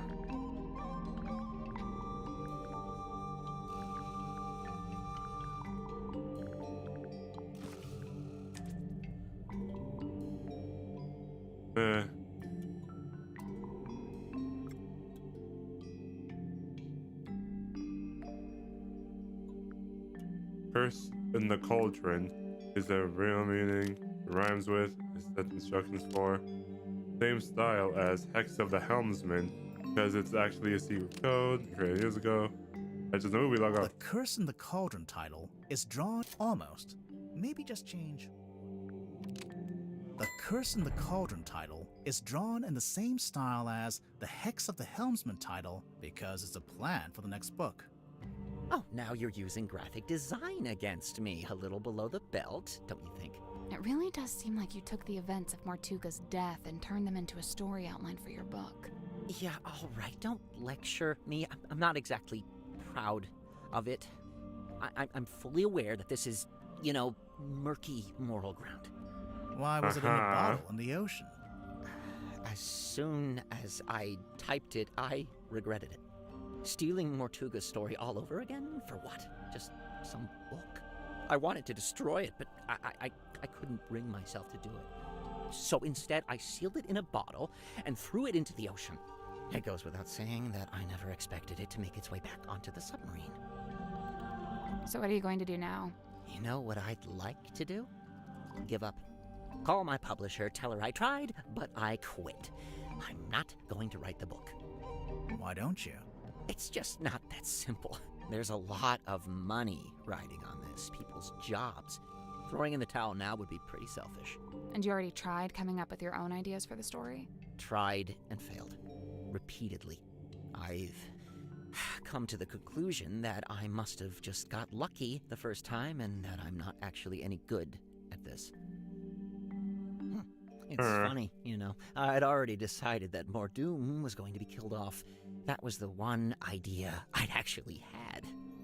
But I couldn't think of an interesting way for him to go. What's the hook? What's the setup?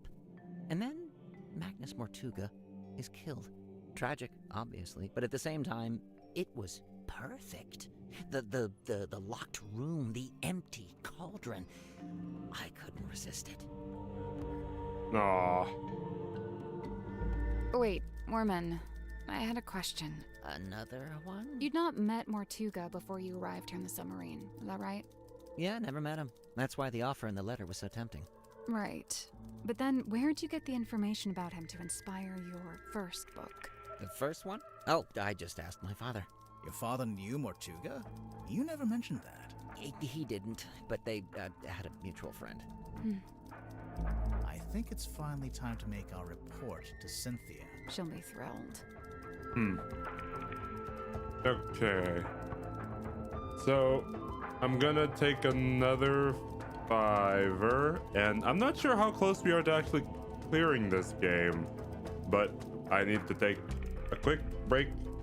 I'll place some ads, and yes, I'm going to drink some water, and then we'll be right back, all right? Ooh-ah.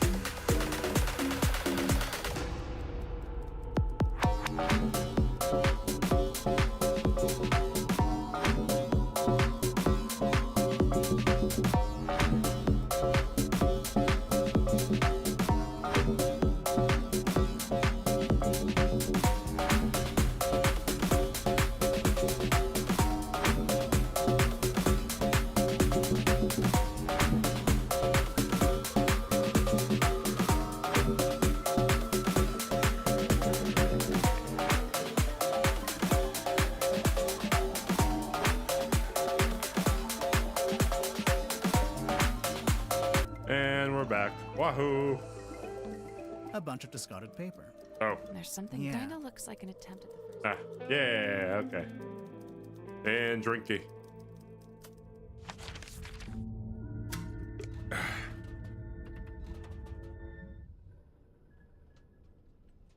Okay. I think we're ending the final stretch here, boys. Hey, do you have a minute? We're, ready to make our report. What's wrong? I appreciate your hard work, truly. However, I think it's time you left. What? We didn't even tell you what we found. People are starting to accuse each other. I don't like it. So you're giving up? You're not gonna see this through? Sorry, but I just think maybe What? That's just the way it's meant to be? I need to go. Everyone's gathering in the mess hall. I'll resurface the submarine, and you can leave via the foredeck. I guess we'd better go. Okay.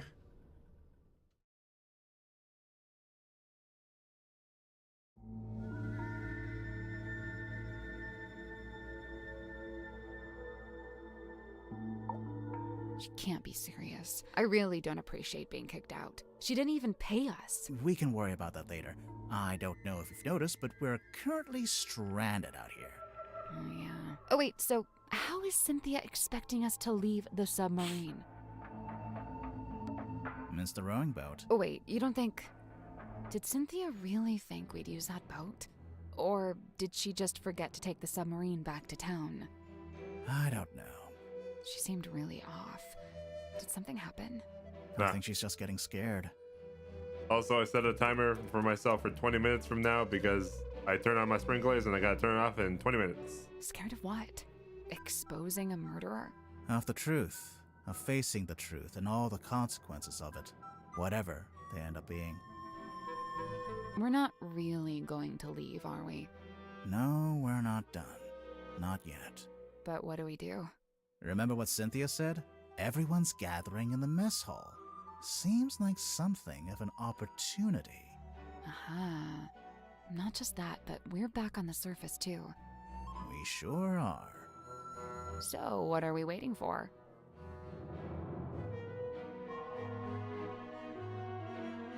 Oh, this might not be the end. Okay.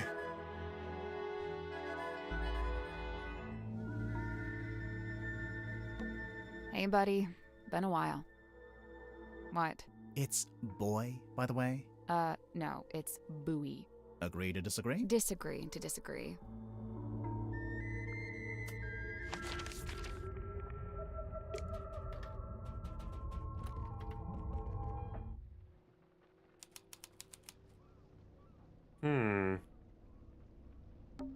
Holy... Grimoire, there's a giant wooden woman tied to the back of the submarine. I was wondering if they kept this. I half expected to find it inside the submarine somewhere, but it's too big to fit in the storeroom, I guess. It's the figurehead.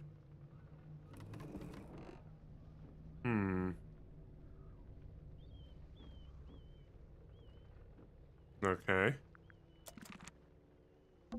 It's the door leading back into the captain's quarters. The one part that actually looks like it belongs on a submarine. There's a big metal latch, but... What? It just seems odd that you'd be able to latch the door from the outside. Huh. Are those... It can't be. Wouldn't they get washed away? It almost looks like they're burned into the wood. They're permanent. It's the mast. It's been snapped in half, and it's leaning to one side. A bad storm, maybe? What's this? I don't know what it's called, but I think that's where you attach the wheel. The ship's wheel? Yeah. It's the aft deck. It doesn't look anything like the... Of course not. It's the aft deck. It doesn't look... Of course not. We arrived at the submarine just before sunrise. And now it's sunset.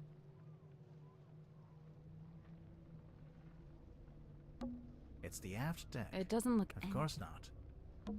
The railing's been destroyed here. Something crushed it. Looks like it happened ages ago. And they never repaired it.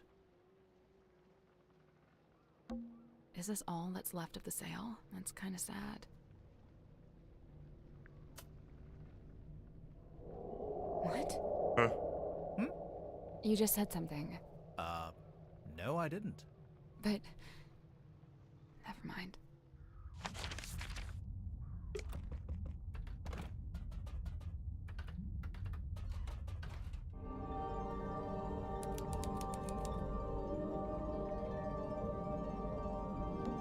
It's a real, actual treasure chest. Let's open it. Hold on. I'm just savoring the moment. And done. Oh. Move the flag and pirates in the correct keyhole. Tap the pirates to rotate them.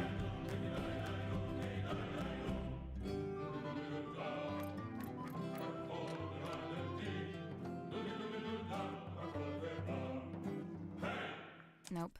So there's 12 big keyholes. Those are for pirate keys. And each pirate key is itself a keyhole for the smaller flag keys.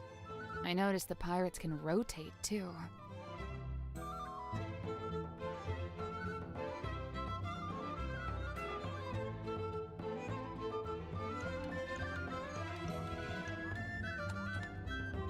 guess that's wrong. For each pirate key, there's a flag key that matches it. But the pirate keys also need to be in the right positions, in relation to the colored lighthouses.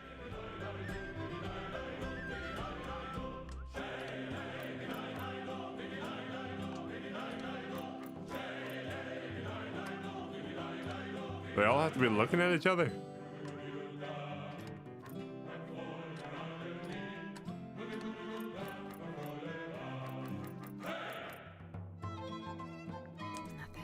I think the flags Specifically, when a certain pirate is looking at a certain lighthouse. Oh.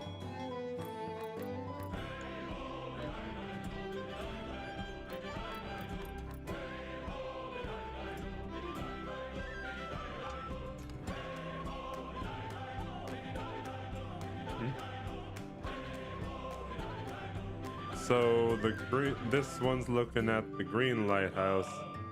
This one has an eye patch looking at the blue one.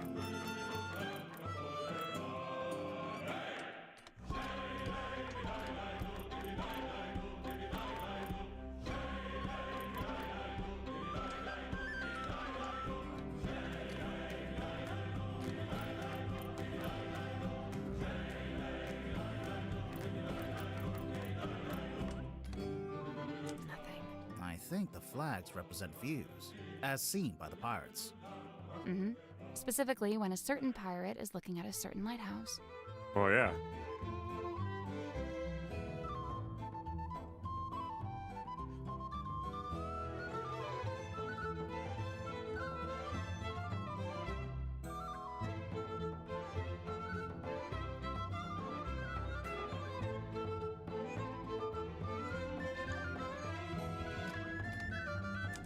I think the flags represent views. Specifically, when a certain pirate is looking at... Well, then... I'm having them look at... where are they supposed to be positioned, though?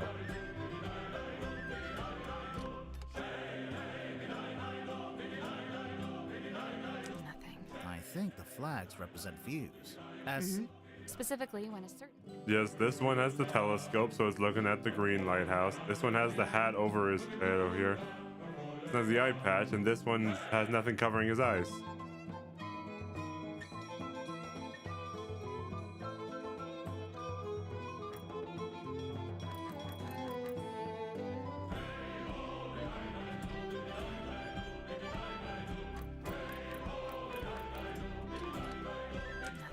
I think the flags... Specifically, when a certain... Got it.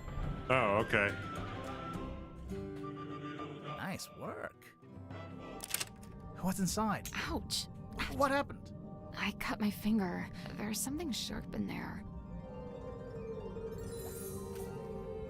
Doubloons and coral. It's the coral. I guess it was the coral that's sharp. It's weird. It's like crystal. What's wrong with you? It's actually treasure. Coins, pearls, gems. Standard treasure. You were hoping for something else? I assumed to be something weird. Something confusing. Something to turn the case on its head. You know? The coral. Don't touch that door. It goes right out into the ocean. I doubt you could open it if you wanted to. It's probably pressure locked while the room is drained of water. But if the room was full of water... Then yeah, you could use it to go outside.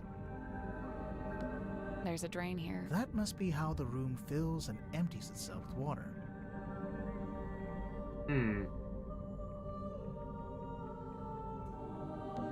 It's the ladder. It wasn't easy to climb down, but it'll be even harder to climb back up. I guess it'd be easier if it was full of water. You know, you could just swim. I'll stick with the ladder. I can see the airlock through the hole in the ceiling.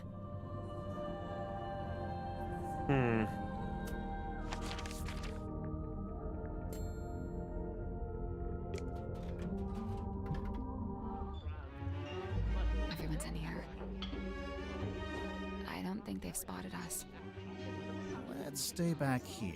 Maybe we can listen in on what they're each talking about. Eavesdropping? I never used that word. But yeah. This tadpole wouldn't let me swim in her pool. Is the iron bell really not related to the crime? Well, maybe I should start locking my door when I'm not in there. Safely concealed behind my bookcase. They could go out onto the aft deck if they... But how it's still in the pocket of Mom's jacket. Maybe. Sure, I recorded Mortuga opening the black box. I just can't... I was talking to Hex, isn't it?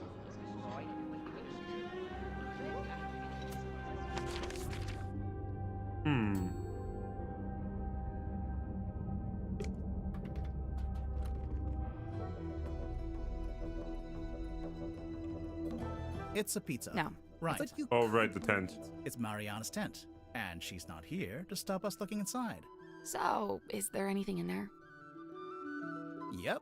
A mushroom puzzle box. A what? Ah, that's a lot of puzzles now.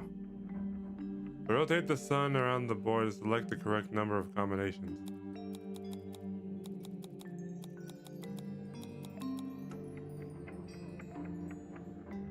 Oh, okay.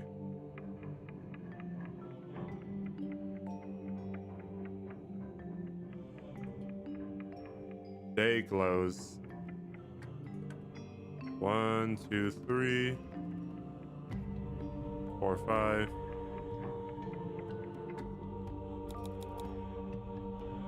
Ever gleaming.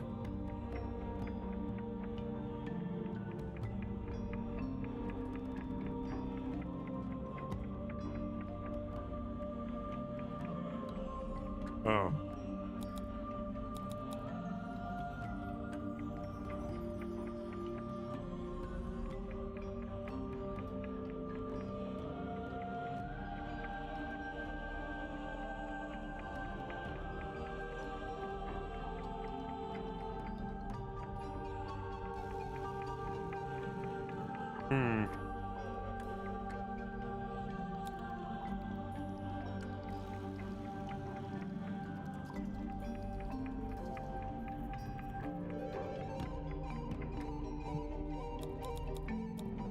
That's not it. I guess there's 4 types of mushrooms, but I don't think it's anything to do with their shape or size. Illuminate.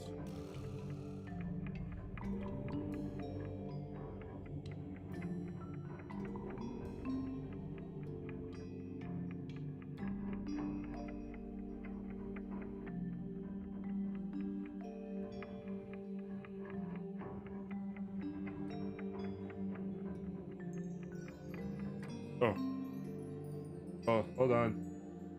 Okay, my timer went off. I'll be right back. Give me 20 seconds. Woo!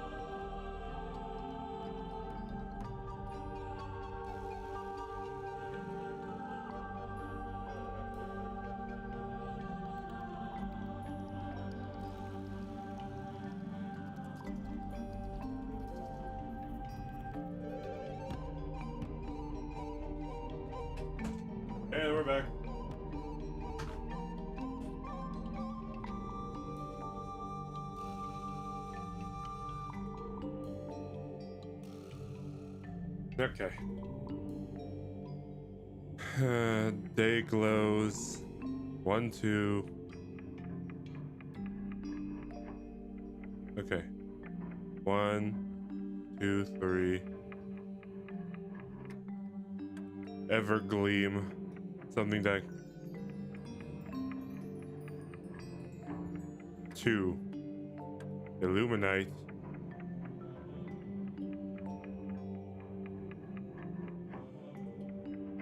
The 2.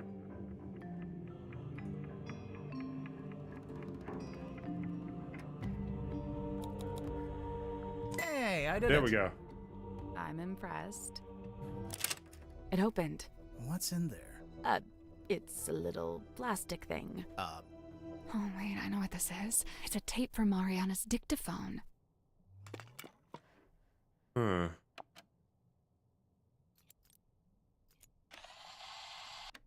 Oh, it's over here.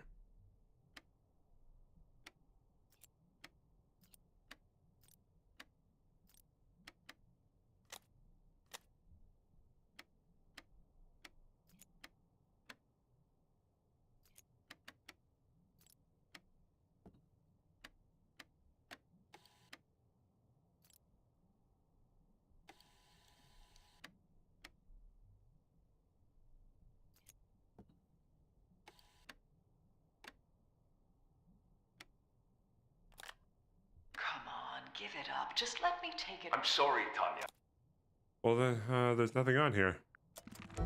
That recording.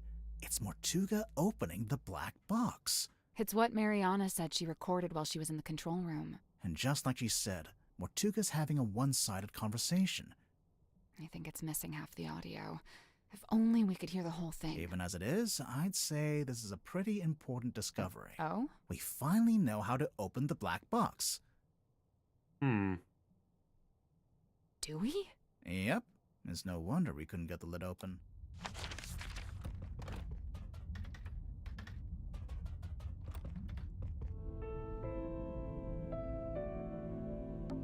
Maybe there is a way to open it after.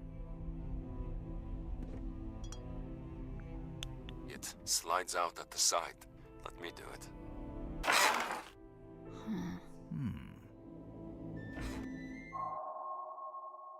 Chapter 4 already? A box that was actually really easy to open.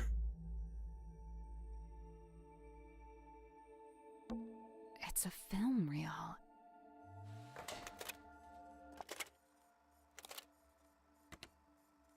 The rain is incessant, but it's oddly localized, like a local biome. Fluid. What I believe to be amniotic fluid is being diluted. I'm curious to see what happens. We believe it was born here long ago. How long, I cannot say. We found traces of its pilgrimage to the south. It's barren for some miles until, of course, you near the coast. Follow the line and you'd come to a small settlement known as Silkworm. It may be endangered, or it may hold a position of insight. I'm not sure. I'd like to suggest one of you travel there and find out. Faustus, I thought perhaps this might interest you in particular. Ask for a man named Solomon Stonetop.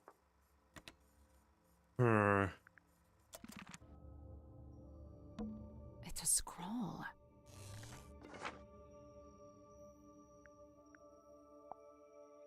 I know you wanted the coordinates, but I don't know them. And if you don't know, back.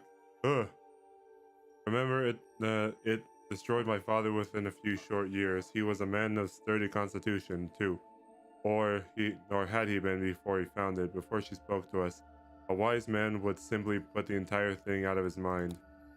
He pulled it back out where he found it, and the exception of the key, which, as you already well know, has been safely around your neck.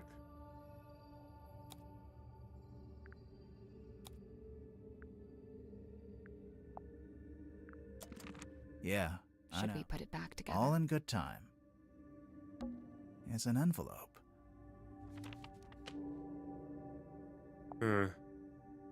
Governor Faust Fellow and Selena at Stone Top. Governor Mayor Fellow Estate. The Pounder Hills Silkworm. It's empty. Those black edges. Yeah, it's a mourning envelope. It's used to send news of someone's death.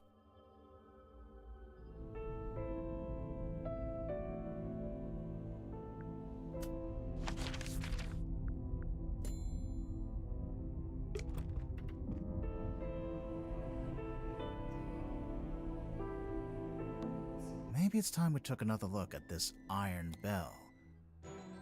So, we've been calling it a bell this whole time. Used to be a bell. It's not a bell at all. It's not a bell at all. It's a mechanism that connects to another clue.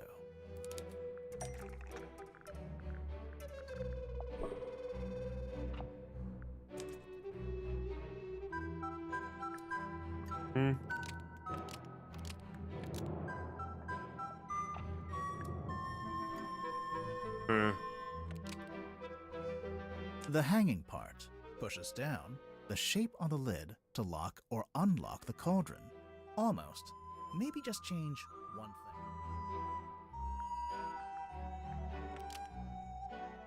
thing. The hanging part slots into the shape on the lid to lock or unlock the cauldron. If the bell attaches onto the top of the cauldron, then it must be possible to move it down into the room below, into the Illusion Theater. What are you suggesting? We carry it along the hallway, down a ladder, along another hallway? No, there's gotta be some simple way to do it. Yeah, let's take another look at this room. Should we move the table? I'll let you do that. Should we move the rug? Me again, huh? Should we move the lid? I can take this one. Wow, thanks. It's a treasure chest. Someone's peeking out from inside. Hello? Oh, right. It's open. Looks like it's exactly the right size for the bell to go through. So, what now? I guess we could, but it's probably easier if we use the handle. I don't see a handle. That's because it's not in this room. Ah. You know, maybe we should go back to the mess hall. I thought we were avoiding it. Everyone's in there right now. Yeah, well, that's exactly why it might be useful.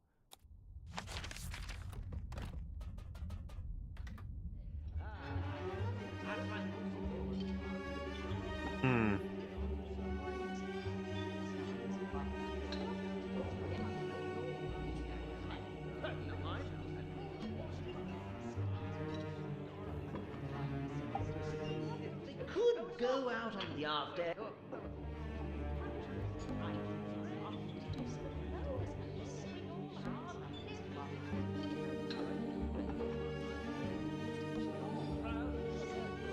What am I supposed to be clicking?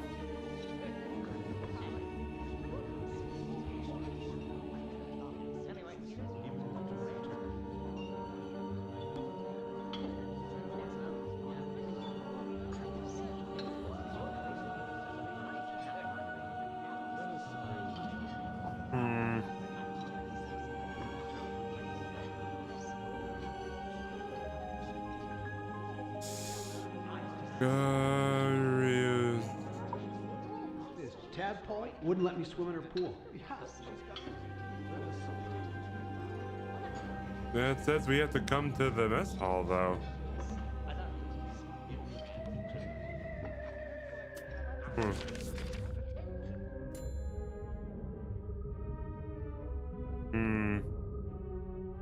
Oh, right, the jacket.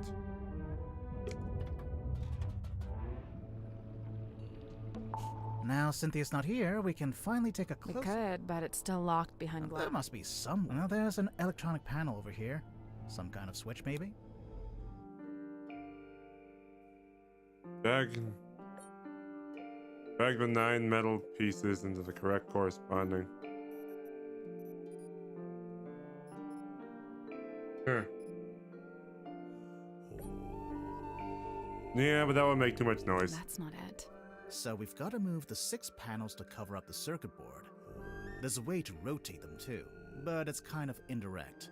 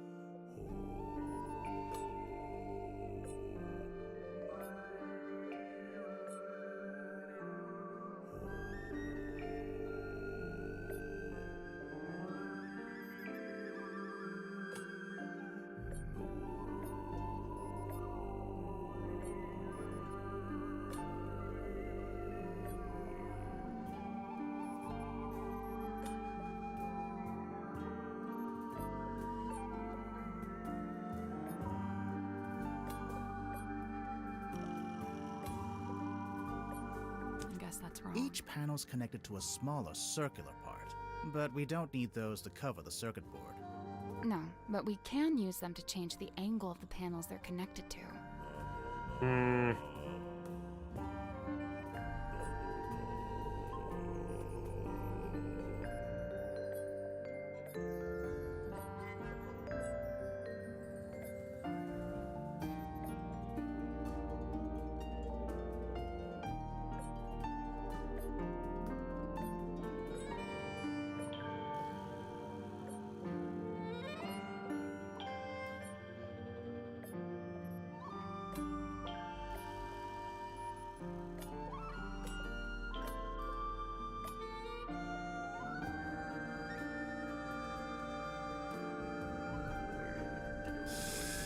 No, that doesn't work.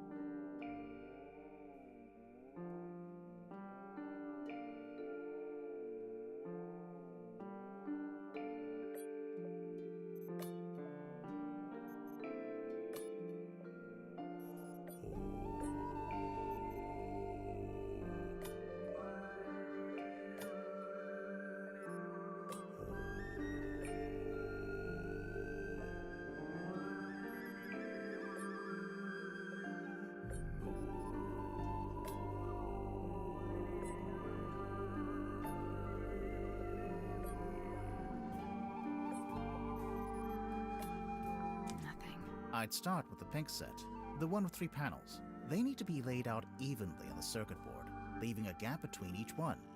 And then we can fill those gaps with the panels from the other 2 sets. Didn't I already do that?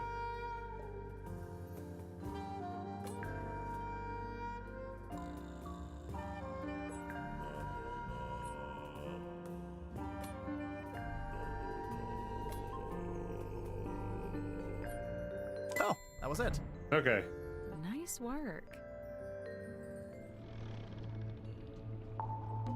I've been dying to check in the pockets of this thing. Oh, hey, there's something bulky in here. Oh, it's a radio. It's just like that one we found in the captain's cabin. Well, almost. Aw. Mom and daughter.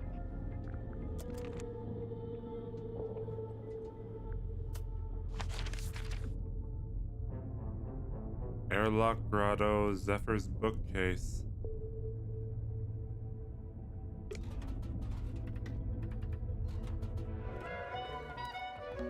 Huh. I thought it was a diving airlock. Maybe it's just a... Only one way to find out.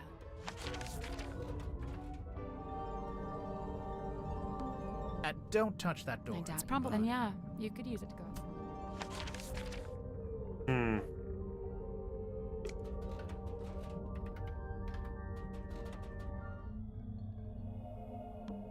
Let's take another look at this bookshelf. The caretaker's did you? Nope. Why don't you reach in? Maybe there's a switch or something on the other side? Why don't you? Because I absolutely do not want to. Ugh. Here goes. Got it. The bookcase moved. It was a secret door. Sally, you must be thrilled. My secret door quota is well on the way to being met.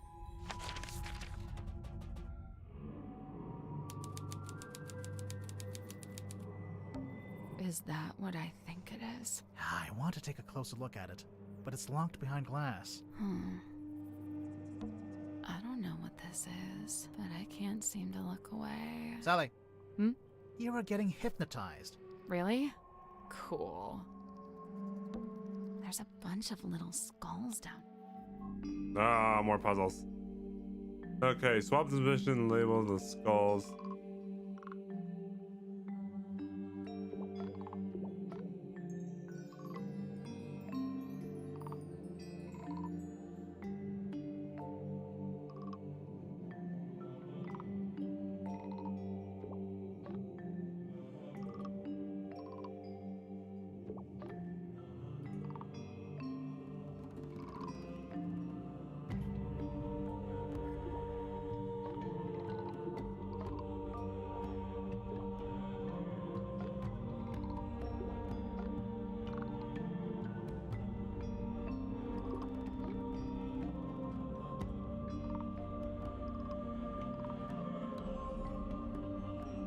Nope. So there's 7 categories. And each skull fits into exactly 2 categories, since it's always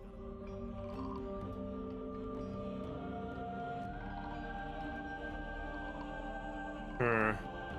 Doesn't fit in horns, but it's shaking.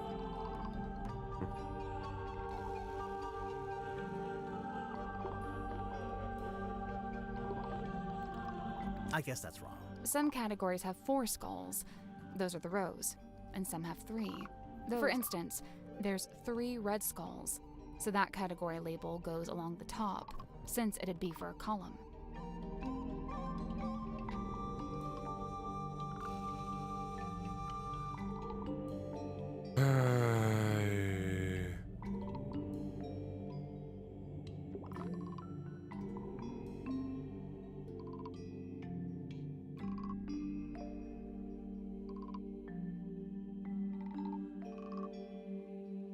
Nothing. Okay, here's my take on the categories, in no particular order. Eyes, moons, noses, horns, lower jaws, red, and shaking. Oh, and make sure to tap the skulls to turn them around. Otherwise, you might miss something.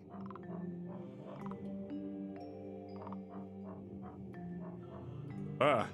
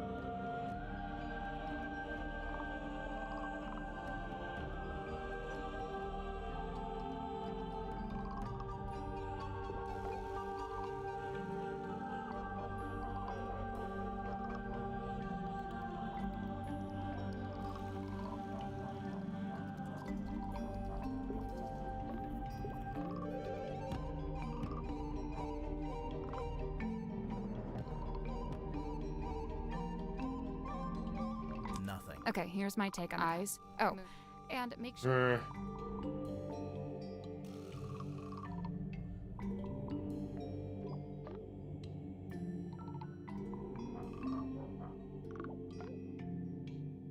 Nothing. Okay, here's my take on eyes. Oh, and make sure to.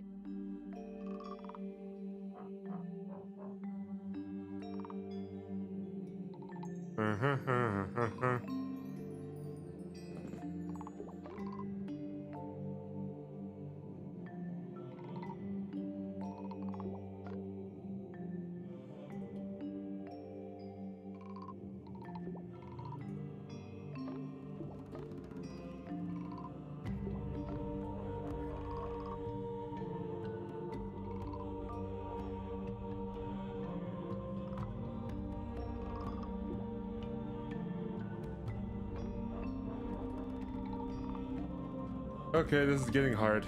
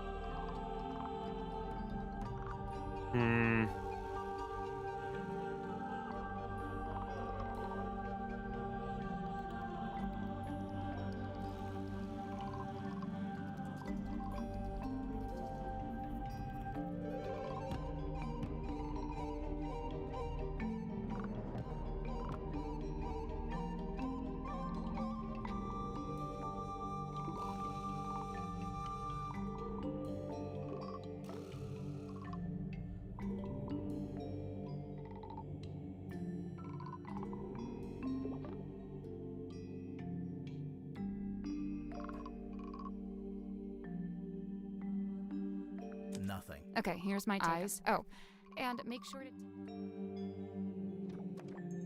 Oh, I can change the cards. Oh.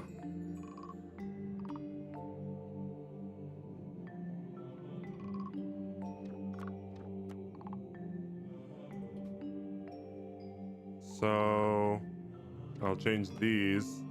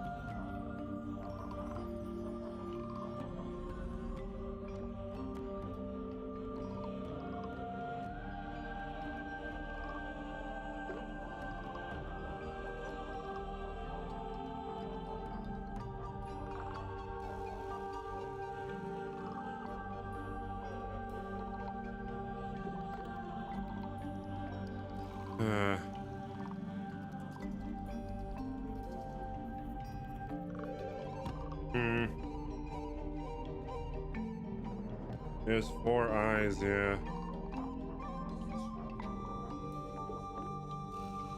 Which was the one with the one on the back?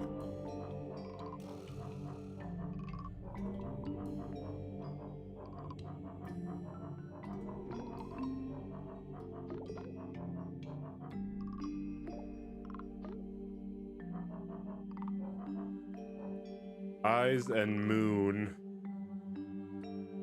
But there's 4 moon and 4 eyes.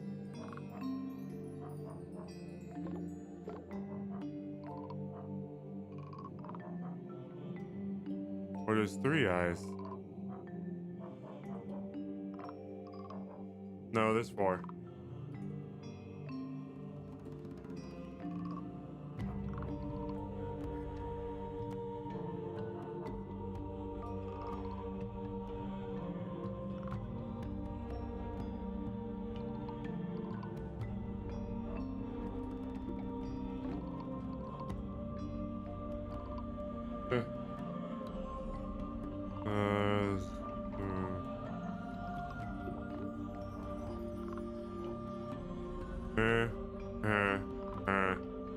Lower jaws.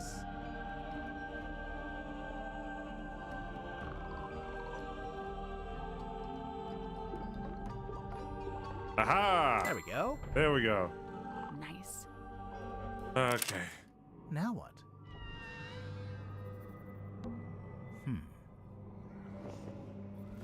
A mermaid's tongue.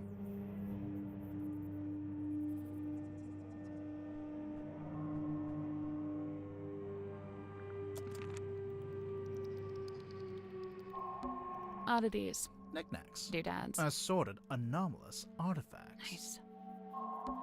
What's that? 2 letters. Oh, I can't read them. 2 handwritten letters found in the cabin of curiosity. Dear Zacharias, how long have you researched? Silkworm has been quiet recently. I may be going on a trip soon. Ocean voyage. Felicia has been trying to hide the full picture of the map. It'll lead something really strange and interesting. She says it's something that could change our lives. Apprehensive Magnus. The voyage turns out to be ill-fated. Since returning, I have been quite ill. I'm recovering, but am now afflicted with a peculiar reoccurring dream. I have drawn a picture. Felicia sold the ship and left town. I believe she took the opportunity to do these things while I was bedbound, so that I could not argue with her. I could not fault her for this strategy, for I would have demanded answers for her, and I had been able. In pursuit of the answers I seek, I have entered a particular agreement as soon as I will be leaving the town. In fact, I will be staying aboard a submarine for the time. And now, for this reason letter, I would like to request that you accompany me on this venture. You could bring your equipment with you. Now, if you are willing, return to Silkworm as soon as possible. And then, important, go to the Stone Top Inn and retrieve the large stone cauldron in the cellar. Conceal it amongst your supplies and bring them all on board. Same, willing to meet you on board. You can set up cauldron. I must there. Who's Zacharias?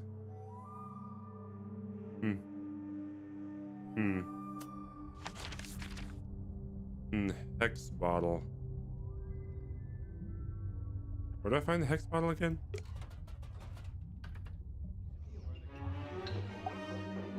I was talking to Hex and he made it.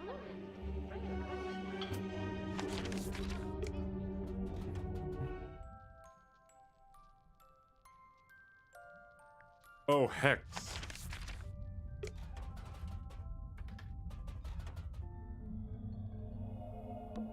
Hello? Is he still asleep? Hello. Sorry, you startled me. Hex is my friend. I may be of help. Okay, she knows we're here now. Are rot visible upon his skin. Surely you wish for him to think upon the last time he saw Magnus Mortuga. Yeah, sounds good. What's she doing? She's just Shh. It is done. Thanks. I was never here. Wait, where'd she go? Never mind that. Take a look at this.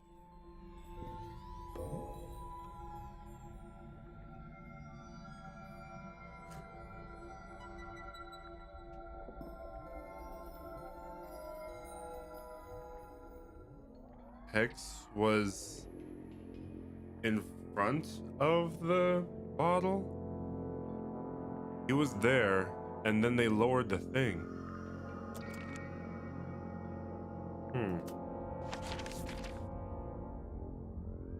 Now, who said anything about the airlock grotto? Maybe I should start locking my door when I'm not in there. Safely concealed behind the bookcase.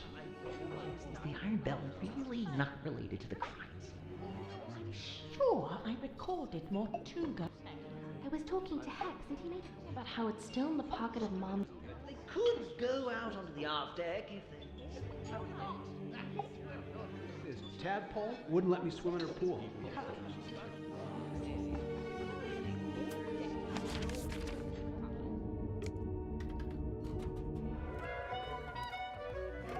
Okay, what was in here again? Oh. Well, Tadpole's not. Thus, you're free to start breaking her belongings.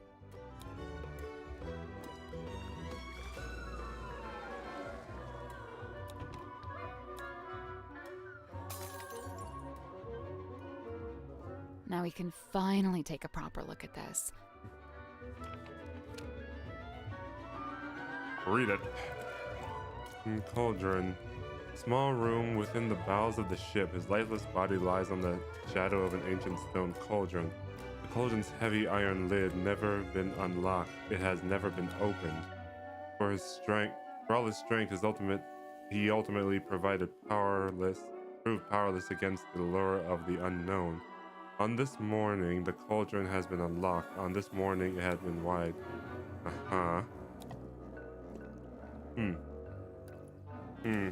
It is understood that Party A commissioned a Mr. Donovan Durmrod to construct the Tortuga submarine by combining parts of 2 other vessels. Party A claimed to have paid for this transaction alone and thus was the legal owner of Tortuga submarine despite its name. However, one Cynthia Seafoam is now provided evidence of how exactly Mr. Mordoom was paid. It transpired at Mr. Donman's hey. Well, that looked familiar. It's a secret 3rd page of the command contract. Secret 2nd page, technically. Yeah.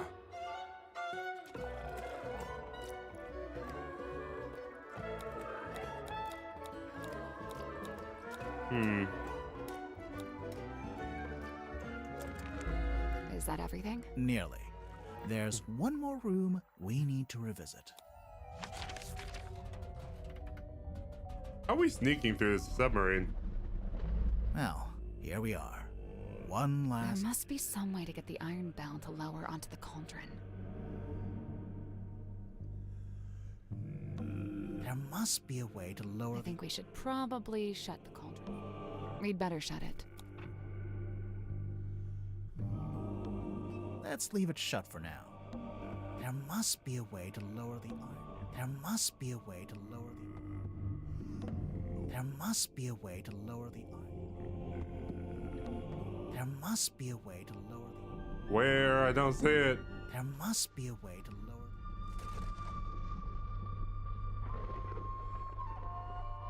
the... There must be a way to lower... That poster. It's taped to a pipe on the wall. The pipe looks a little loose. Do you think it's supposed to move? Oh, that's why it was upside down. What do you know? It fits perfectly. So when the iron bell is placed over the cauldron, it can be used to lock or unlock the lid. It could, if we can work out how to activate it.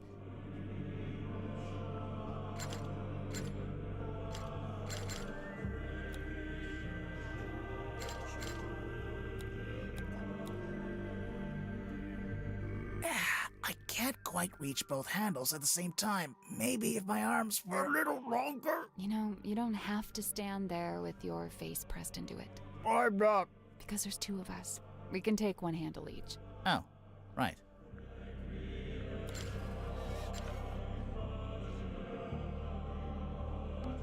So that's how you unlock the cauldron. The top part spun around. That mechanism, it was really fast.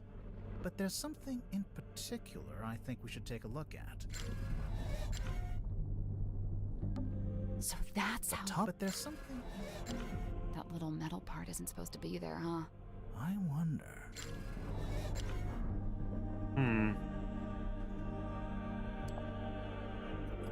Small metal fragment was lodged in the iron bell.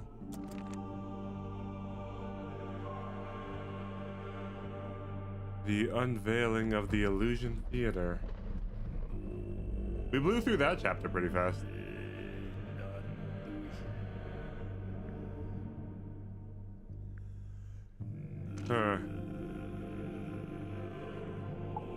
Let's put this together, shall we? Go ahead. So, Mortuga opened the cauldron in order to take something out of it. And that's when he was killed. Okay, but how was he killed? The stone... He had to unlock the cauldron. He unlocked it. The little metal piece slit his throat because he had to reach... He was alone. He had to reach both handles with his long ass arms, but then the thing through his neck. The iron bell. We know that the cauldron lid is unlocked by that screwdriver kind of thing on the iron bell. So if Mortuga wanted to unlock the cauldron, he'd first have to lower the bell into this room, like we just did. You know, we've actually got evidence for this. First-hand evidence, no less.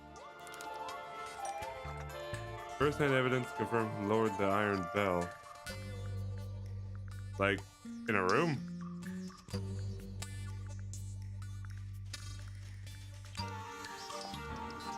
That's not right.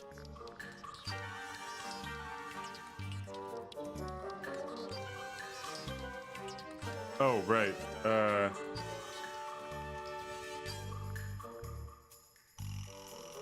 Yeah, Hex, where is he? Oh, there he is.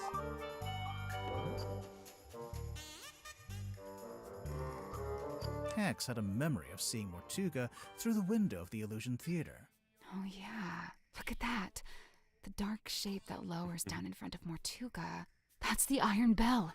Must be.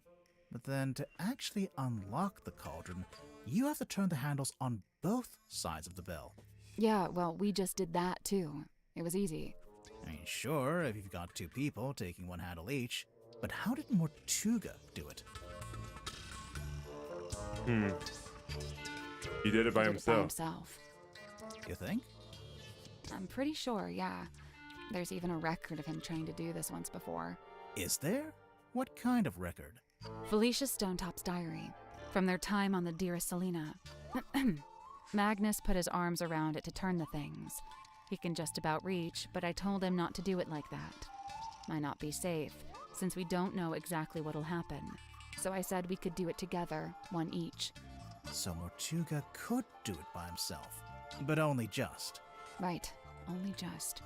In order to reach both sides, he had to place his body directly up against the bell, just like you were trying to do before I told you not to. And that's what got him killed?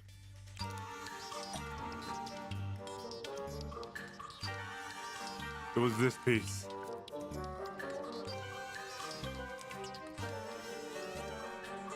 How did the iron bell kill Mortuga?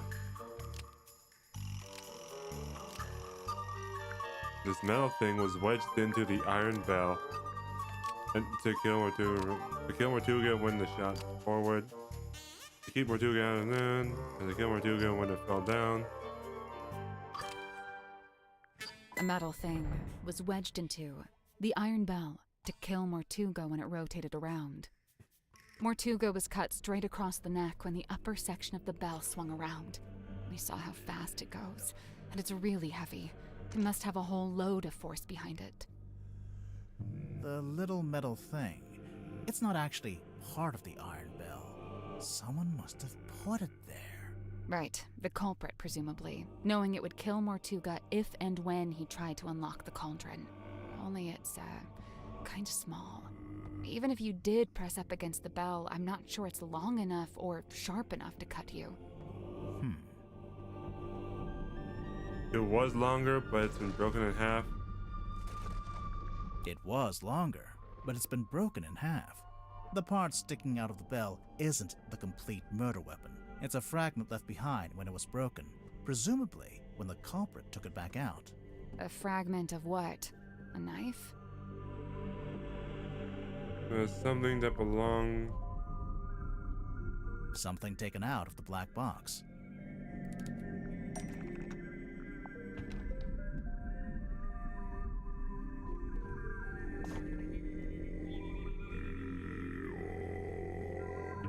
That's not right.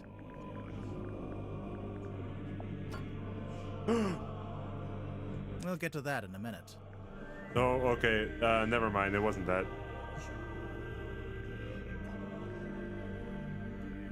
What was in the black box? The record, the map, the letter.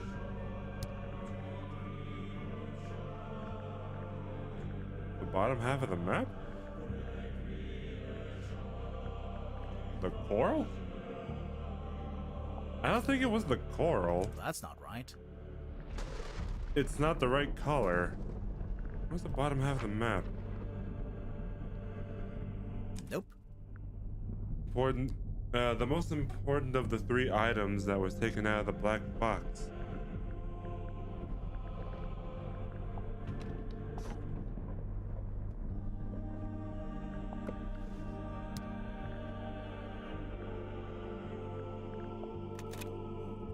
That's not it.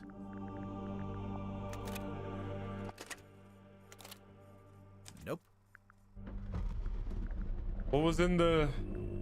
Huh. What was in the letter then? Because I don't think it was... It wasn't the map. It wasn't the... So it was the thing. And those were the 3 things in there.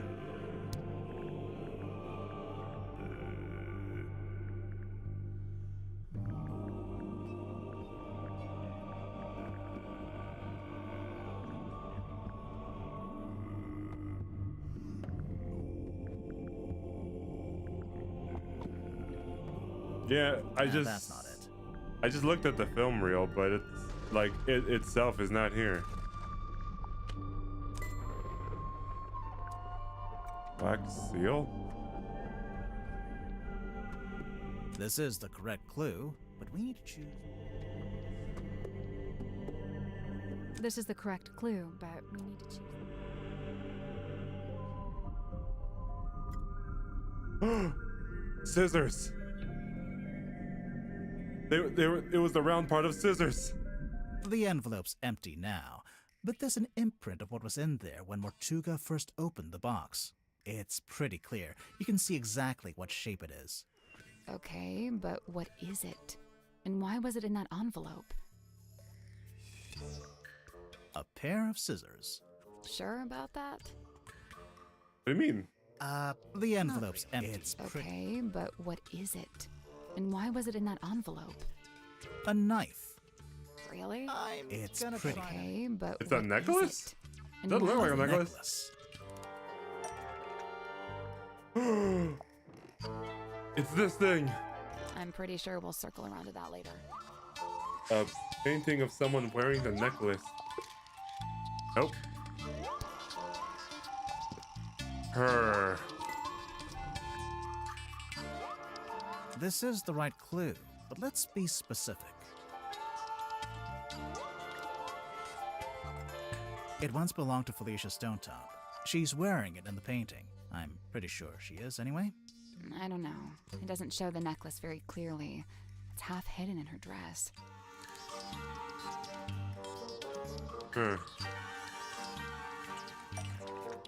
There's something that shows a full space of the necklace.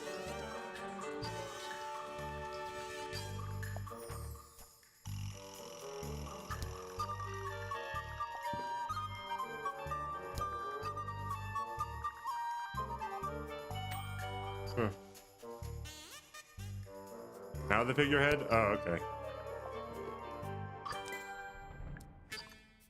Here it is, as worn by Selena Stonetop, Felicia's mother, who presumably passed it down to her daughter. I'm assuming that's why it was eventually sent back to Silkworm, back to its original owner after Felicia died. So, the morning envelope was sent to Fellow Manor, and then Selena, or Governor Fellow, or whoever, they put it in the black box. And then eventually Mariana comes along, finds the box, brings it onto the submarine, and hands it to Magnus Mortuga. Who then opens it while he's in the captain's cabin with the culprit. She whispered culprit. Evidence that Mortuga opened the black box while he was in the captain's room. Oh.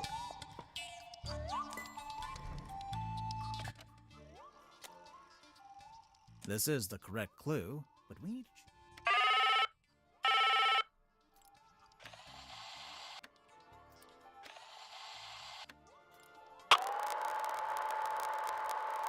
I really don't know why you're here. This doesn't concern you. Even if it does, it is hope. I really don't know why. Even if it doesn't open that way, it slides out. There's something inside. What happened next?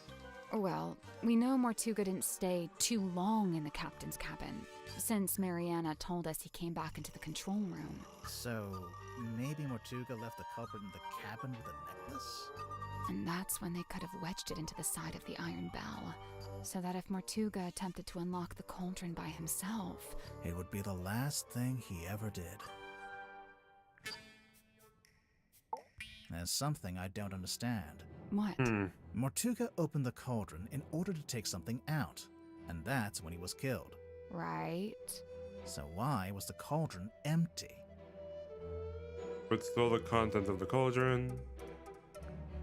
The culprit stole the contents of the cauldron.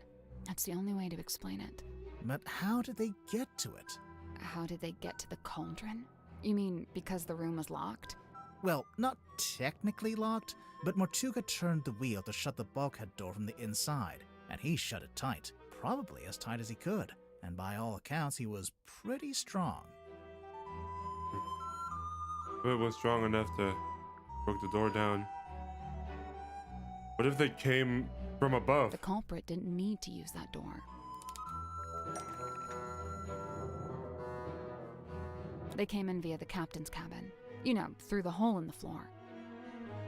Surely Mortuga would have made sure nobody could get into the captain's cabin. How?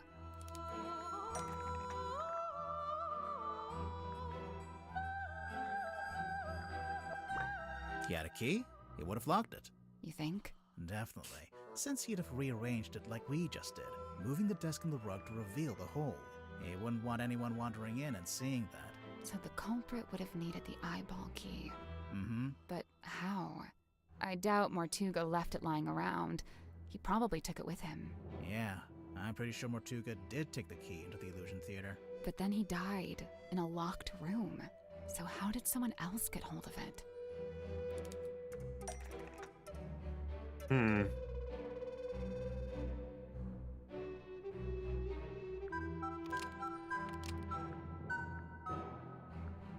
Oh.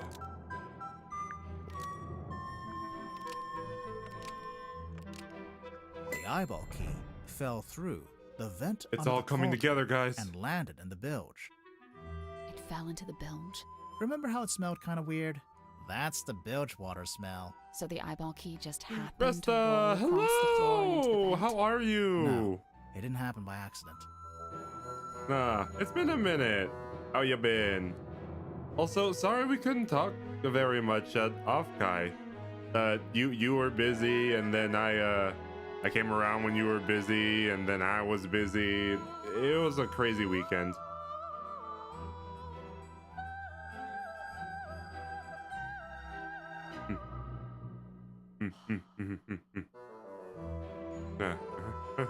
Oh wait, hold on.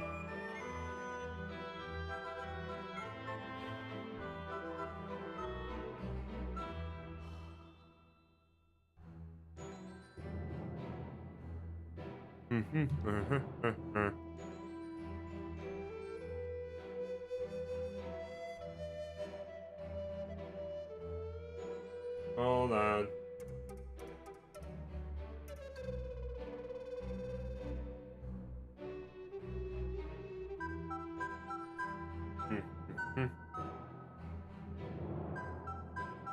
Boing. Nah. Good, I know, yeah, I'll go super crazy. Nah. Oh, yeah. Wait, Resta, did I ever send you, the thing for, V-Lounge?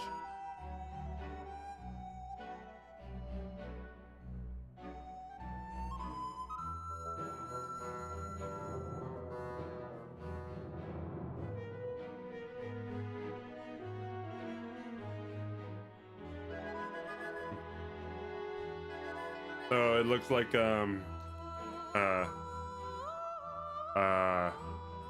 ads are about to start in 10 seconds, and I won't continue any further because I don't want anyone to miss anything.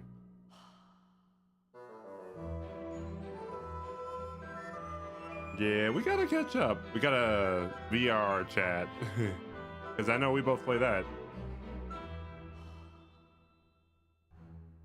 Oh, I haven't seen you around at the V Lounge though. Naughty, naughty.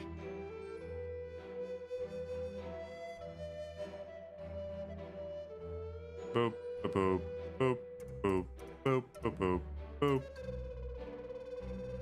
I don't want to go forward because, like, no, this is like we all gotta get through this together.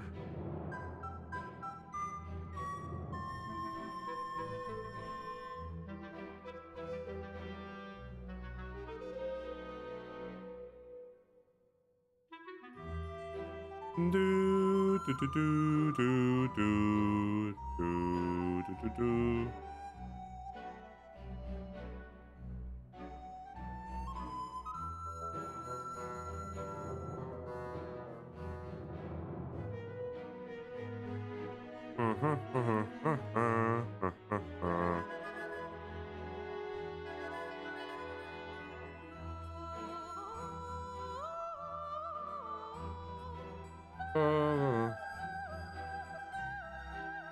Yeah.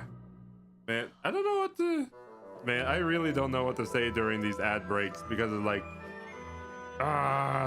it's going on, but I want to continue, but I can't continue because I gotta wait for y'all.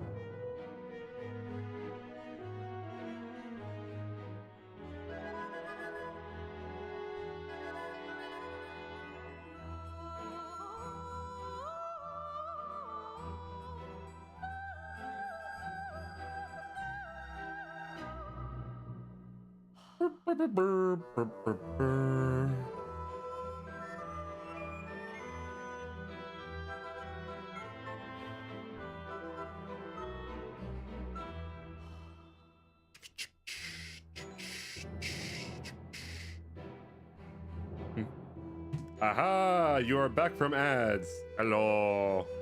Return. Oh, also, Resta, I saw those two new talents for Variant Project.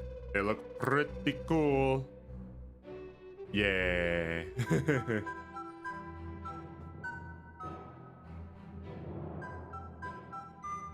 Yeah, so we're back. Where were we?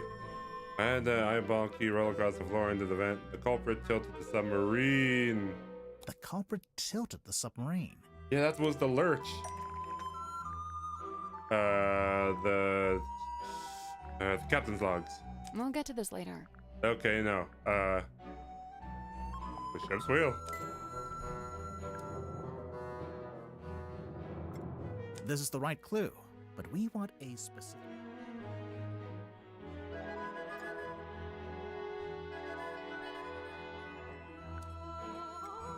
Making the submarine surface tilts the front end up and the back end down.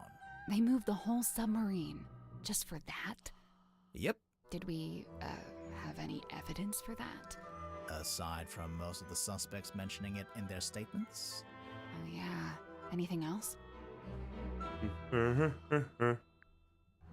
Evidence that submarine surfaces shortly after the murder. A pheromone of observed by the crime phenomenon by crime scene. A clue found in the control room. A phenomenon observed at the crime scene. The blood. Mortuga's blood. It pulled out first, but then started running down towards the bilge vent. Anything else? A clue found in the control room.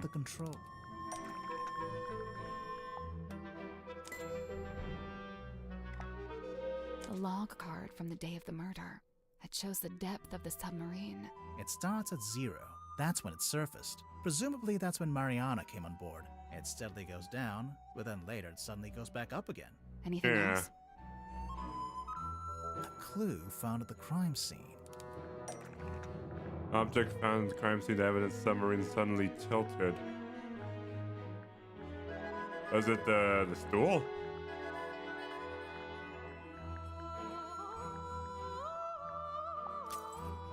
The moon vial. How is that evidence of the submarine tilting? It makes sense if you know where it came from. Oh yeah, we found a part of it that got left behind. In the ship in a bottle. So the moon vial rolled right off Mortuga's desk and through the hole in the floor. Once the culprit had the key, they could let themselves into the captain's cabin, which, as we know, gave them access to the crime scene from above. They climbed down the rope, through the hole, and into this room, where they were free to take the contents of the cauldron for themselves. Although, to get out, they'd need to climb back up the bell rope, meaning they'd have to leave the Illusion Theater with the iron bell still lowered onto the cauldron. Right, well, I figured they just turned the rope winch manually. Oh wait, hold on. I forgot to turn my porch lights on. Gotta keep stop doing it.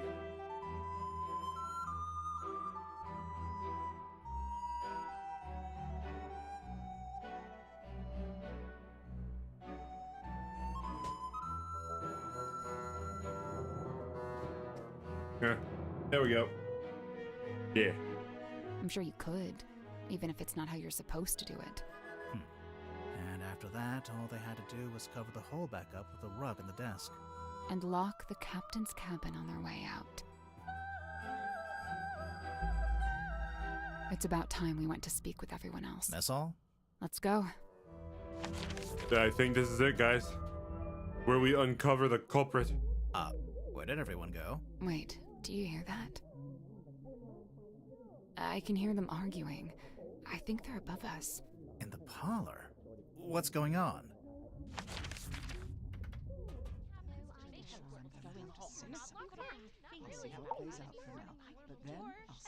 Look, I know this isn't ideal, but this is just how it needs to be until we can— Cynthia, you have visitors?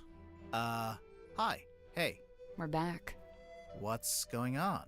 Cynthia's decided to lock us in. I've just locked the foredeck access, just for the time being. How come? She may have gone mad. We're still assessing.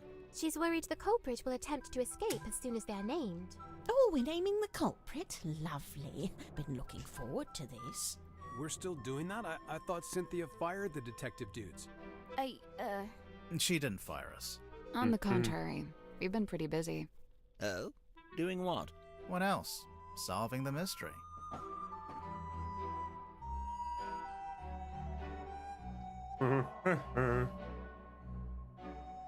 The murder of Magnus Mortuga.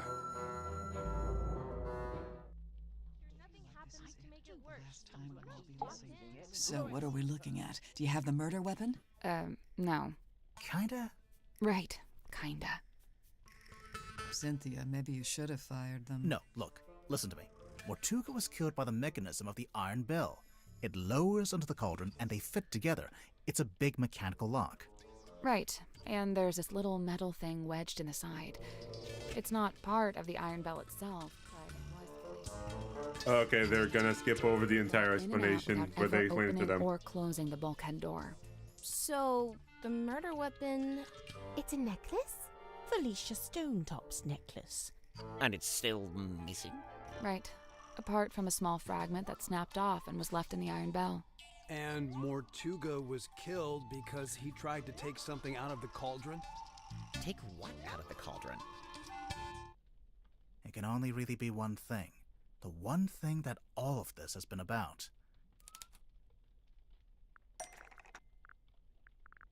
The mermaid's tongue. The mermaid's tongue.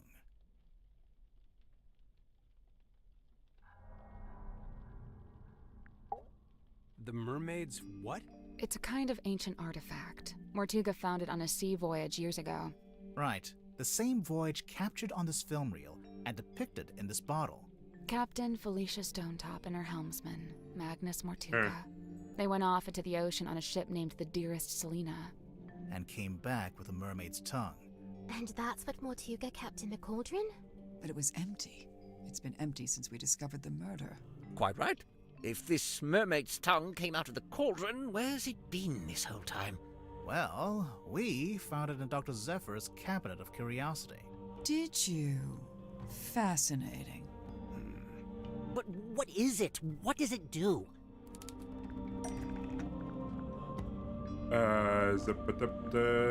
Ah.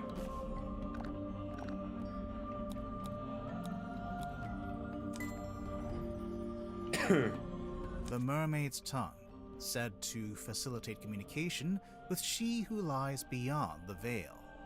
Requires a special key to operate. Huh. A key? What kind of key? Wait, facilitate communication? What does that actually mean? It's a translator. When worn over one's head, the mermaid's tongue allows you to commune with the mermaid. Thus the name tongue, referring not to an appendage, but to the language spoken by the mermaid. How nice. Anyone gonna tell me who the mermaid is, or...? Image of the mermaid, right here. So there's a painting, painted by Selena Stonetop, we think. And a photograph taken with the submarine's underwater imaging system. And, why would you need a translator to talk to her? She's not local, or what? She speaks a language none of us could understand. It is said that attempting to commune with her without harnessing the mermaid's tongue would drive one mad. But how does it work? Nobody knows. Nice. Convenient. It is a powerful and priceless artifact. Oh, it's powerful, all right. Look what it's doing to all of you. I don't know, guys. I'm not sure if I'm buying into this thing. Kinda just looks like some grody old leather mask. Yeah. Because it's not complete. That's because it's not complete. How do you know? So this image here, it's a photograph of a drawing. A cropped photograph, too. The good news is, we've got the real thing.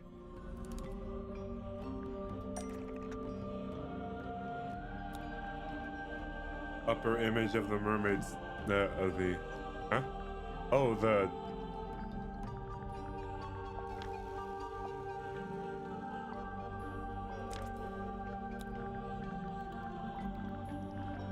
The ripped scrolls. It turns out the ocean map shows what it's supposed to look like.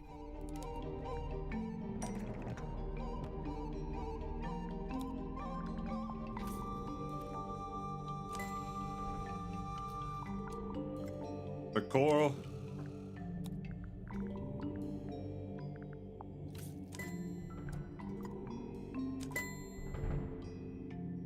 Oh, sure. Just help yourself to the stuff in my personal treasure chest. I don't mind. That antenna.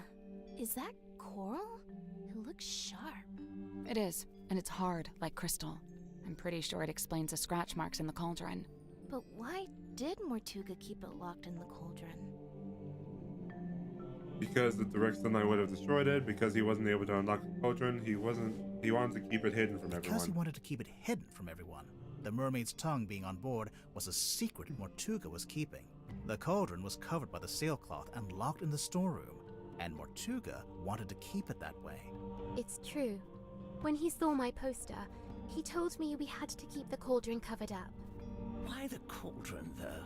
Wouldn't it have been less conspicuous if he just kept it in a wooden crate or something? Keeping the mermaid's tongue in the cauldron wasn't something Mortuga came up with himself. Even before he ever found it, it's just where it's always been kept. The Evans mermaid's tongue has has always been kept in the cauldron.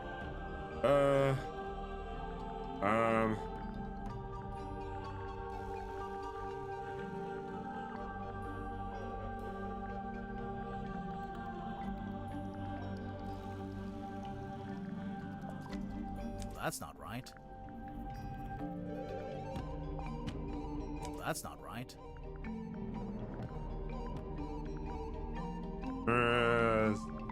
This part I don't know.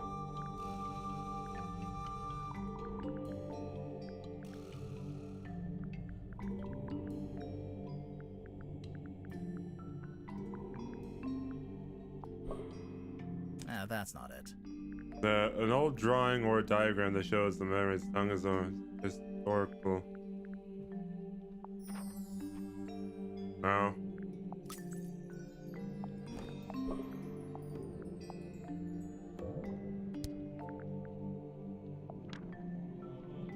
Nope.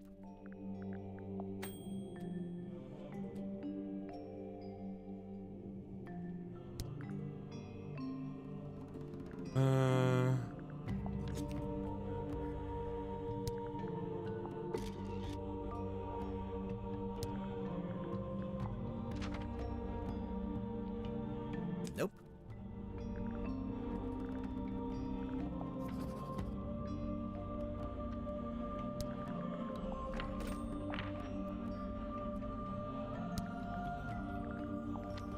I looked at this already.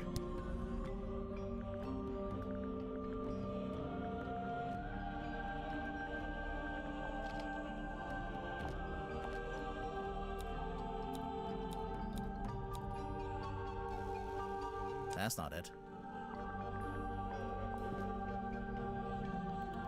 Nope.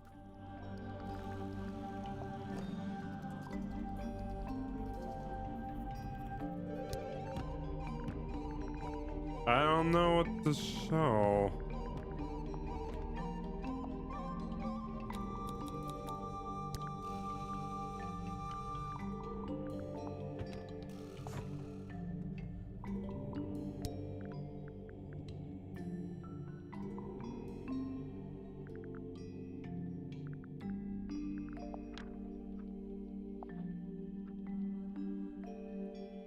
Oh, I think the lower half. There it is. See? In the cauldron, beneath the iron bell, beneath the wooden buoy. But that was a long time ago. How do you know the mermaid's tongue was still in the cauldron at the time of the murder? Well, Tadpole told us about someone she saw on the aft deck shortly after the murder. She described it as a demon, with a single horn and glowing eyes. The culprit wearing the mermaid's tongue. Right. We figured they'd just taken it from the cauldron after killing Mortuga. So the culprit knew about the mermaid's tongue, knew what it was, knew how to use it? Definitely. But Mortuga never really told us about any of this. How did the culprit know about it? Because they were the creator of the mermaid's tongue, because they were third person. Because they were the third... Oh, okay, that was right. The third person? In addition to Magnus Mortuga and Felicia Stonetop, I assume. Right. It was a crew of 3, not 2. And what evidence have you collected to support this? Evidence? Let's see. Film reel. Mortuga's film reel. The third one.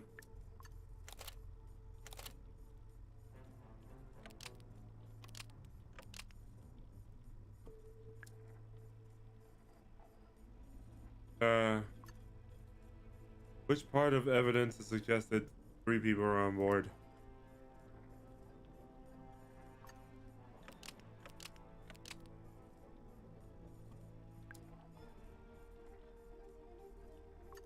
This is the right clue, but we want a specific... This is the correct clue, but we need to choose the right part. This is the right clue, but let's be...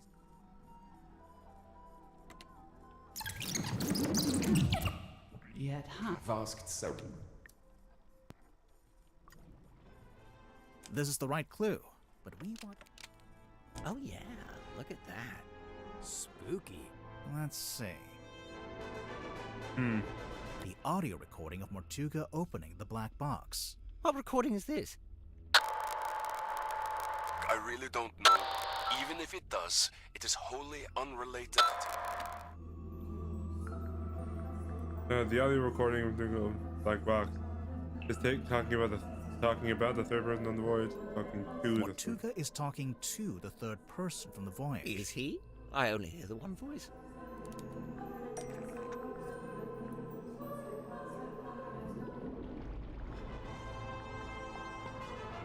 That's not right.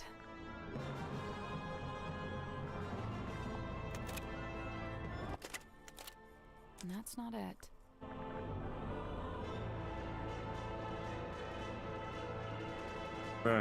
What malfunctioning piece of technology is... Oh! Before it reached Mariana's pipe, the audio was transmitted from the cabin to the control room by these radios. Only they're faulty, or one of them is, at least. It turns itself on and off every few seconds. The cadence happened to line up with the conversation, so you only get Mortuga's half. Huh. That's quite the coincidence. Personally, if I'd written that, I'd feel guilty. There are more things in heaven and earth, Mr. Werman. Yeah. Let's see. The ship in a bottle. And ship in a bottle. Feels... It's very fragile because it rattles when you shake it because...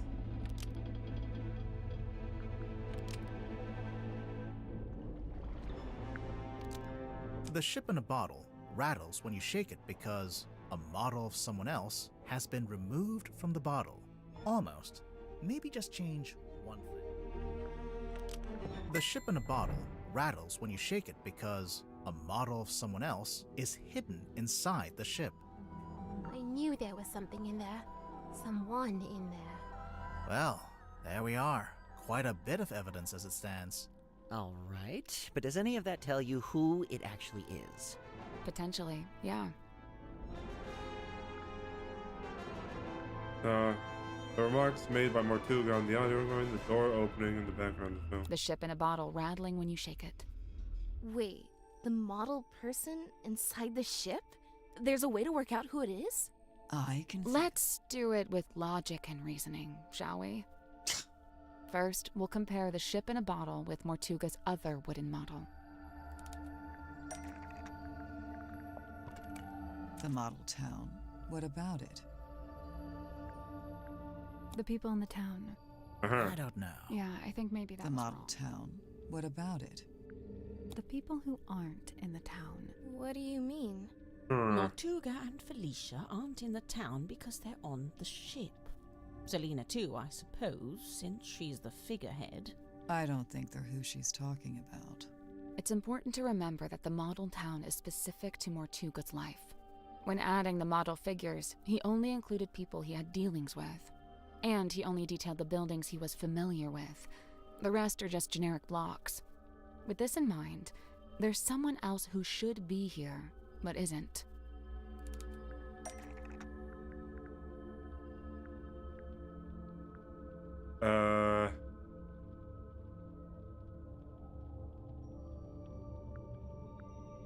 That's not it.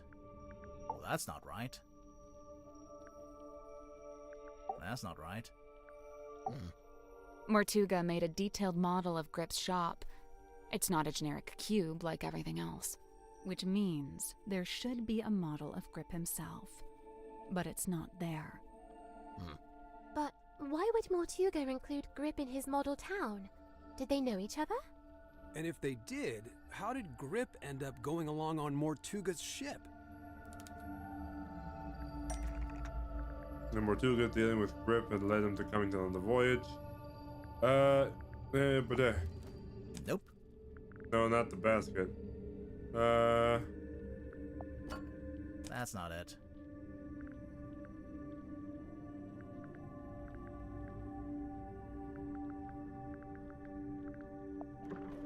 That's not it. Oh, the map. That's not right. No, okay, that's not the map. Right. This is the right clue, but we want Oh, right, here we go. There's a sticker on the back of the map. It's a service record from Grip's shop.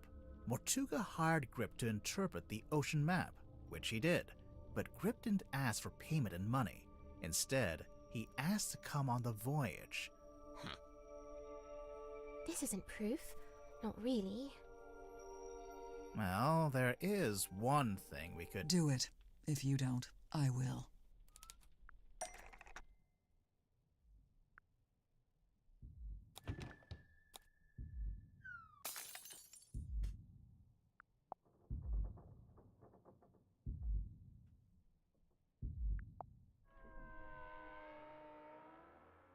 Grip,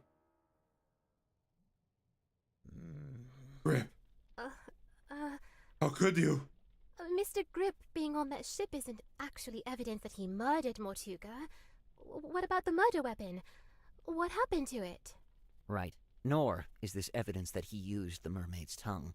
Wouldn't he have needed that special key? Grip still has it. Grip still has the murder weapon. I don't know. Yeah, maybe that's not it. Okay. Mr. What about Right. Wouldn't he have needed... Grip still has the key from the mermaid's tongue. Grip has both murder weapon and the Grip key. still has both the murder weapon and the key.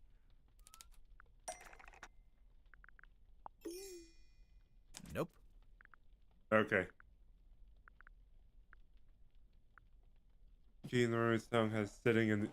He had it sitting in the engine room. The compass.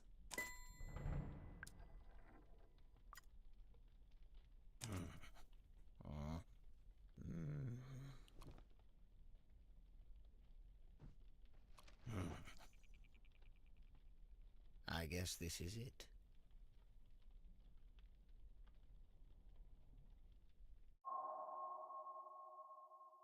No way. I thought it was the doctor.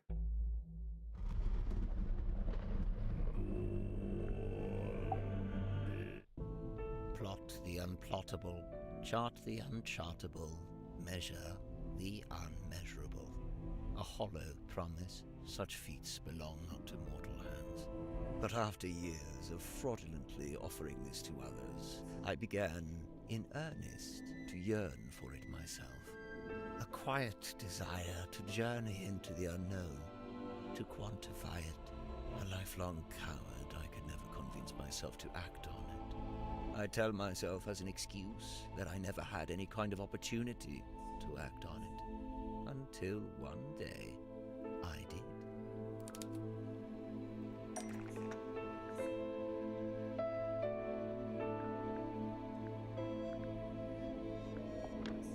Mortuga sought me out, sought out my services. Not because we were friends, but simply because I was the one with the skills to interpret that inscrutable map of his. Sensing an opportunity at long last, I refused financial payment for the work. Instead, I asked to be brought along on the ensuing voyage. Mortuga was surprised by the request, but he ultimately agreed to my terms. Such was his desire to interpret the map. The work was done, and so we went. Despite my bold intentions, I mostly found myself sheltering within Felicia's cabin during the voyage. All the while, she and Mortuga stood around on deck looking windswept and heroic, far more at home on the sea than I. Regret reared its head. Regret over inviting myself into their world. From within the cabin, I sat and listened to their conversation. Felicia was telling Mortuga what they were looking for, what they were hoping to find.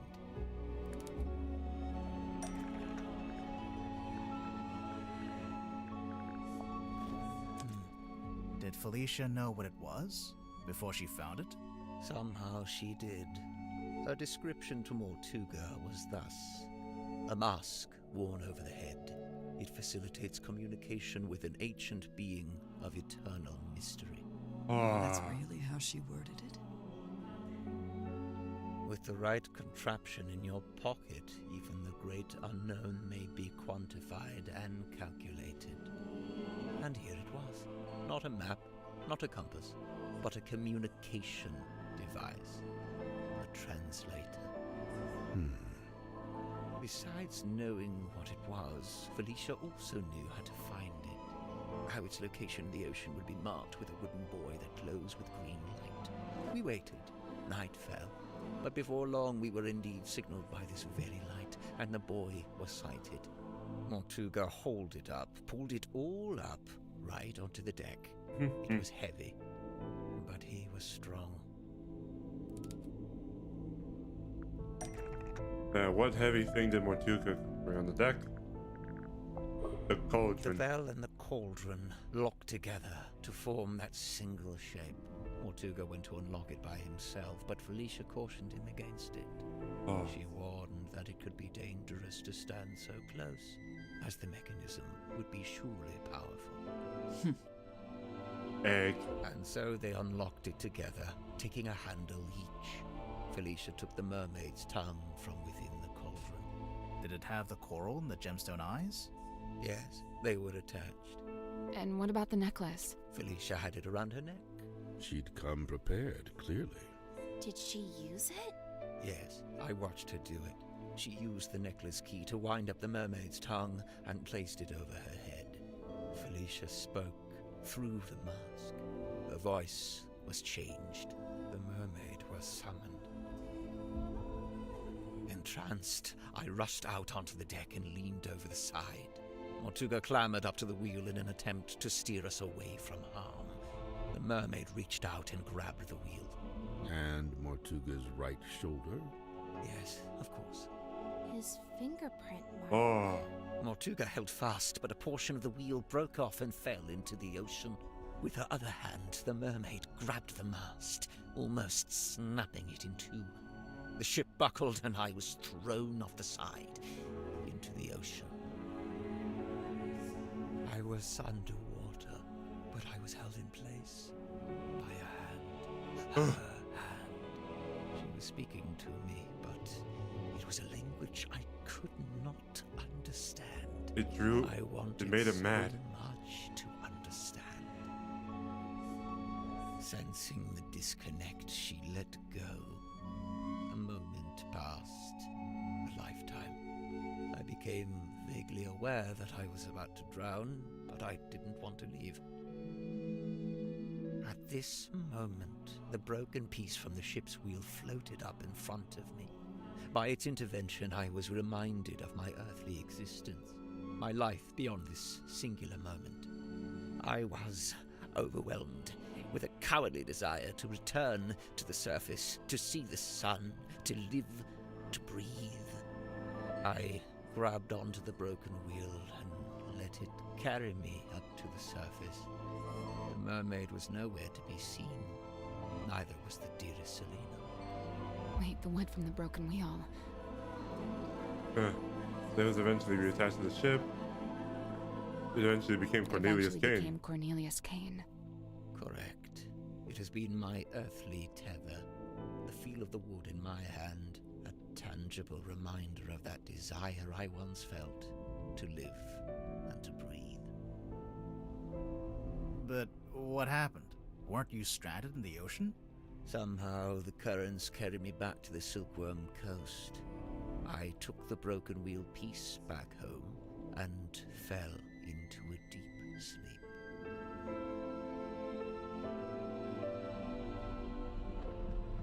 The voyage, the creation.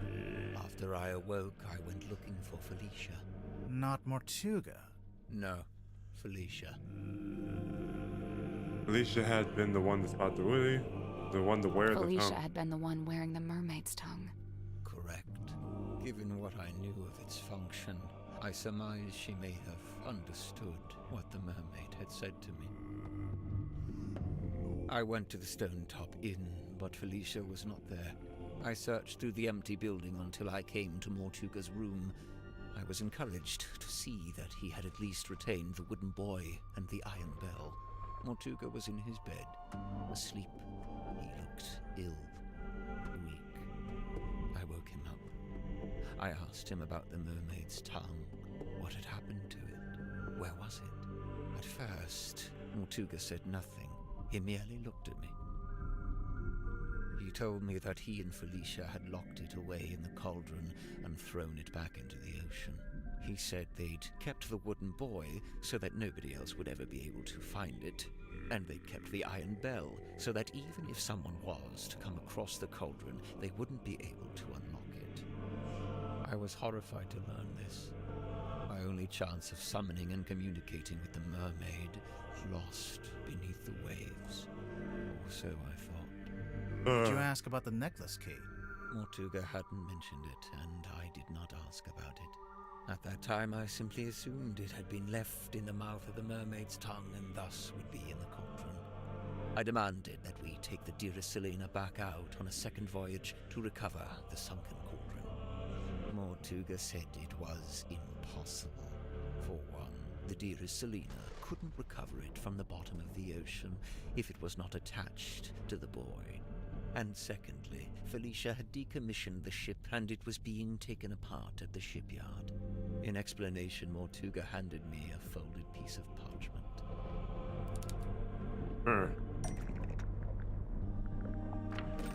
It had inscribed a note from Felicia. She was to be leaving town immediately. She did not say where she was going. Mortuga told me he had slept through Felicia's parting visit. He was distraught over it, heartbroken. With a desperate look, he asked me if Felicia had also come to visit me on her way out of town. I told him yes, she had. Mortuga's eyes opened wide. Did she say where she was going? I must know. I have to know. I told him yes. Yes, she told me where she was going and she'd given me the address. His eyes widened further. Give it to me. I need to know. I'll go after her. I told him I would, in exchange for the mermaid's tongue. Mortuga told me again how it was impossible. There's no way. It's lost. You need to let it go. I didn't want to hear it. I left the inn still clutching the deeds. I went down to the shipyard and spoke with Donovan Drummond. He had begun taking apart the dearest Selena. I inquired about purchasing Drummond's unused submarine, Seafoam submarine. He told me he would be willing to part with it, but it had never been finished. In order for it to be seaworthy, it would need several new parts that would take a long time to build. However, I was determined to find a solution. You offered to finish the Seafoam yourself. You offered the dearest Selena. You offered to buy both the Seafoam and the dearest You Selena. offered to buy both the Seafoam submarine? Correct. I suggested we could use parts from the sailing ship to finish the submarine. Drummond merely asked how I was going to pay for 2 vessels. I showed him the deeds to the Stone Top Inn. He accepted it as payment. Is the inn really worth as much as 2 vessels? Perhaps not. But in truth, I think Drummond was glad to have an excuse to part with them. Besides, I knew all too well the allure of a worthy challenge. A chance to put one's skills to their fullest. Indeed, the task of combining the 2 incomplete vessels into a single seaworthy one was highly intriguing to him. And so, it was done. But if you commissioned it, why was it called the Mortuga submarine? Who painted that on the foredeck? Drummond did. He didn't want it to say Seafoam any longer. Too many painful memories. But why Mortuga and not Grip? Because Grip told man that his name was Mortuga. Because Grip told Drummond his name was Mortuga. I don't know. Yeah, but maybe if that's you not commissioned it. Drummond did. But why Mortuga No, and because not Drummond Grip? wanted Mortuga to be on the submarine. Because Drummond wanted Mortuga to think he owned the submarine. Let's look at But this if again. you commissioned Drummond but did. why Mortuga? Because Grip paid for it with the inn deeds, which were in Mortuga's name. Right. Drummond assumed I was merely acting as intermediary for Mortuga, the true buyer. Did you tell Mortuga what you'd done? I told him of my intention to return to the ocean in a submarine I was having constructed. He wasn't happy about it, but the submarine took months to complete. That was enough time to convince him to come with me and help search for the mermaid's tongue. He only came with you because you were pretending to know where Felicia had gone, and you were withholding it from him. Correct. What were you going to do if and when Mortuga realized you'd been lying to him? It was worth the risk. There was no question of leaving the mermaid's tongue at the bottom of the ocean. But it wasn't lost in the ocean. Mortuga had it the whole time. Yeah. Correct. As I had lied to him, he had lied to me.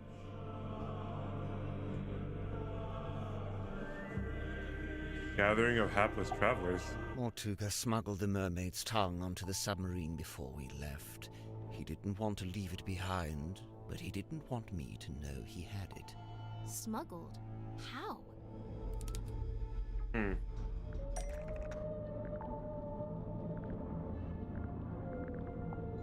That kinda does make sense, but it's not. Oh,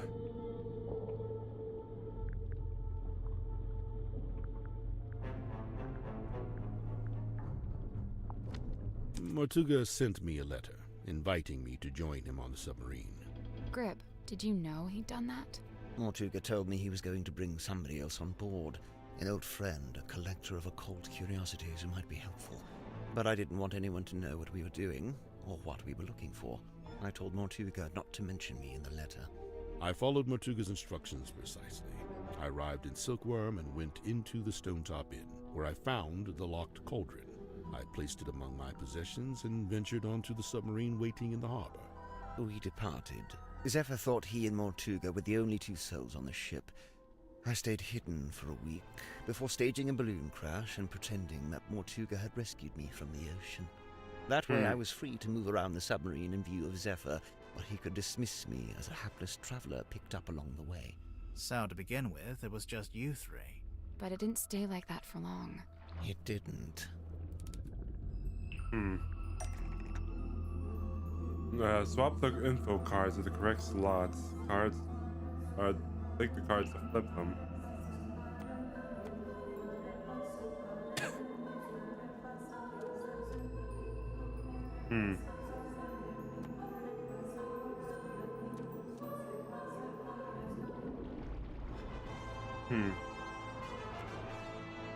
Was smuggled. Has to smuggle the tongue into the submarine.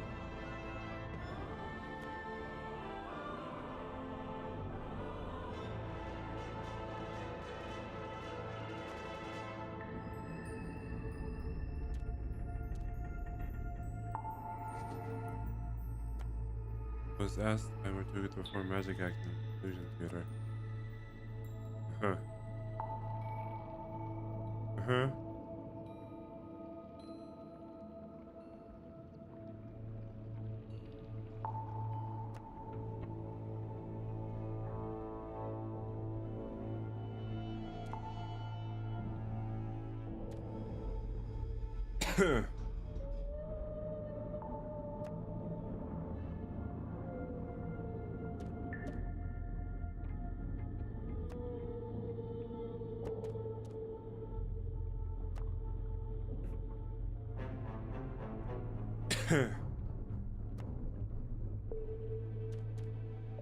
Nope.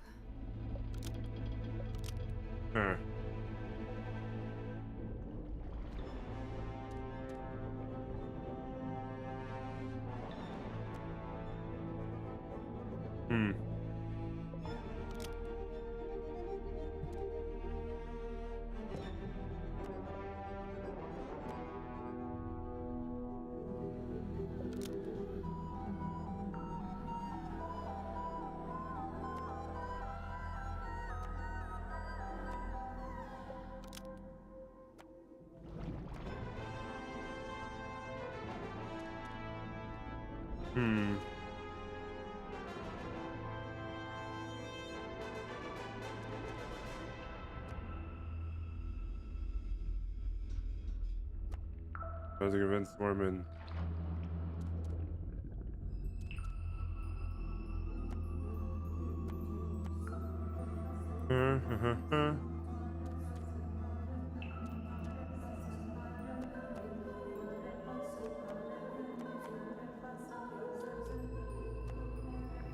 Oh.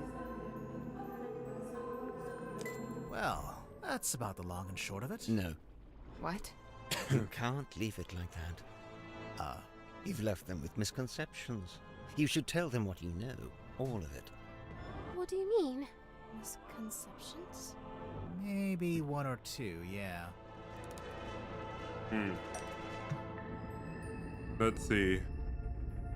Even though he wished to leave the submarine, Mortuga could not accept his offer. His capacity. Before Mortuga could leave the submarine, he needed...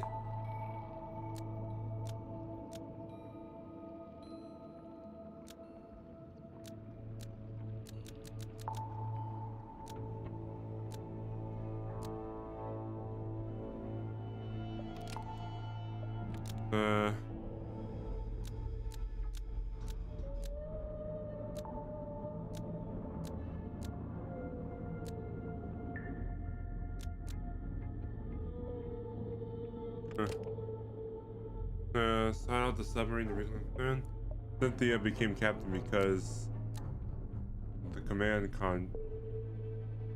the newspaper raised fact, but it was has another page that we discovered inside.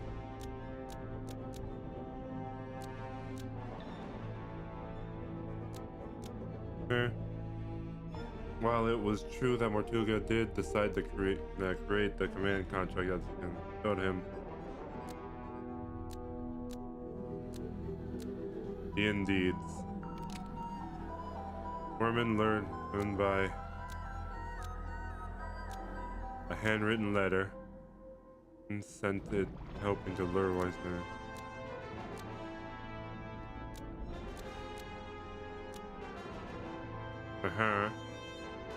Information about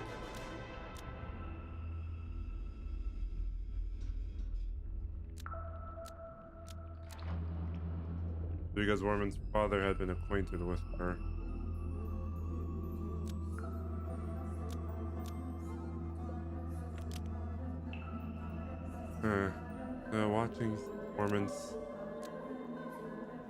Watching some of his performance and then did not make. He was already miserable because he had just found the envelope, the indeed, our painting, or its informed him that had died. I don't think that's right. I don't think that's right.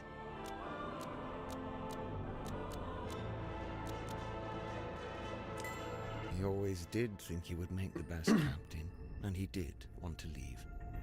But he couldn't. Not without the information he so desired. Not just that. Since it turned out he had the Mermaid's tongue on board the entire time, I don't think he wanted to leave me on the submarine with it. He didn't want me anywhere near it. He was trying to protect you. I'm aware. I don't think that's right. So, who was it for? Me. Once Mortuga found out the indeeds had been used to pay for the submarine, he realized for the first time that he was its legal owner. He really hadn't known that before? No, he'd always assumed I paid for it with my own money. Armed with the new information, Mortuga attempted to use it to control me. Thus, the command contract.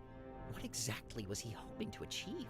To strong-arm me into telling him where Felicia had gone, and to cease my search for the Mermaid's tongue. But it didn't work.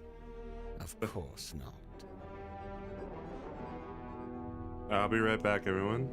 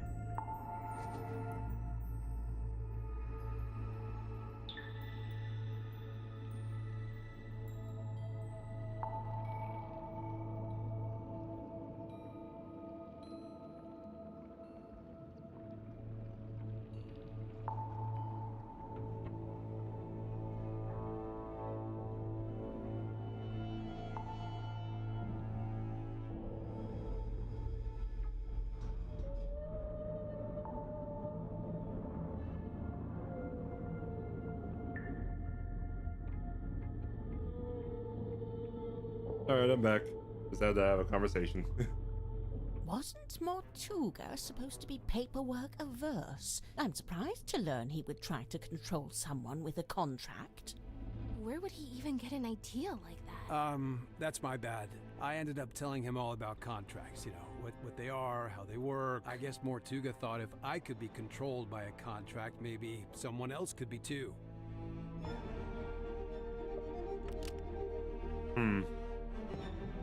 I don't think that's... Alright. Wait, so Mortuga wrote the letter? Not exactly. It was his idea, but he wasn't one for writing by hand, so he asked me to do it for him. But why Ibis? Mortuga didn't want to reveal too much in the letters, so we learned about Ibis from that newspaper page, but it just needed to be someone you would listen to. Honestly, I'm surprised it worked. Huh. This explains why Mortuga kept asking about my father. Oh yeah, I was wondering about that. Were you able to tell him anything? Afraid not. I haven't spoken to my father in years. Do you think he would have known anything about Felicia? About what happened to her? It's possible.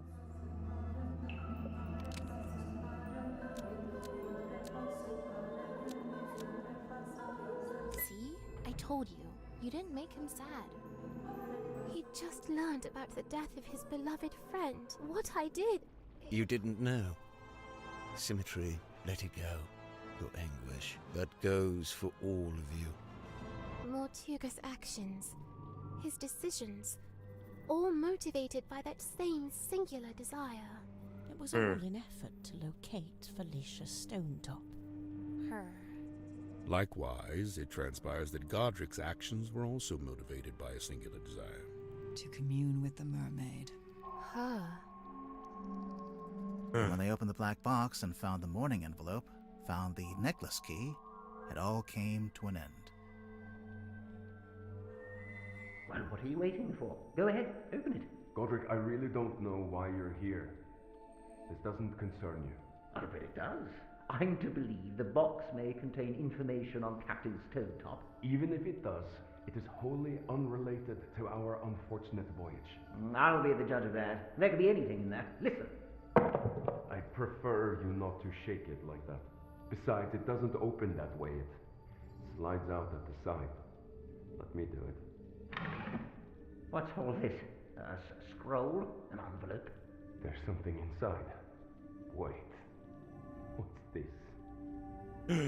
We both know what that is. That's Felicia Stonetop's necklace, isn't it? Isn't it? The murder of Magnus Mortuga. Our discovery of the necklace precipitated two important conclusions. One, we now possess the key necessary to operate the Mermaid's town. In my complacency, I had not even known it was missing, simply assuming it lay within the cauldron. But no, Felicia had taken it away with her, and now, through what twist of fate, it had returned. Which brings me to conclusion two. The fact that her necklace had been sent to her parents in a black-rimmed envelope attested to us that Felicia Stonetop had died. Even through his burgeoning grief, Mortuga could see in my eyes how I wished to make use of the key. Fearing what ruin might follow should I act, he did what he had always done. He lied. Lied about having the Mermaid's tongue on board. He had your best interest at heart, Godric. We both know this. However, it was a lie that no longer worked on me, for I had laid eyes upon the truth. The truth? About what Mortuga had in the storeroom. What did Grip see that confirmed Mortuga was keeping the cauldron in the submarine? That's not it. This is the clue we want to compare with a different one.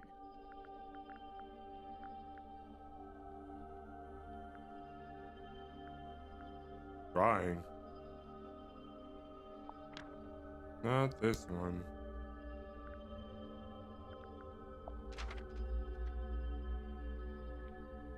Nope.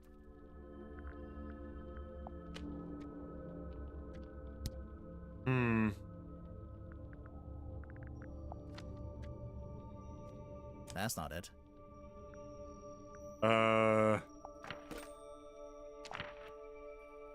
No.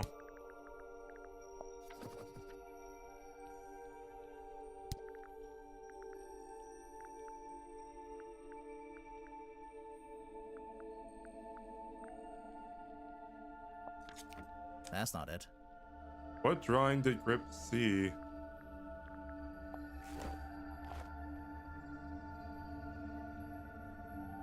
That's not right.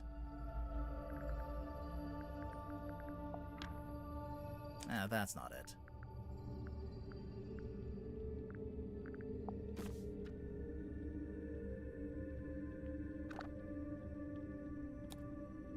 That's not it.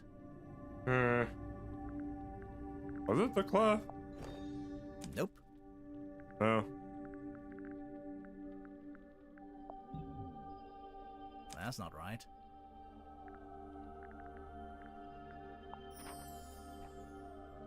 Oh. It was her performance. Correct. I had seen Symmetry's drawing of the cauldron. He asked me to change it. I was going to change it. So now you had everything you needed. The key, the bell, and the mermaid's tongue itself, albeit locked in the cauldron. On that note, I had also surmised Mortuga's reason for rigging the iron bell onto a winch above his desk. I concluded that he had set it up this way so that he could unlock the cauldron and access its contents himself. You think he wanted to use the mermaid's tongue? You'd like to suggest Mortuga would be immune from such things, hmm? I concede it may have been an alluring prospect, but actually choosing to act, it displays a dangerous hubris. Well, maybe he just wanted to be able to get to it, but not actually use it, you know? Grip, did you actually accuse Mortuga of wanting to open the cauldron?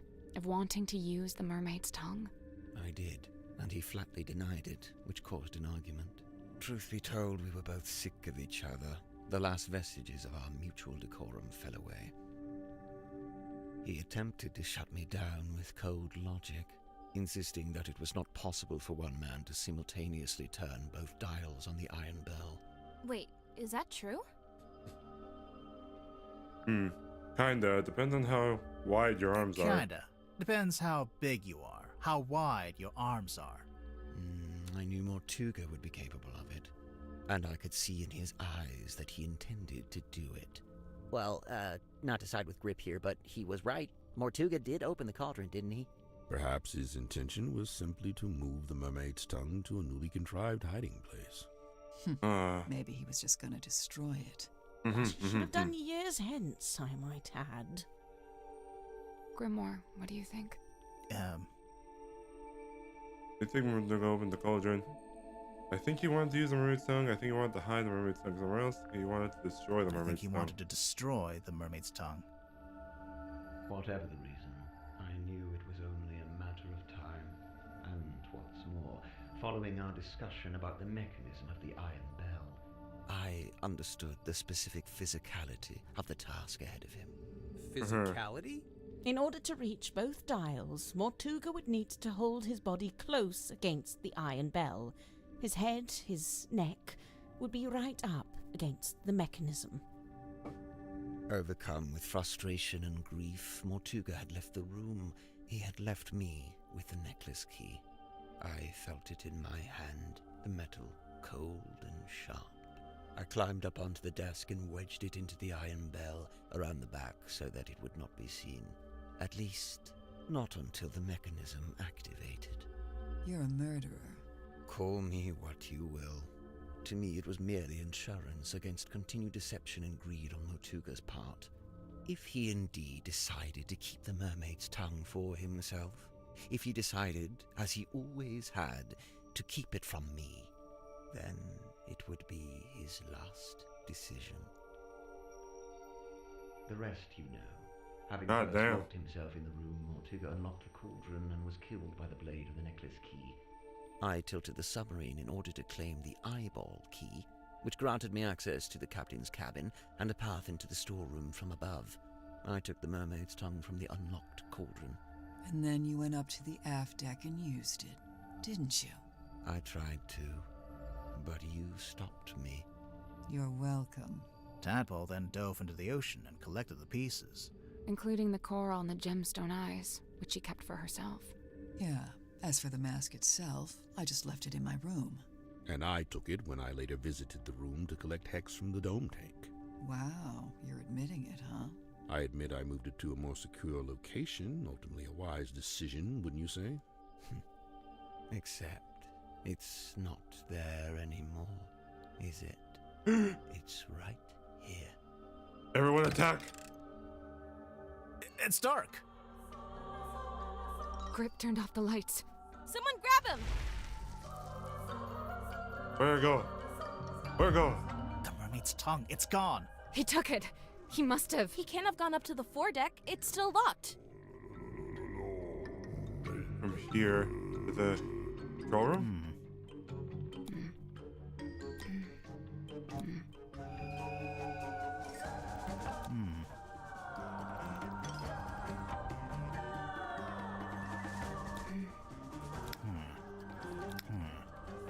What about the aft deck?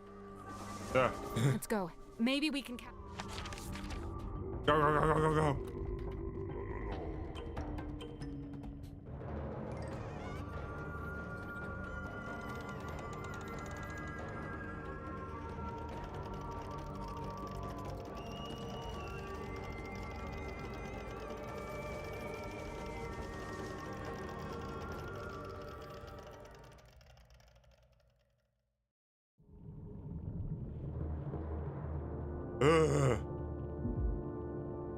He's wearing it. Are we too late?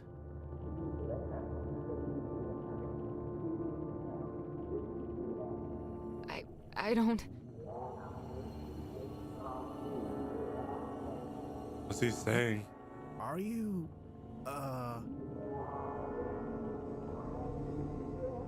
What? Wait, where's he going? What's he going to do? Should we follow him? I don't... Wait, what's that on the floor? It's the compass. He fixed it. Huh.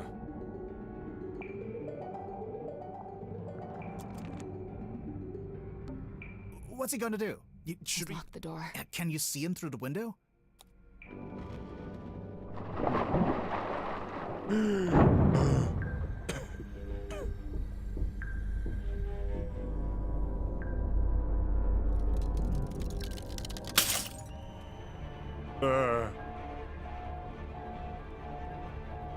This is bad. The pressure change, it's too sudden. The submarine's not... Wait, what's that? What do we do? The radios. It was too fast. It must be coming from the control room. Let's go. To the control room.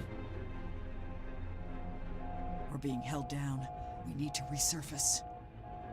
The submarine can't take it. The controls are going crazy. Yeah, it was on the... Wait.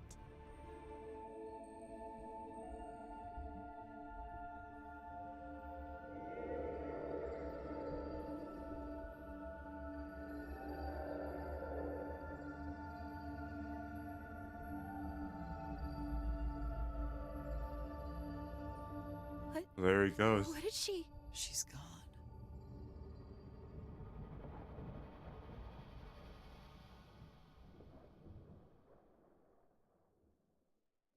She let us go.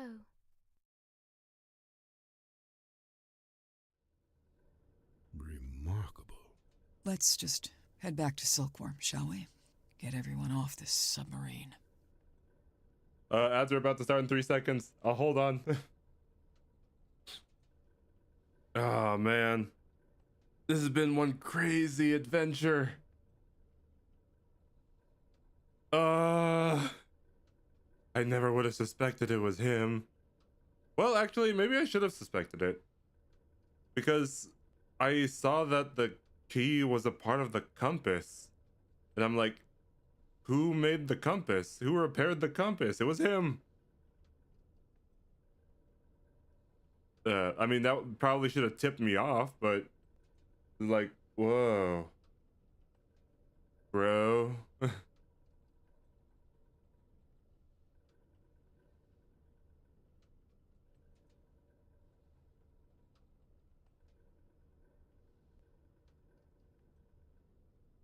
Wow. It's such a crazy adventure. They have another game that's pretty much like this. This is the newest game, but the previous one is a different mystery. Maybe I'll get that one. If it's as good as this one, I love this game. It kept me so engaged throughout the whole thing.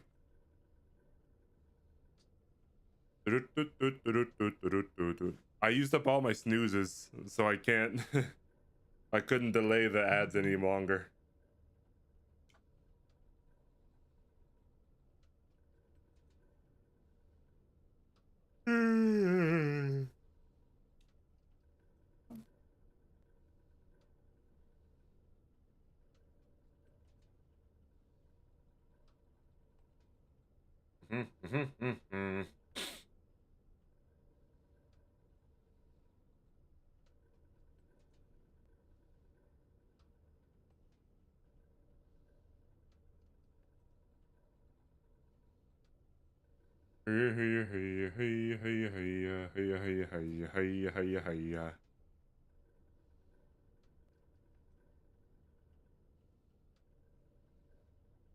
Man, 3 minutes is a lot longer when there's no music or anything.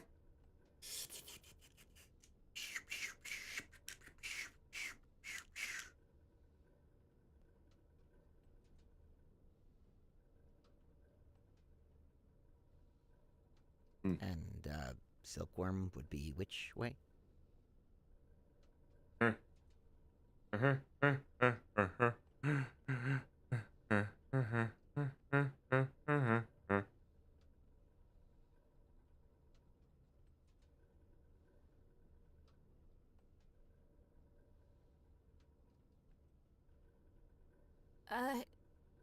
We got moved. I don't know where we are.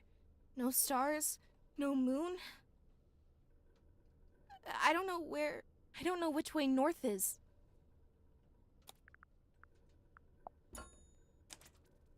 He fixed it.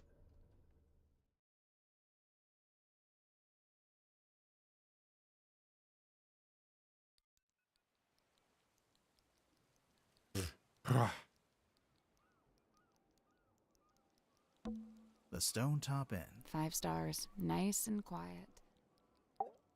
I don't know about you, but I thought that was all very interesting. Yeah, I would have to agree. You must be pleased. You've come away with a new story to tell around the campfire. Quite right. I'm not sure it would be wise to tell too many people. No, don't worry. I'll change all your names to protect your privacy. What are you going to change my name to? Detective Galathorn. Wow, I love it. I'm almost afraid to ask. Sybil. Yep, this conversation is over. You okay, Cynthia? She's still processing. Of course. We all are. That, and we've just been to tell her stepfather that we're leaving Silkworm. Oh? Where are you headed? We, haven't worked that out yet. I know a place you could go. Really? Yeah, I've got a couple friends you could stay with. I'll write down the address for you. Oh, thank you. Easily one of the strangest days of my life. This all happened within one day. It's in the top 5, at least. What are you going to do now? So far, the only thing I've decided on is to go home and have a bath. A bath? You haven't had enough being submerged in water for one day? Okay, maybe a shower. Catching up on your text messages? 0 missed calls. Can you believe that? 0. Devastating. Not even from Vanderpeer? I'm writing him a message now, giving him the deets. A very selective version of the deets. Smart. Are you okay? Yeah. You? Somehow, yeah. That was the weirdest submarine I've ever been on.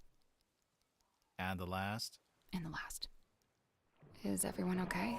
I guess so, huh? Fit as a fiddle. Oh, sure. Just had my human perspective permanently and irrevocably shifted, but hey, what's new? But what about Grip? Did he die or what? I don't know. But he made his choice. I really don't think it would do us any good to worry about it. Yeah, I mean, like, what else are you supposed to say? Sally, did you write down that address for us? Yeah, I'm almost done. Just writing something on the back to help you out. Oh, like instructions?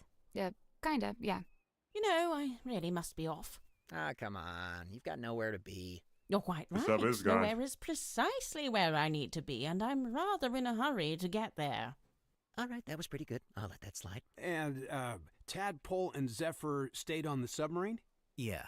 Are they going to rename it? Of course not. You've got to keep the Mortuga name. It's like his fingerprint on history.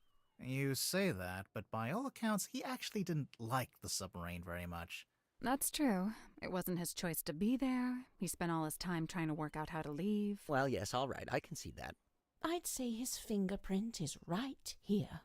It's all of you. It's Symmetry, it's Cynthia, Tadpole, Zephyr, everyone he was kind to, everyone he helped. Dude, that's real. But what about the mermaid's tongue? What about it? Well, we still don't really know anything about it. How it works, who made it. Good. What? It's good that we don't know. It's right. The mermaid's tongue is a shameless shortcut, a trap for the impatient and the dissolute. But you don't want to know what the mermaid said? Oh, I want to know. But as I stand before you now, I can't know. You understand? That's just the way it's meant to be.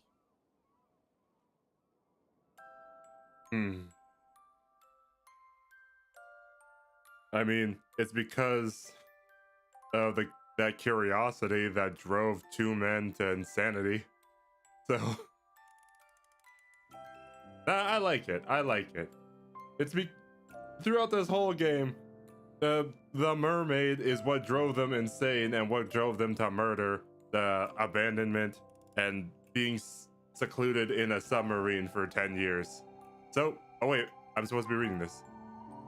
And then Captain of the Tortuga, Dr. Zeff stayed on board to continue his research, newly inspired by what he'd witnessed. You're sure this is the address Sally wrote down? Yeah, it must be. She wrote something on the back, too. Oh yeah, what was that? Instructions? It's a little poem. You should read it. Me? You're the poet. No, you read it. Okay. Eavesdrop what the stars are saying, earthly tethers slowly fraying, floating, helpless from the worst of jealous hunger, selfish thirst. Take a moment, kneel and meet the flowers growing at your feet. Oh, is this a reference to the previous game? I should play the previous game. I'm definitely going to play the previous game.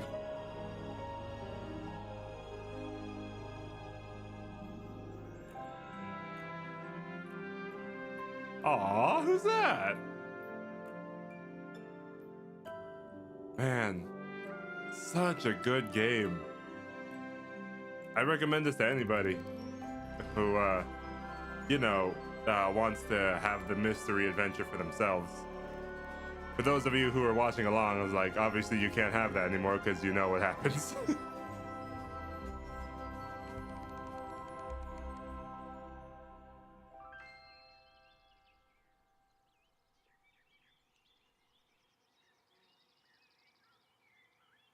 Wow.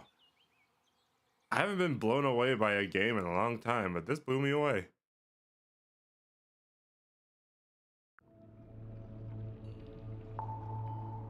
Game complete. And then unlocked the art room. Yeah, all this art. Oh.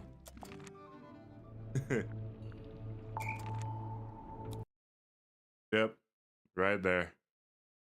Well, to everyone who's here and followed along with me,